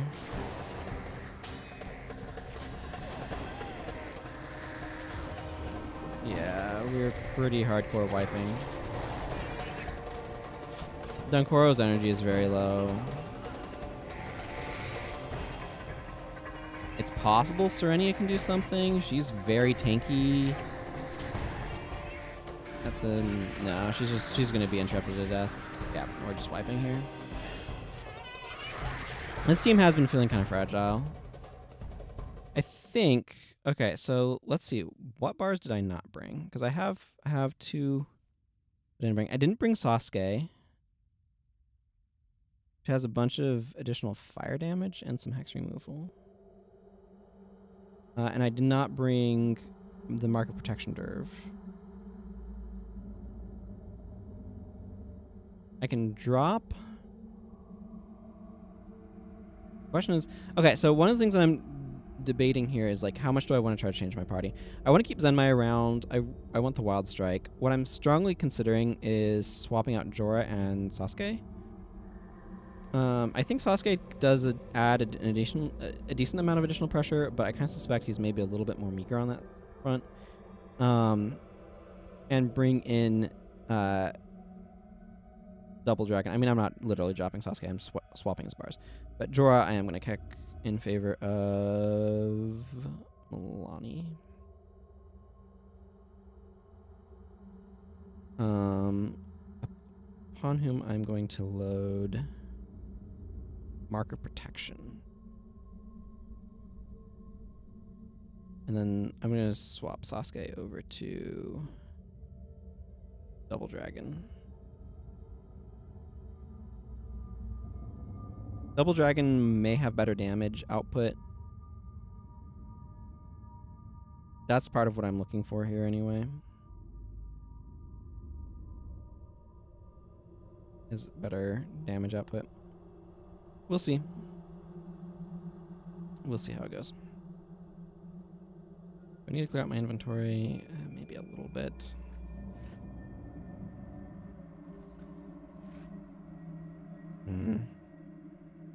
We'll salvage the salient sword. Get some iron out of it. The rest of the stuff I want to ID first.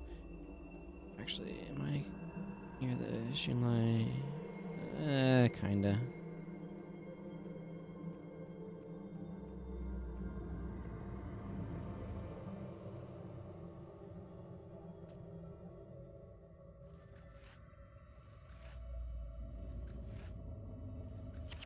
That one's already identified self.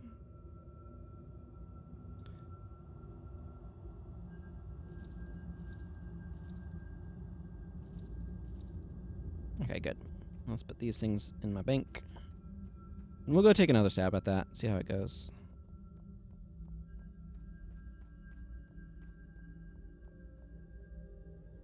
I definitely feel like we're maybe a little questionable on damage. We'll see if these swaps help with that.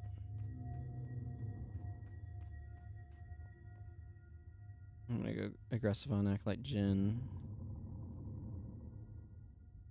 We are ready.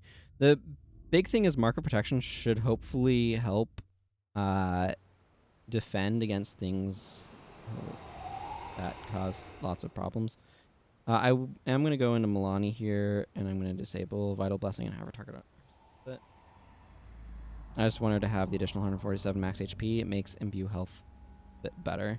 Imbue health is 35% of your current health, so that's about a third. So she's not actually hitting the cap. She'd need about 900 HP to actually hit the cap. It's possible if the old Acolyte Sasuke bar were here that he might be able to pump, like he would be able to pump that further by about 75 HP, which would be nice, but it's not really that important. But basically the current point is that having more maximum health makes Imbue health heal for more. This gives us a little bit more healing and a potentially strong source of healing, which might be nice. Dankoro's bars may be questionable to have selected as well. This mission is probably pretty bad for it. But we're going to do what we can here. And I'm going to friggin' set a High Priest on fire with Double Dragon, I guess. That's not something I expected to have happen, but why not?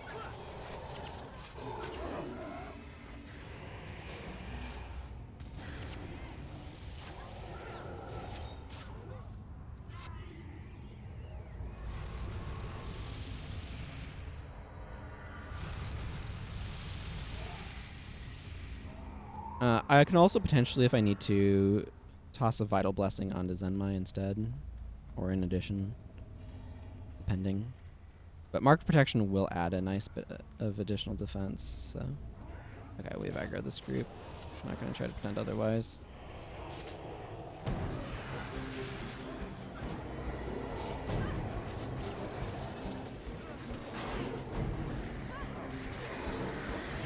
Well, in a sudden turn of not ideal, we aggro the Torment Demons behind us as well.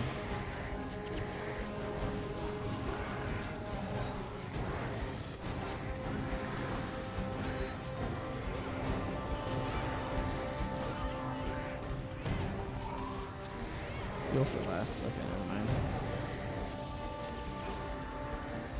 I'll pick up my bow.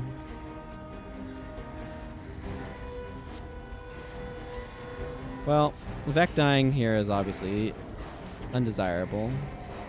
Although I think I like it vaguely better than Zenmai getting a bunch of DP on her.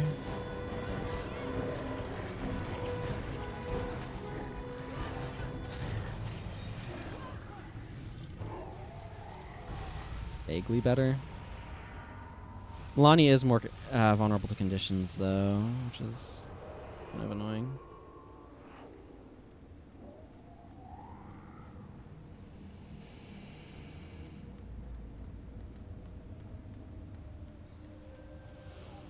Well, here goes. Titan Abominations. Take a moment to stretch here. Always important to stretch. Ow.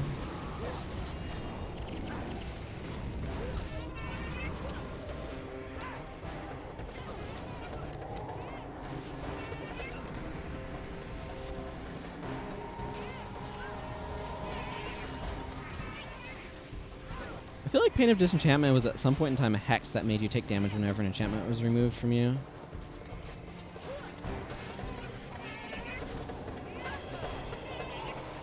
I don't actually know. Just the name makes me think of that sort of effect.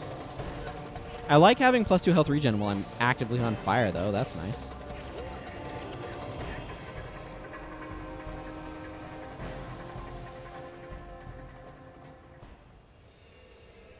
Yeah, Vec does not play as bar as well as a human would. But when isn't that true? When is that not true?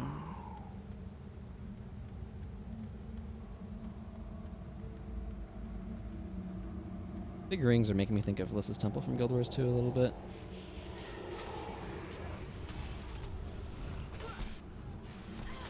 Obviously these are first, but...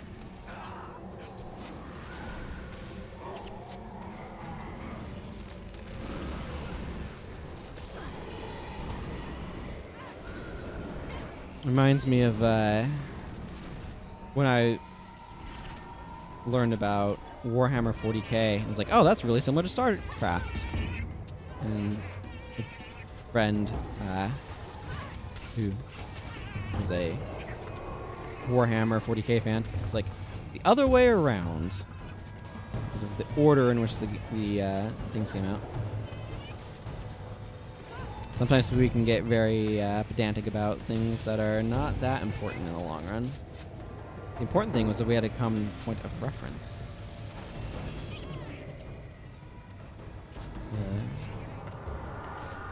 But that's how we contextualize things. We're like, ah, this is similar to that. And that's the way we contextualize. I really didn't need Mop on me for Mop as market protection at that moment, but I'll take it.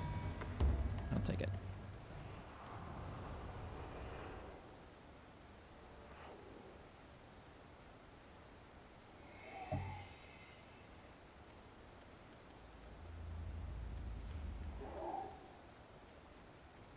Keep an eye on Melania, make sure she keeps a Vital Blessing on her. It's the sort of thing that the AI or the enemies might strip off, so...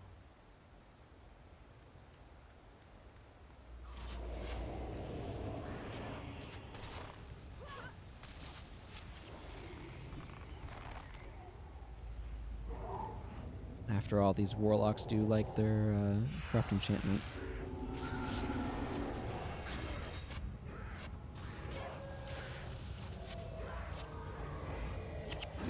Well, can't do anything there to him.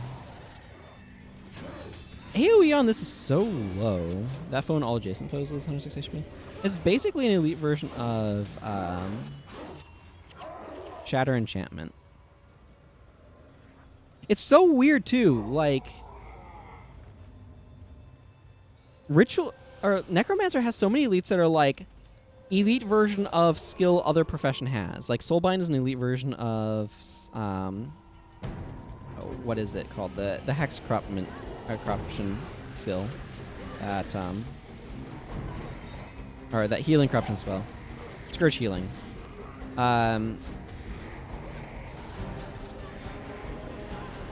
Then there's this is basically Shatter Enchantment.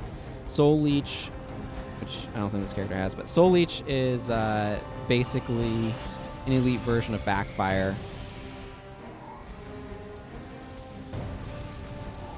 Maybe it's not a ton of skills, but there's a distinct, like, variety of skills that are basically that, and it's just like, that's weird.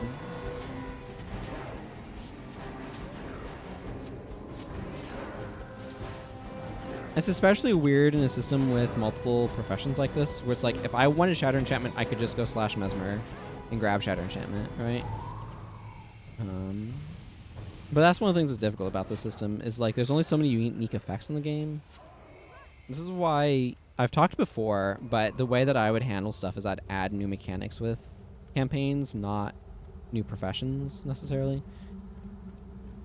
Maybe like a new attribute line per existing profession, and then new mechanic, maybe something like that. But it's tricky, you know.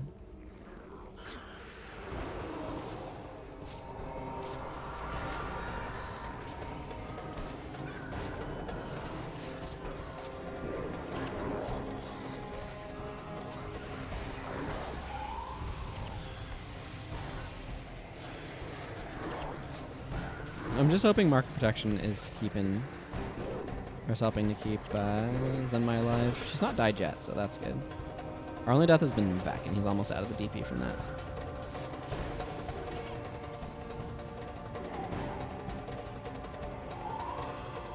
Okay, that group's on its leaving trajectory.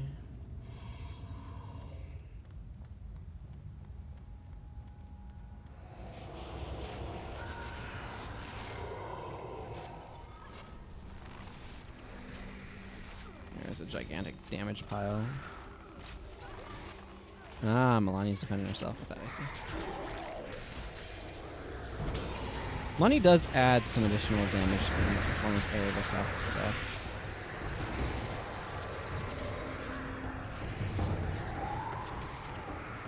Okay, we didn't have any deaths here, which is good. Vex out of his DP, so that's also good. I like the way death penalty works by wearing off with getting experience points. I think that's really cool. And a neat system.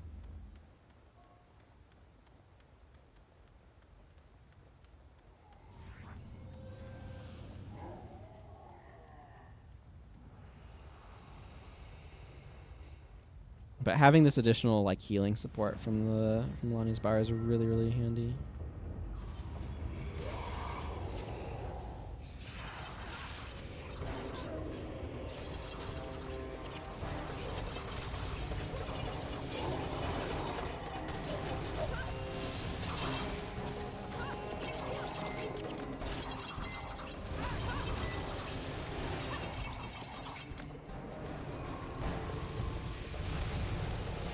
This Ritualist is potentially really annoying. The fight was Zenrai. Oh, good. Killed it before Restoration got off. Restoration's kind of annoying. It resurrects everybody when it dies within a certain area of effect. It's used in a few of these bars, actually, but...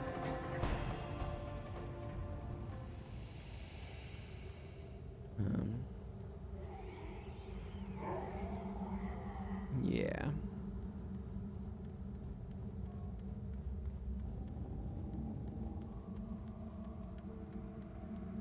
I know you're not going to be as friendly as that Canthan bodyguard.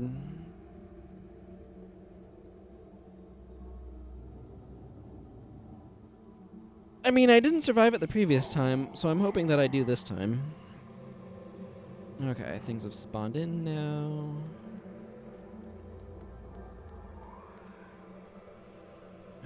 We can taking out these portal wraiths.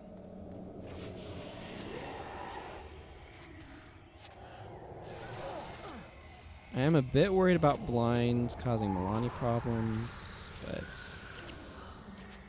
we'll see how much that's an actual issue versus just an imaginary one.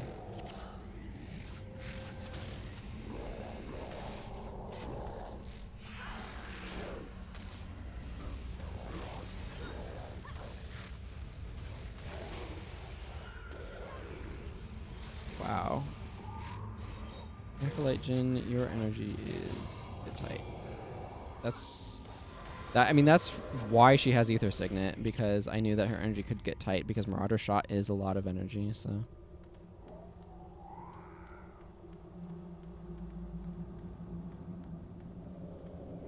grab this guy,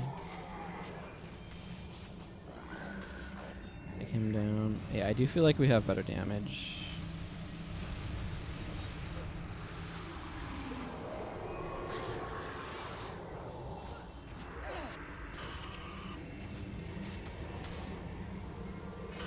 Better damage and better survivability.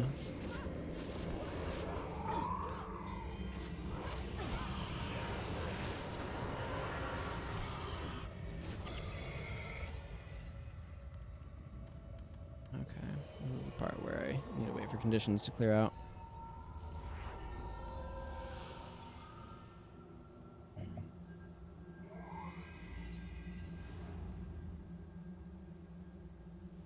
That should be 120 HP heal. I don't know what's up there. I'm gonna have him Ether Prodigy up deliberately just at the start of this conflict. I'm gonna have a little bit more on hand. I also need to just make sure I'm using weakened armor a little bit more, trying to distribute it a little bit more.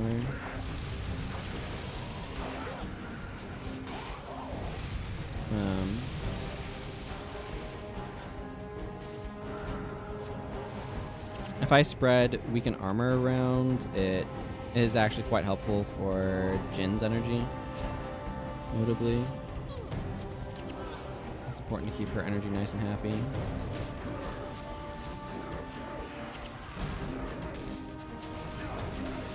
This is probably the more important target.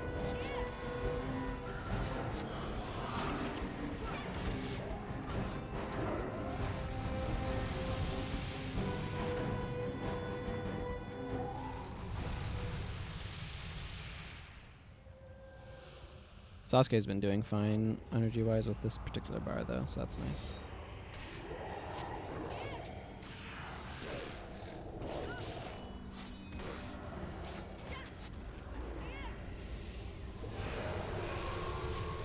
Oh, good. Cooking Zephyr got interrupted.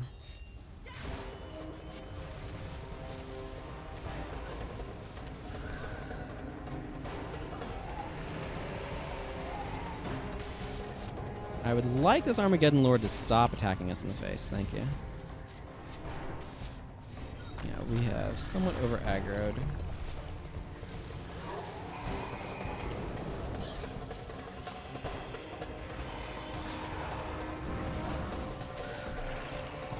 Yeah, I'm not surprised. I was degenerating pretty hard there.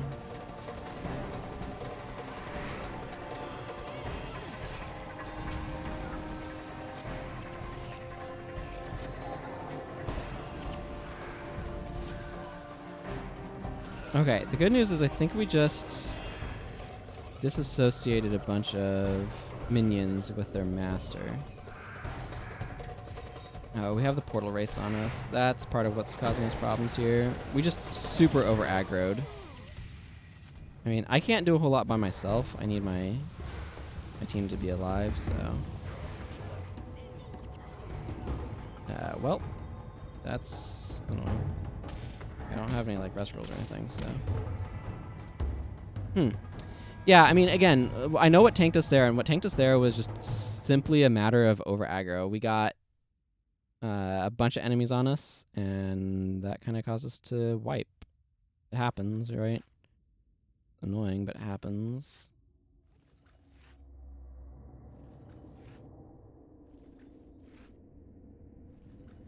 Oh, that flame version. Unidentified. Oh, highly salvageable. Well, excellent. That's exactly what I wanted to do. I think I might pop us out and just do a different mission, and come back down here with a different build, a different selection. I don't want to like keep doing that one when I feel like we're maybe in a little bit of a mediocre position to do so. I mean, Zenmai's bar was overall not a bad choice for it, but I'm kind of wanting to move on to a different bar myself, actually, on my character, but we'll get to that when we get to that. I do want some sort of assassin bar for taking down Shido.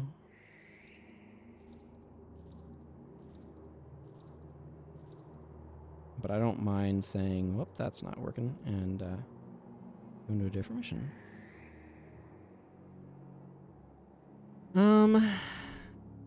Let's see.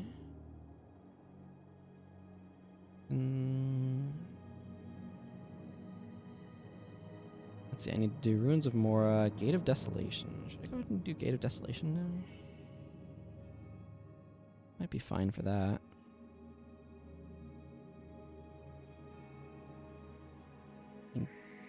Gate of Desolation is half minions anyway.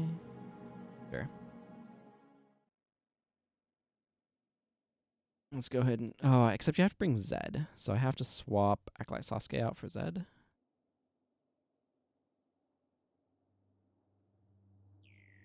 Not the worst, but...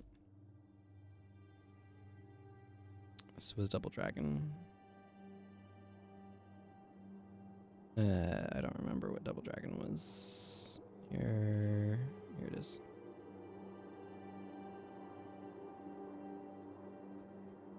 I mean, that seems fine. So let's go do that. I'll keep the party configuration otherwise the same. Yeah, I'll just turn that off and see how she uses it. I'm not dictating to her. We are ready.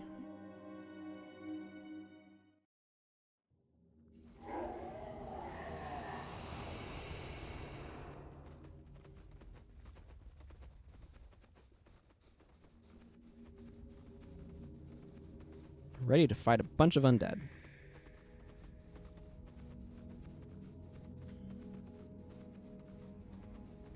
Yeah, I don't know. It's like... Dunkoro's bar was probably a poor choice. I think that's probably a weaker monk bar. I don't know that the AI actually uses healing touch that much because they're trying to solve problems with...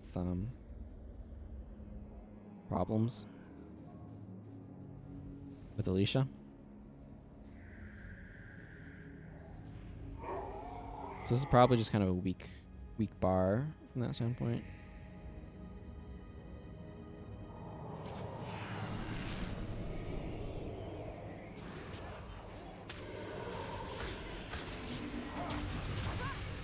Speaking of suffering, that would make you bleed, yeah. Spellbreaker, you say?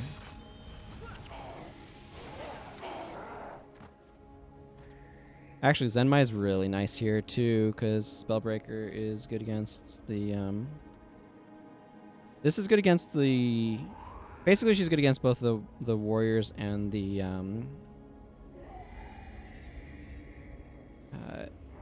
dervishes that use anti-do stuff skills.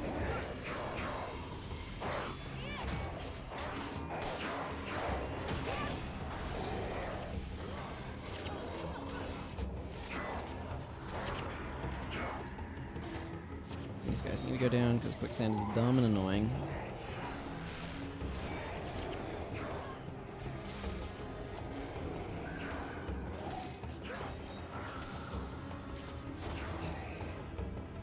But she can break Soldier Stance and she can break off Vow of Silence with her attacks, so. Oh, yeah, this thing is a high priority target.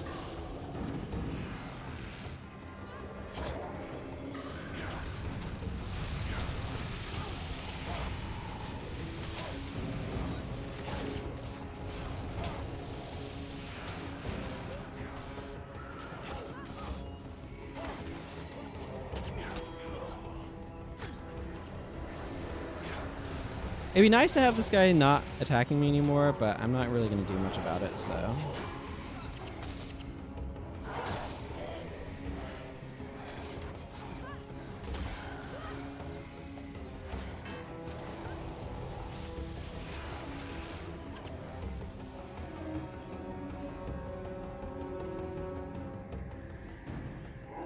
Here comes Queen Aijandu herself. Obviously there's a Spirit of Quicksand over there that I kind of want to kill. I'm going to go over here and assassinate this Spirit of Quicksand. Here, let's help out a little bit.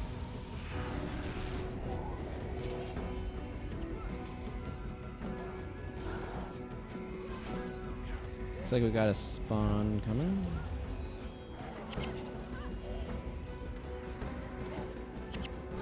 These are like Doom Carvers and their Vow of Silences. Well, I can at least show this Awakened Thought Leech what for.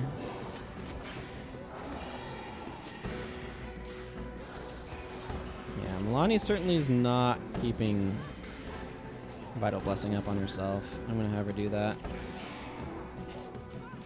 It's more likely to get knocked off in these areas, though, so that's part of why I was a little more, I guess, hesitant is the right word.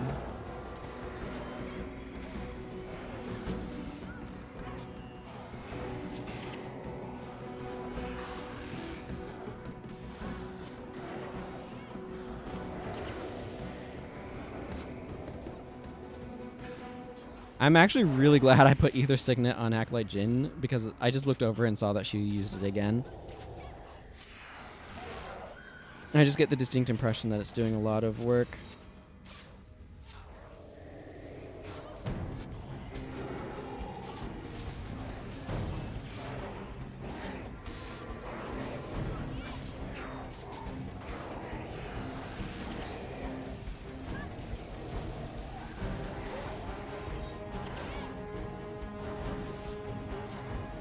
Oh yeah, this is the boss, Ava the Crafty.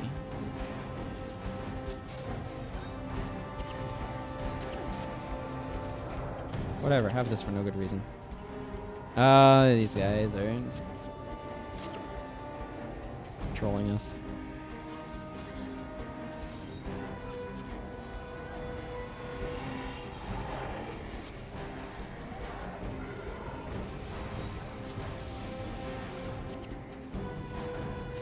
Do the meek.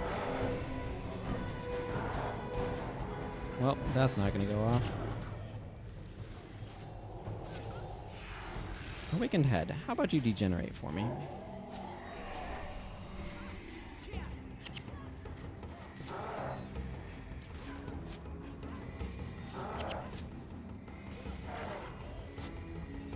Man, I just love looking over there and seeing Acolyte Jin being just casually Ether Signet for gaining 14 energy. You know, every now and then. And it's like, ah yes, my scheme is working.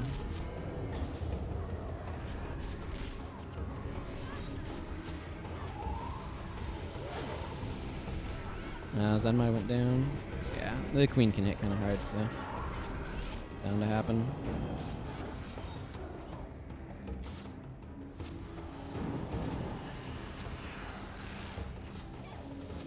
We'll need to go say hi to Plawa Joko here. What does this guy have? Plague? Signet, maybe? Signet of Suffering. Signet of Suffering is not a skill I particularly care for. It used to be a skill that did damage based on the number of hexes that was on a foe. It stopped being that.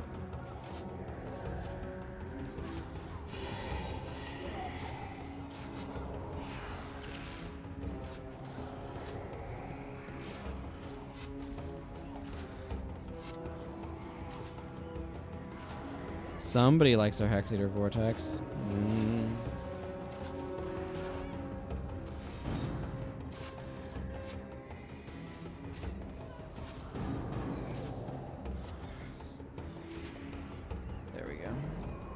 Let's go trigger Plawa Joko's dialogue because this doesn't advance unless you trigger his dialogue here.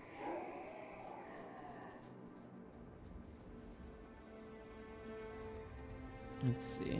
Yeah, I do need masters here.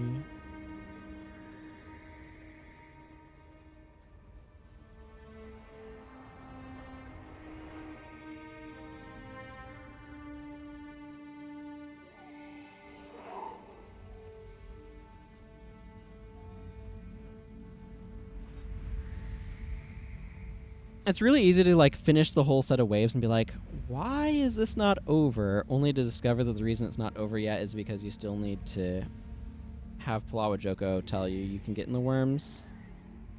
That just requires advancing his dialogue and stuff, so you can't actually get in the worm spores. And being able to use the worm spores is not a process of defeating Aijandu, it's a process of Plawa Joko acknowledging that you've defeated Aijandu. So it's kind of weird. But that's how it works.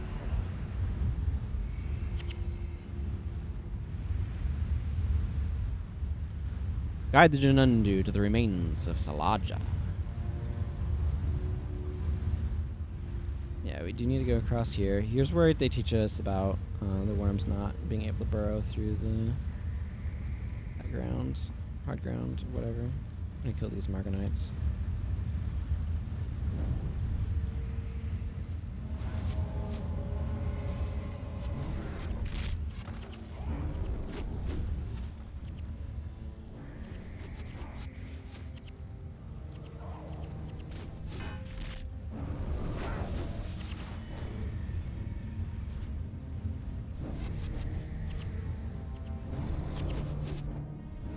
Name a character Tanz's Cleaver, and then make them a mercenary hero, and get everybody so confused.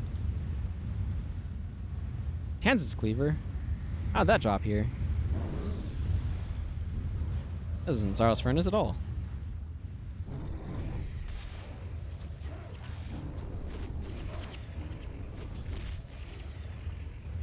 What is this? This is my Vampiric Anniversary Sufferer of Disease Defense. Sounds good.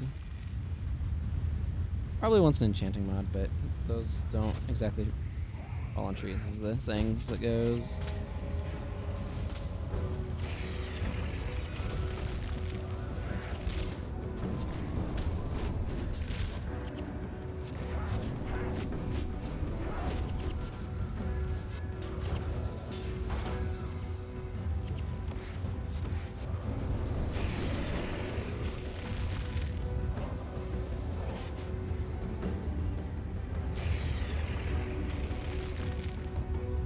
Back over to this set.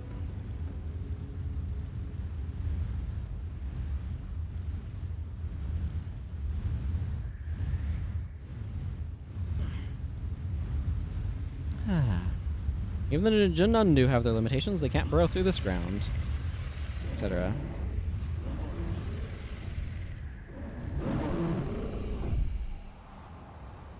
Have Milani get herself reacquainted with her more increased maximum HP.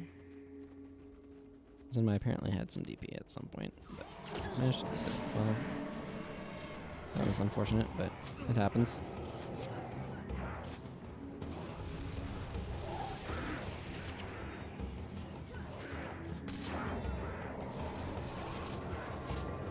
Yeah, I'm super unimpressed by Pain of Disenchantment. I think it's probably one of those skills that's good in certain areas, but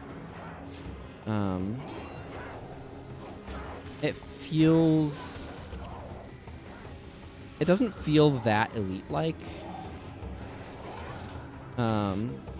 Compared to the damage I could deal with Spoiled Victor, for example, it feels very meager that way.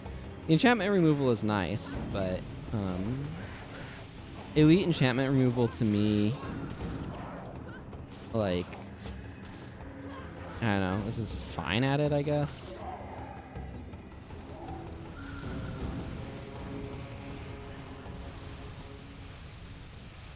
But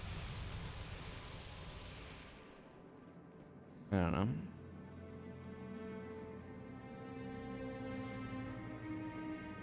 I am finding it a little underwhelming is all. But in part, I'm also just ready for a different bar. Ooh, a white die. That's nice. I've been doing this one for a little while, so I do want to look for a Necromancer bar that I can pick up.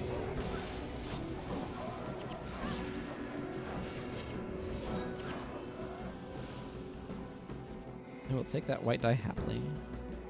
Stick it in my pocket.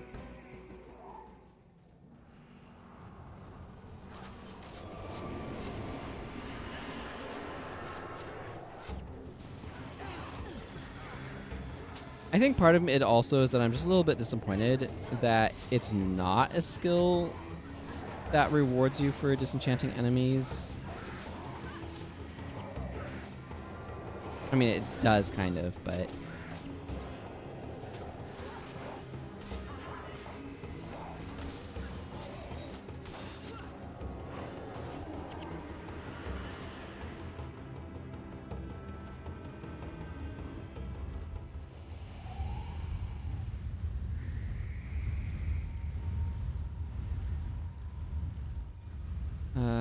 I'm just gonna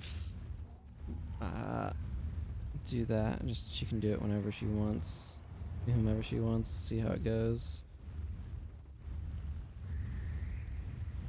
Like, I would rather it be an elite version of like Soul Barbs, or I don't know. I would love an elite version of Soul Barbs. Soul Barbs is a cool skill.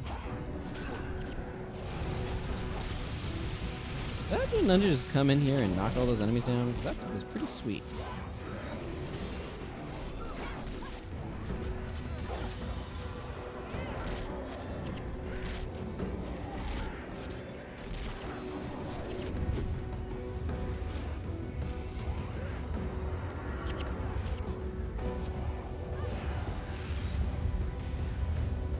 One of the other things too is Barb Spear just doesn't feel like it does a whole lot, and that's mostly down to the fact that Zenmai is just bleeding everything. So, you know, what you gonna do? Some bars are just gonna be more fun to play than others as well.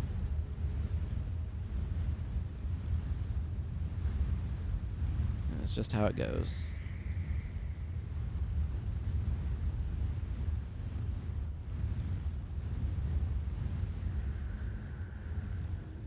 This one was decent, but I am ready to move on. That's what I'm saying.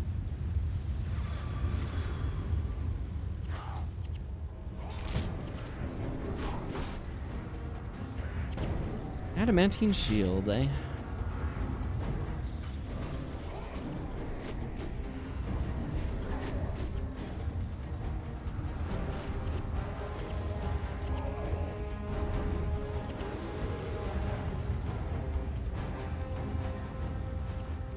The 3 young Jinundu are saved.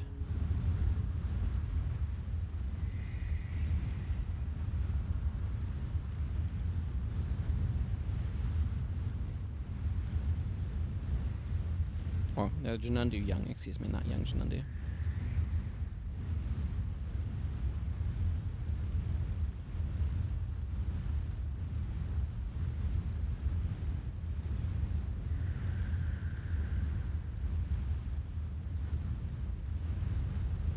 I can go around these guys and not fight them, I will be very happy to do so. It looks like I will be able to, which is fantastic news. I don't mind fighting some Margonites. Margonites are easy to kill. We get a damage bonus against them and everything, but...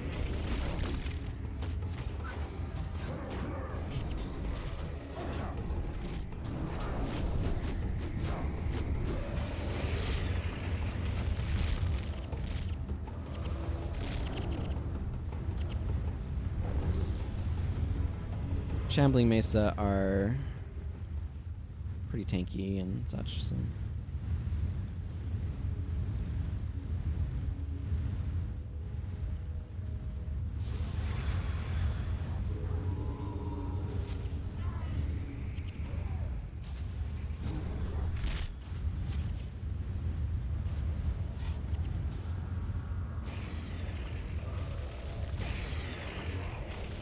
That's a heck of a freezing gust, let me tell you.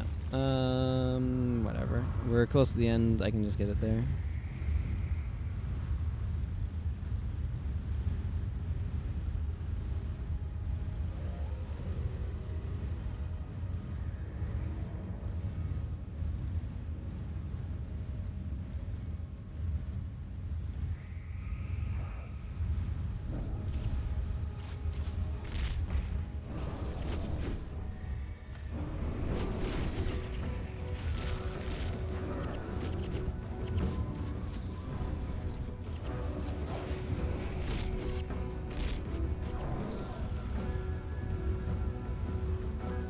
Alright. Take out these groups of Margonites, and that's what we need to do to kind of advance things here.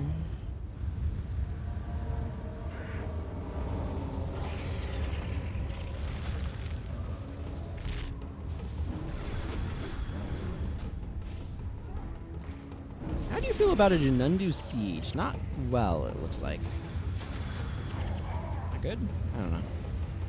Hooray, we have saved all the Jinundu young. Some of them are even alive. Actually, they all are, which is special. They often are not.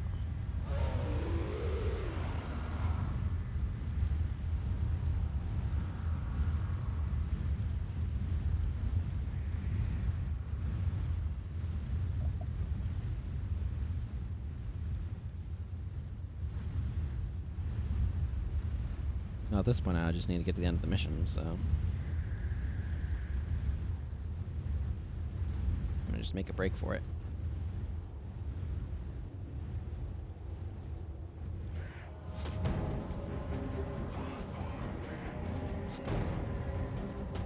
I'm a large worm with vast quantities of HP.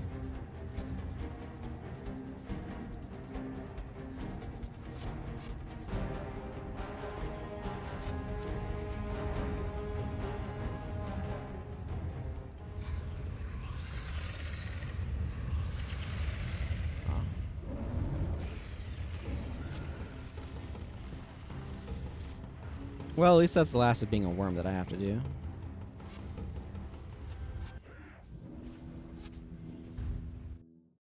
So that's nice. Thank you for my bronze scythe. Let's see. Need to clear out my inventory. And then figure out what mission I'm doing next and whatnot. Leave this party though.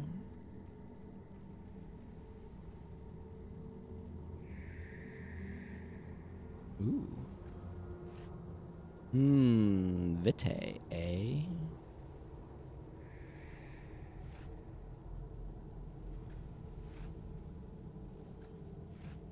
I was hoping I wouldn't get wood from that, but I don't know why I was expecting iron from something called bronze.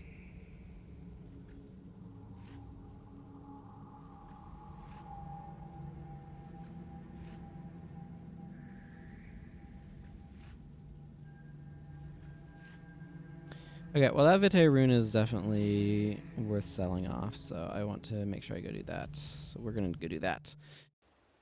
Not sure what mission I'll do next. I'd like to kind of get Gate of Madness taken care of. It's gonna depend a little bit though on what builds I end up getting in my draft.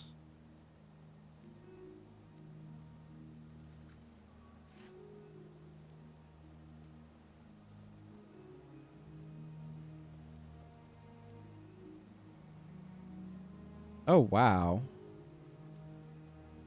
I just assumed. When the heck did Vitae runes tank? Wow, Minor Vigor is also tanked.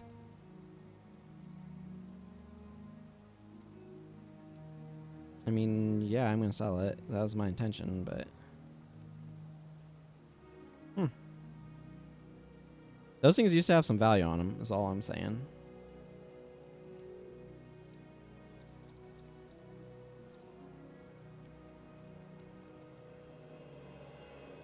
Okay, let's go ahead and do our drafty portion here. Probably about 1-2 more missions, depending upon their length. Okay, so I'm gonna keep these same 2 bars because that's how this works. Those are the good ones. I feel ones that I want to be keeping, hang on to anyway. Start draft round.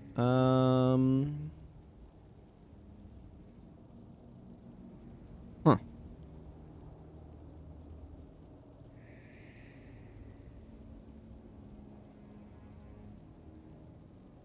I don't know.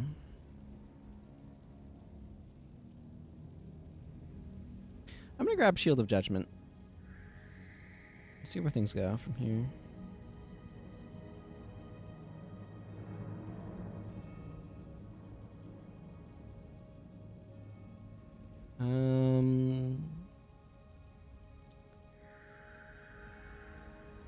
This seems better.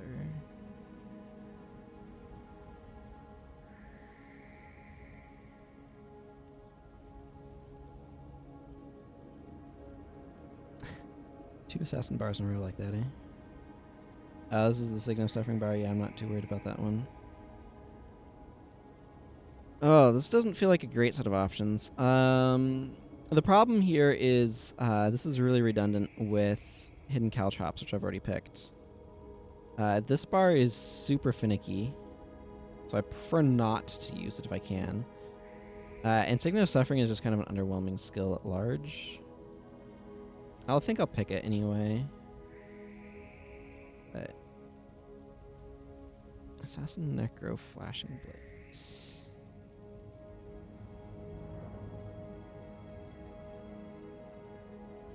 Power Leech. Avatar of Grenth.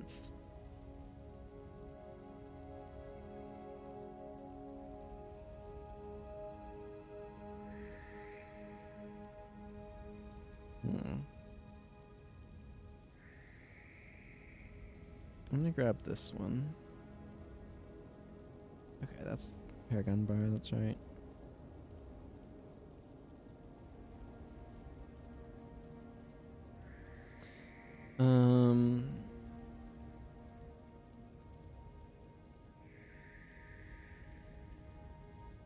Let's see here. That's right, I could turn up that theme. I'm gonna grab the Burning Arrow Bar, I think. Not sure if I'm gonna run it though. Soulbind, Shadow Fear, Accumulated Pain, Darkness, Sense. Do I have Soulbind on this character? I do. I'm gonna grab Soulbind because I might want to try swapping to it for a bit. Some of the other bars are good though. Yeah, I'm gonna grab the Ray of Judgment bar. Okay.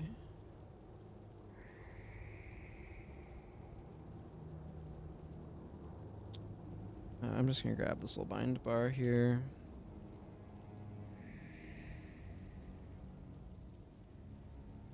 Load that onto myself. I need to go get Illusion of Pain and Accumulated Pain, so I'm gonna do that before worrying about anything else. I believe those are both in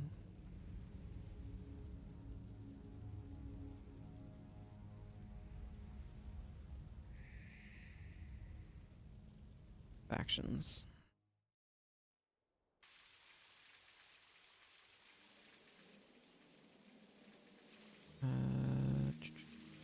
This side. Ichiko. Still my curse's headpiece. Interesting question. I could grab Skull Flare. I'm not sure if that's ideal here though. I might just want to use like a staff, like Kirsch's staff. Or the Soul Spire of Defense. I think I'm going to equip the Soul Spire here. Yeah, I need Accumulated Pain. Illusion of Pain.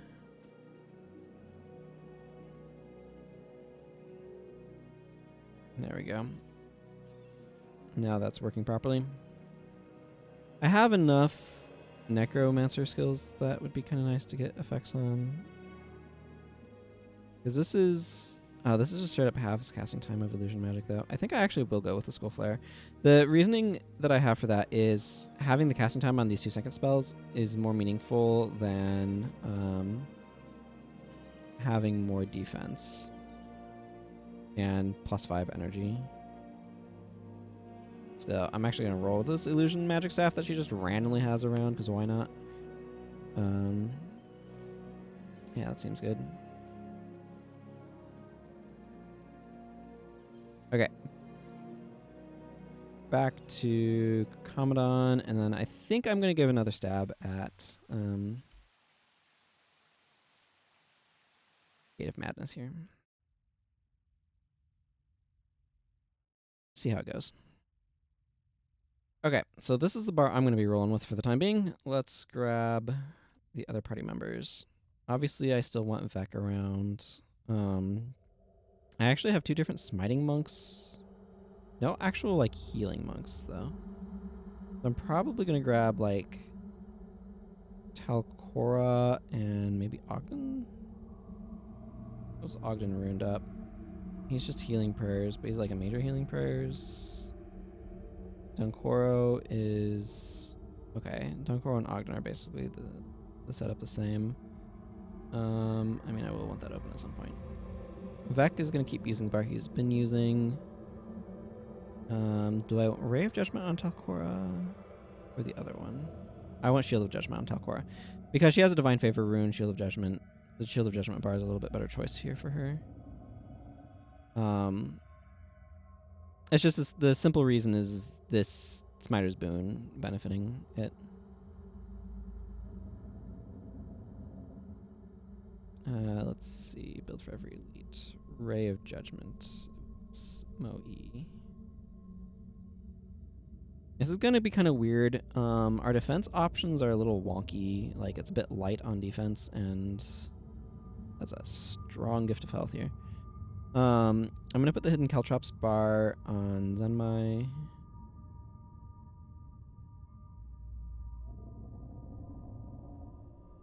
So that's going to be like a writ. So it's art and caltrops.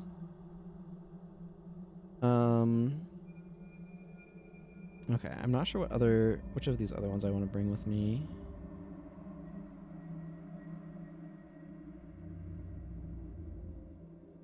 Definitely the Beguiling Haze bar. Let's go ahead and grab that on Milani.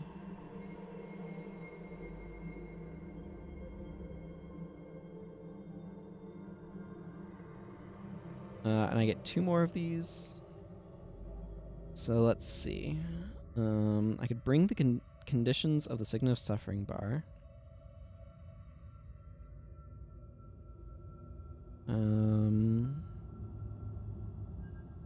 So which bars are we skipping? We're skipping this one. Pain of Disenchantment one.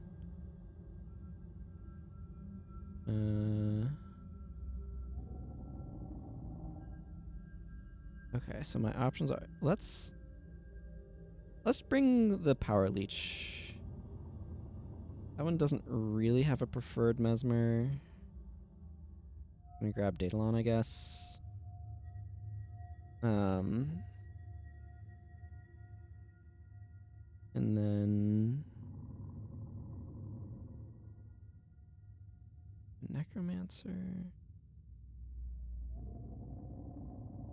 Or the Paragon.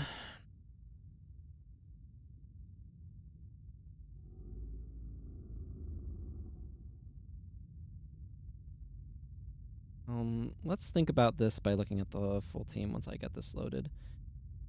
So this one is the me or Leech, I think.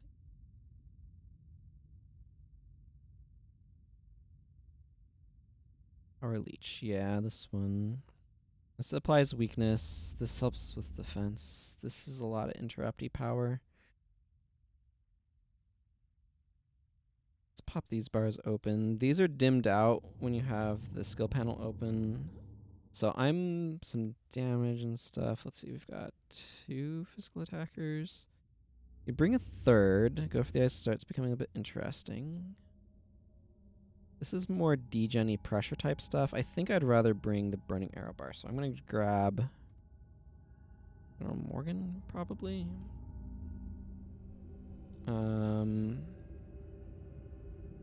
And load Burning Arrow. I obviously need to spawn a bow here. It's easy enough to do. Okay, I think everybody is equipped up. I'm not quite sure how this is going to go. It feels a little light on healing. That's part of why I also wanted to go with this bar. The weakness is very useful, and this guy is just going to be a bit tanky, so that's going to help.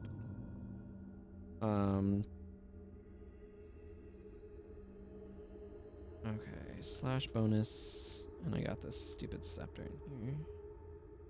I just want to hang on to the Poisonous Nevermore Flatbow, so I'm just going to move it over there for now.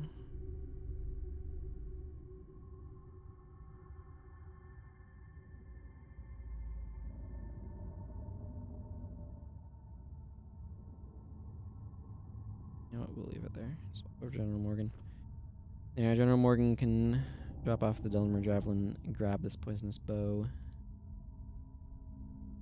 Not using the poisonous aspect of it, but Angelic Protection will be kind of nice. Go for the eyes is not terrible just because he's got the superior command rune. I like having the antidote signet around as well. I feel like angelic protection is probably going to be pretty useful though. AC refrain will be kind of nice. We'll see how this goes. Yeah, we'll just give this another go and see how it goes. I feel like I'm less overtly good against Cheeto than when I had Wild Blow, but this is one of those spots where I'm Wild Strike. This is Wild Threat. This is one of those spots where I'm hoping the Wild Strike is good. Also, Shield of Judgment feels like it might be good against Cheeto. If he attacks the same person, then he gets knocked down. But again, I'm somewhat concerned about our healing potential. But we'll see how it goes. We certainly have a lot of punishing potential. Well, let's give this another try. Win or lose is probably the last attempt at things today, and we'll come back tomorrow for more. You need to remember I have Signet of Lost Souls. I'm actually going to swap those probably. Although Well of Darkness is something I want to remember to be using. Actually, let's open with a Shadow of Fear.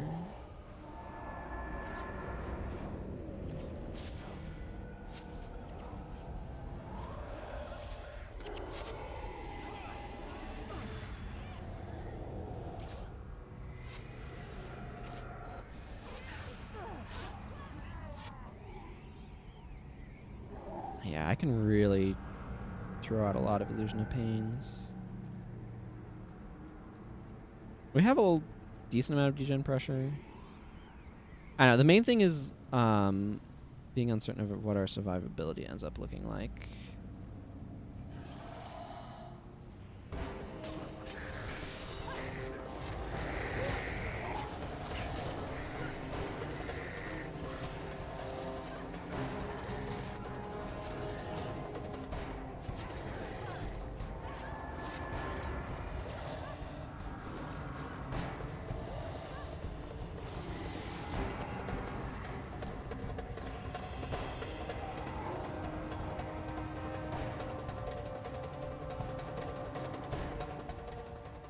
Shadow of Fear will be nice against Madness Titans at least.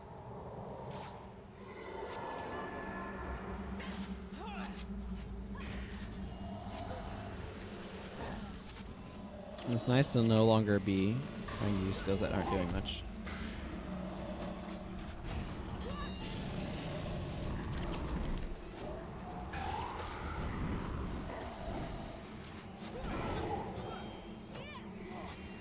Fortunately, I don't know if these guys leave. Yeah, there aren't explodable corpses here, which is a little annoying. Shadow of Fear will slow down these guys' attacks, though, which is going to help. Oh man, Shield of Judgment's also going to be a really nice defense. There are some of the melee characters.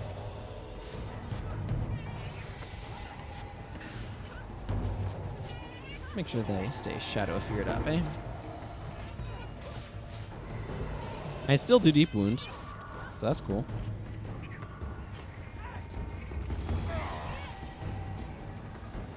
Yeah, these guys are still really too tanky.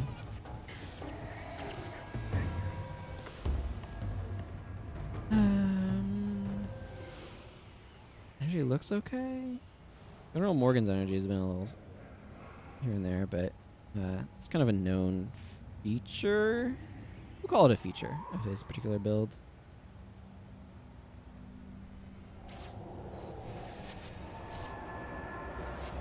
Let's just say these areas are testing these bars a little bit more than the original area I went to test them in did.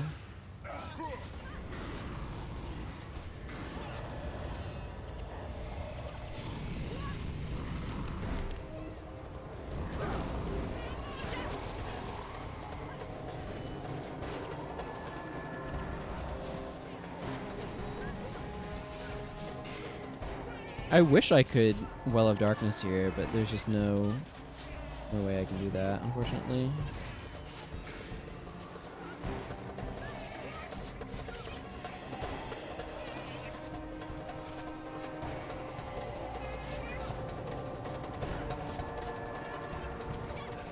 How am I seeing 10 damage ticks from Illusion of Pain?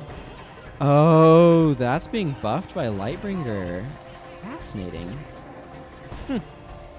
I did not know that's how that worked. Now I do. I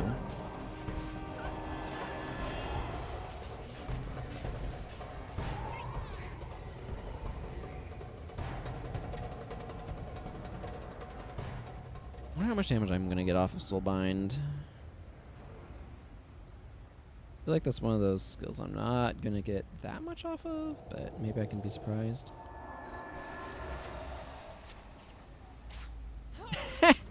Goes in, immediately interrupts it. Good girl, Milani. Being disruptive.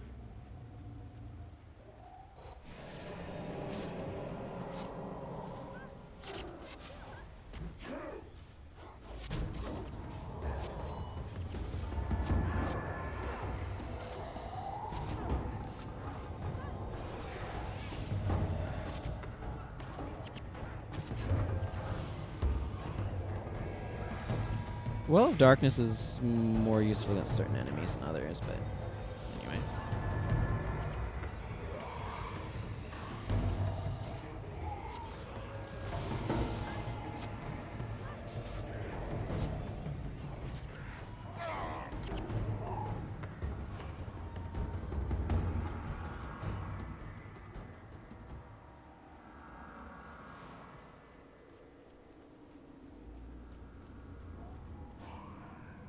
And this is one of those things, too, where it's like I'm kind of relying on the rest of my team to do good stuff. Like, Daedalon is just over there knocking people down with stoning. Which is great. And I enjoy. I can need like 80 damage hits. That'll tell me Soulbind is going off.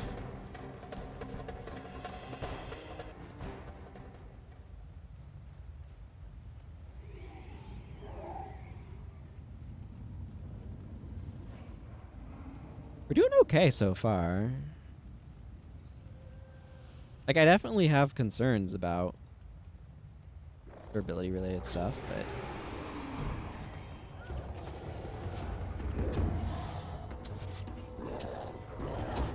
Oh, yep. I got a Soulbind trigger off on that guy. I didn't recognize it at first because it was actually not 80 damage, it was 96 because of being increased by things, but...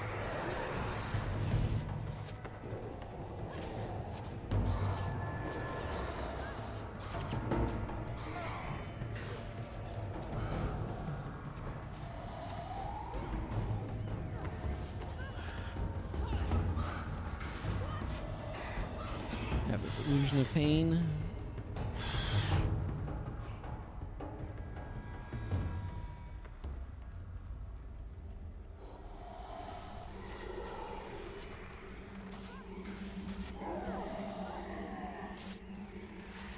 Well, apologies to Milani. I don't think she really wanted to have that going on.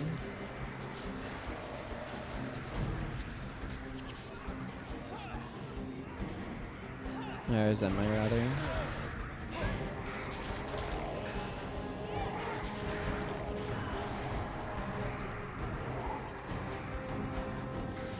Yeah. She got somewhat wrecked by...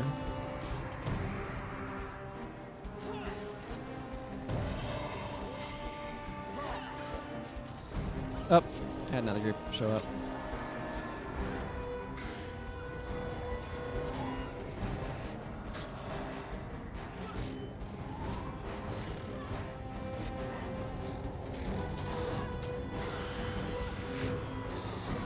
I don't think I want you being able to hit us all that well through my little well here.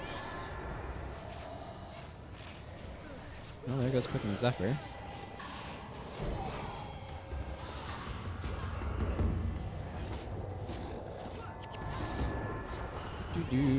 I'm just going to celebrate the fact that Quickening Zephyr makes my Signet recharge faster.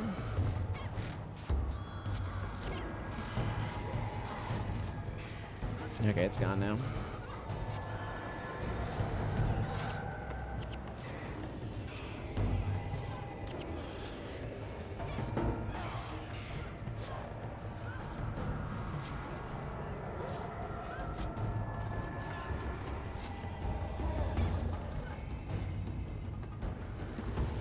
This is a little bit of an anemic Signet of Lost Souls. I don't have a whole lot of Soul Reaping, so...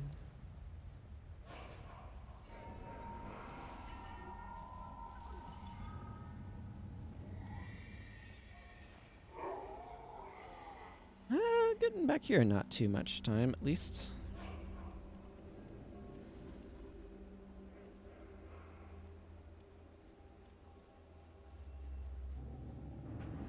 Find it interesting that I've swapped the position, or like shuffled the position of some of those skills around so much.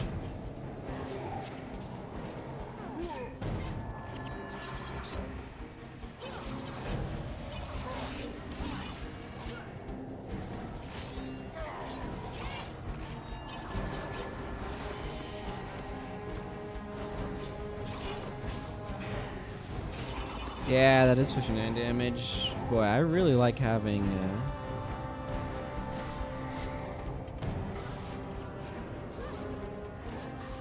really happy to see that Ray of Judgment. Restoration needs to go down. Don't worry about much else there. Hey, Hawk. How does it go? It goes decently well. Definitely had some difficult moments. This is my third time trying this mission because I stepped out to go do a different mission because I wanted slightly different bars coming in here. But overall, like, I've had some really interesting stuff going on. I've had some team compositions that have like worked surprisingly well. The Order of the Vampire bar that I made for this is a lot of fun. So I've definitely found like a lot of interesting synergies and a lot of different ways that things fit together. Some bars have performed really well. The thing is, I feel like it's more some team compositions have worked really well and some have been kind of duds. The first one that I had, actually, if you go back and into the VOD and watch that, I forget what mission I even did first, but it had like surprising damage. The Consulate Docks one also like had really good damage, but we need to kill these portal wraiths. Nothing else is as important as them. They're doing a lot of elemental damage. We might be dying here again, actually. I think I've over-aggroed by a wide margin. I just was not paying enough attention. Yeah, we were super wiping here. Well, that's unfortunate. I think we could do okay here, but I need to be a lot more conscious about my aggro. So that's just how it goes sometimes, unfortunately. Which actually brings us to sort of the end of the show. But yeah, there's definitely some team compositions that worked super well and did a lot better than I would have expected. One of the things that I learned is that, what is it? It's a blood magic. Right here, Mark of Fury. Really good if you have a bunch of adrenaline attackers in your party. So that Consulate Docks run very early on, which was the second one I did. What was the first one? Well, I can't see it from here. But the Consulate Docks one worked out really well. The first one, I failed to draft a monk. And it, so I couldn't bring Dunkoro, so I was doing different stuff. Like, I had plenty of healing, but I had like a Reaper's Mark Necro help heal and some other stuff. But anyway, I will be back to continue this this playthrough tomorrow. That is the plan. You can follow the channel, get notified when I go live. Go to my Discord to get notified when I go live. You can go to my YouTube channel. There's links to that down below. The VOD will be up tomorrow evening, my time. Don't know, whatever that works out to be yours. But in approximately 28 hours or something like that. I don't know. Other stuff. I don't know. There's all sorts of links and stuff in the panels, the about page panels down below. You can see the schedule down below. But I'll be back to continue this playthrough tomorrow. So thank you all very much for watching, and until next time, everyone, take care. Goodbye.